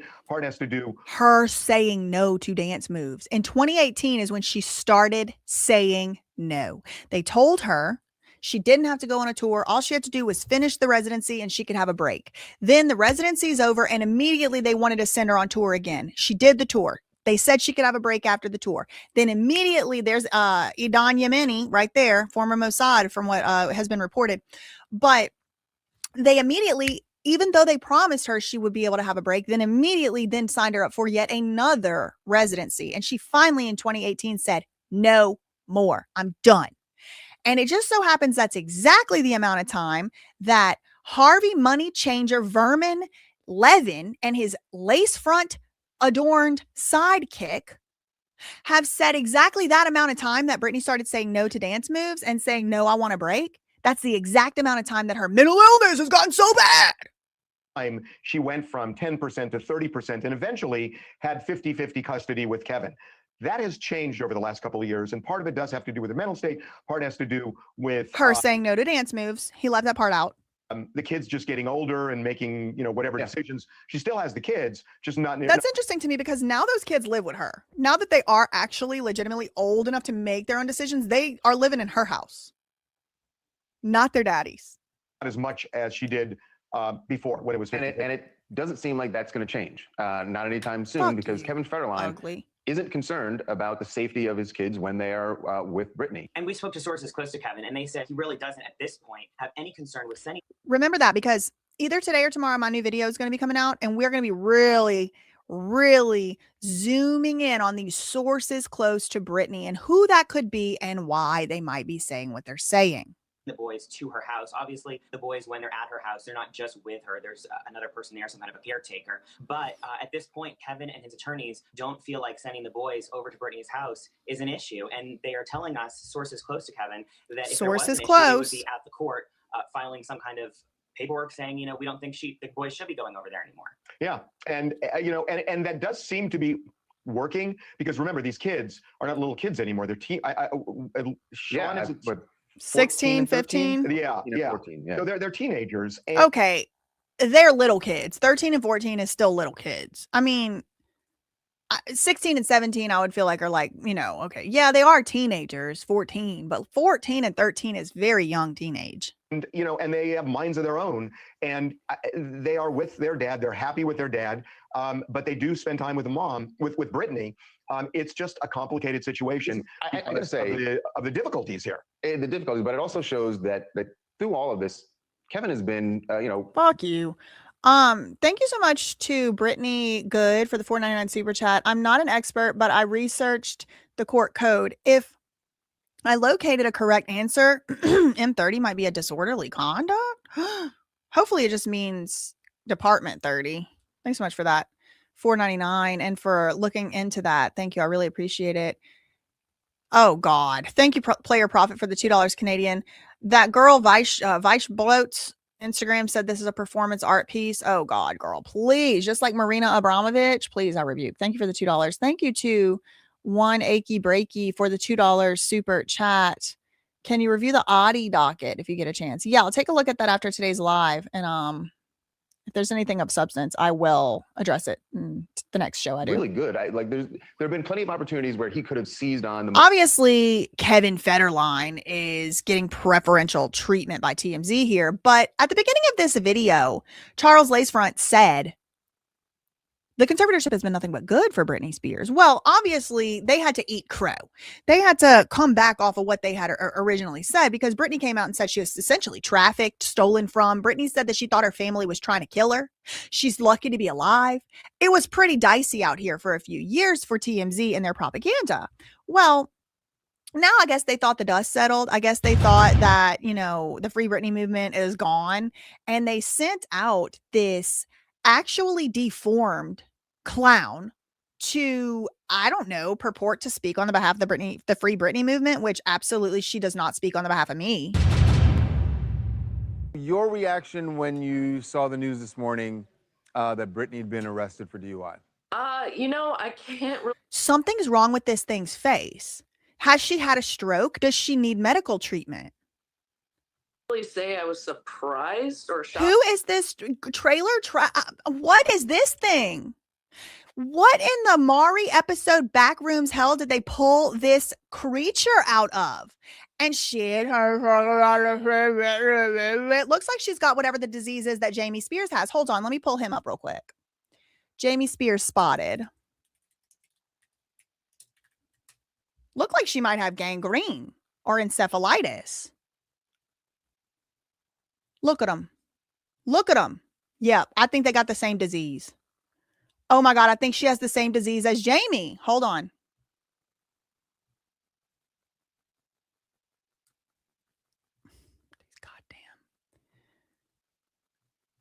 They have the same disease. I'm not a doctor. I can't diagnose. Look at them. Tell me that thing don't look related to this thing. Tell me that thing don't look related. Put an 8 in the chat if it looks familiar to you.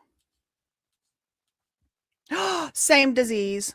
Same disease. What is that? Is it from eating human flesh? Is it from eating brains? I'm curious what makes one's jaw do that, other than getting a wisdom tooth pulled earlier in that same day. But this uninitiated novice, this beast, this creature from the depths of the deep lagoon or whatever, wants to try and purport to talk on my behalf. No, bitch, you don't speak for me. You do not speak for me. And frankly, it doesn't look like you're taking too good of your own damn health while you're out here on TMZ talking that shit, bumping them gums. Your reaction when you saw the news this morning that Britney had been arrested for DUI? I can't really say I was surprised or shocked, unfortunately, but of course it was concerning. You say concerning why? I wasn't concerned. Only thing concerning about it is that they're still abusing Britney Spears. Why did you find it? Just because of what's happened or what we've been seeing since, she got out of this conservatorship. It's just... Former Free Britney advocate? Bitch. Who is this bitch? I never seen her in my life. I'm a leader of the Free Britney movement, I'll tell you that. That is not up for debate. I never heard of this bitch. Never heard of her in my life. Never. It's really sad.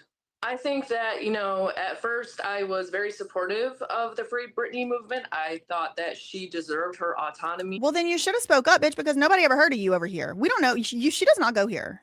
And her freedom, just like everyone else. And then when it ended, we started to see things that sort of made me think, okay. This bitch seemed like she might need to be in a rehab center herself. Girl, enunciate. You're on the news. Maybe this isn't as black and white as I thought it was. And okay, tell me you're reading a script without telling me. There's a reason why the conservatorship was put in place. It's got to be Jamie's cousin. I mean, they have about the same IQ from the way they talk. That's my opinion. That's my opinion.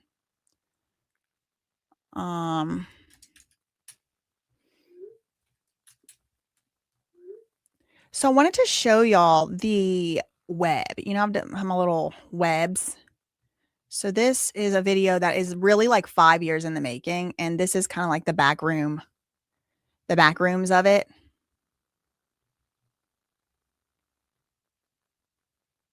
And like people saying Bell's palsy, this is another great example. Mental illness is a medical diagnosis, whatever it is, schizo, whatever, bipolar, whatever it is supposed to be, depression, anxiety. These are medical diagnoses.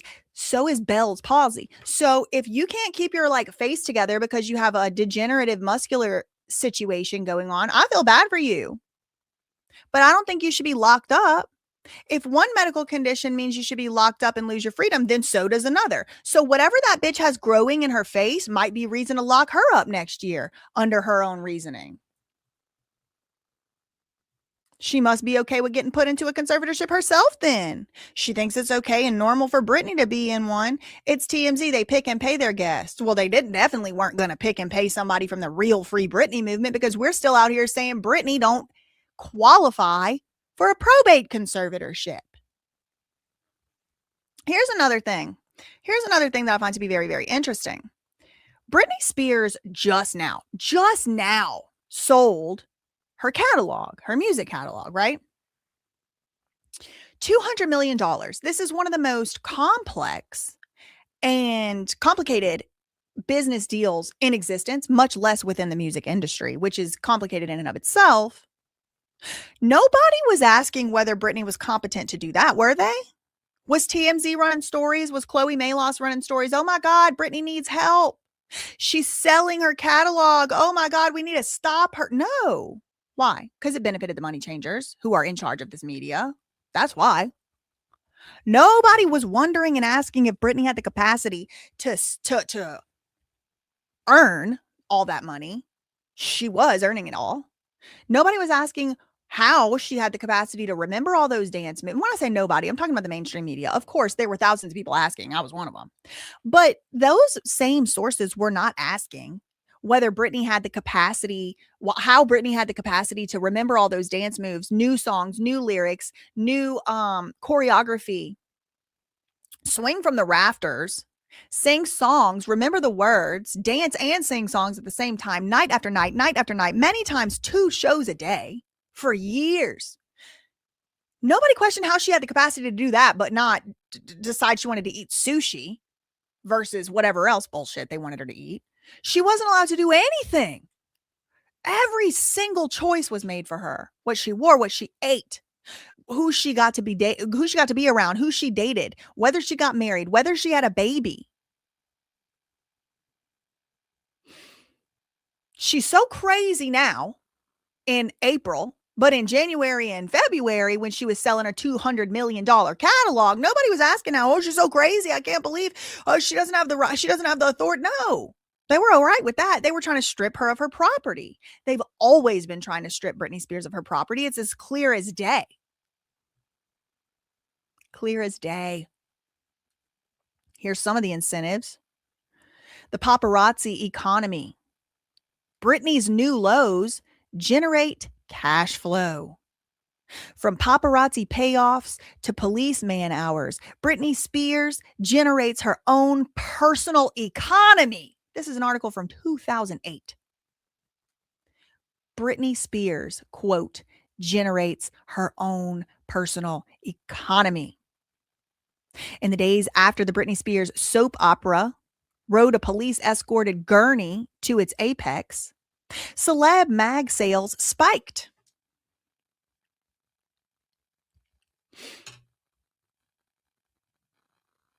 Traffic jammed gossip websites. Tabloid TV ratings rose, and paparazzi photo prices surged. For a growing number of people and businesses, Britney's saga is about money. Every time she sinks to new lows, cash flows. This was almost 20 years ago. This was 18 years ago this was being said. Now, I've already made a whole entire video called The Britney Economy, okay? Because I already, me and my editing team and stuff have already noticed this. But I think it bears repeating. Britney Spears is helping to drive a multi-billion-dollar celebrity news industry. For a growing number of people and businesses, Britney's saga is about money. Every time she sinks to new lows, cash flows. And these days, no one is above the fray. On January 3rd, when a custody dispute devolved into a 3-hour standoff at Britney's home, it was February, maybe January 31st, police officers and firefighters were pressed into duty. Television stations sent up helicopters. Cable news anchors reported the unfolding drama in real time. The Associated Press had 2 reporters working the story, with editors on both coasts updating it 7 times throughout the night. Spears is just one of many stars driving the growing multi-billion-dollar celebrity news industry, but the Spears story in particular, with a new twist nearly every week, has become a very profitable subsector unto itself. Britney is the most bankable celebrity out there right now, and she has been for the past year. This is according to Francois Navarre, founder of the paparazzi agency X17.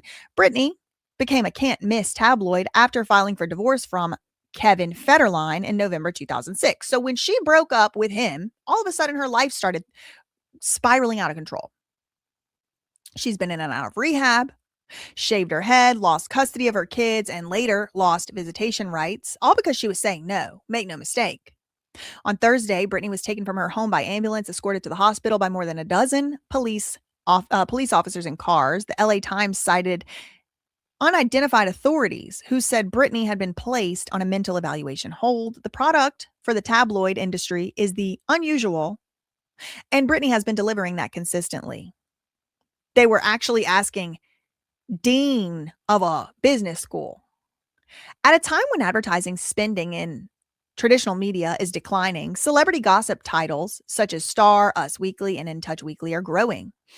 That helped overall newsstand sales for magazines edge 1% higher to $2.39 billion in the first half of 2007. The increase is almost entirely attributable to the growth of the celebrity magazine. An editor's dream is to have a real-life soap opera unraveling in front of you, and Britney provides that every week. She wouldn't disclose the cost to the magazine, saying only that Britney had been amazing for OK's business. Publisher Tom Morrissey, I wonder if he's related to Sabrina Morrissey, said Britney drives newsstand sales and helped the magazine's ad revenue more than double. Britney independently, alone, the name Britney Spears, helped to more than double ad revenue in 2007. So it was like around 25 million and went up to 51 million just because Britney. That's what they're saying. OK Magazine expects to turn a profit in 2008, 3 years after breaking into the market. OK Magazine's also who Jamie Lynn Spears did her I'm Pregnant at 16 cover with. X17 founder Navarre said that an exclusive shot, like a picture of Britney, would sell for about $10,000 in the U.S. and generate thousands more in residuals. She's the most expensive right now, and this was the time she was put into the conservatorship. Britney, paparazzi feeds $120 million Britney industrial complex. They call it the Britney economy. This is the section called incentives. So who had incentives to lock Britney up or for her to be locked up? The paparazzi, the Britney economy. Who else? Her family members. Look at this. Britney gave her dad a pay raise. This is in 2008, the end of the year that the conservatorship started. Who knew you could get paid for being a dad? Britney's dad, Jamie, has been making $10,000 a month. They said to look after Britney's finances, but that's not true because he was not the conservator of the estate. He was only the conservator of the person. So to look after Britney, to control her every move, he was paid $10,000 a month from her money that she did not consent to give him. Apparently that wasn't enough. Los Angeles Superior Court Commissioner just gave Jamie Spears a $6,000 a month raise in 2008. A nice Christmas bonus, but that's not all. He also gets an additional $1,200 more a month expense account to keep up an office to deal with his daughter's affairs. And he put that office in a house, just so y'all know. So he basically paid his own rent or his own mortgage from Britney's money. Now, who else had conflicts of interest? Vivian Lee Thoreen, attorney for Jamie Spears, saying that Jamie Spears should continue to be the attorney. He's not here to take over her assets. He's here to help her get medical help. He's here to take over while she's healing. Well, that same Vivian Lee Thoreen would then later say she's never seen somebody get out of a conservatorship. Well, guess what? She saw one now. Britney Jean Spears. Now, tomorrow, in tomorrow's show, we're going to go over some more things in this little web. We'll go over some other topics as well. But we're going to go over a few more things in this little web. And I just decided right now I'm going to put the Britney video out tomorrow. So make sure you're subscribed to BJ Investigates because that's where the almost 2-hour Britney video is going to come out. We're going to talk a little bit more about it on tomorrow's show. And that's all I really had for this one. In the meantime, facts ain't defamation. Neither are opinions. Everybody's innocent until proven guilty, including everyone mentioned here. Please don't send any hate to anybody mentioned in these videos. These videos are meant to report on current events and give my commentary and opinion. Love you, Mina K. Bye.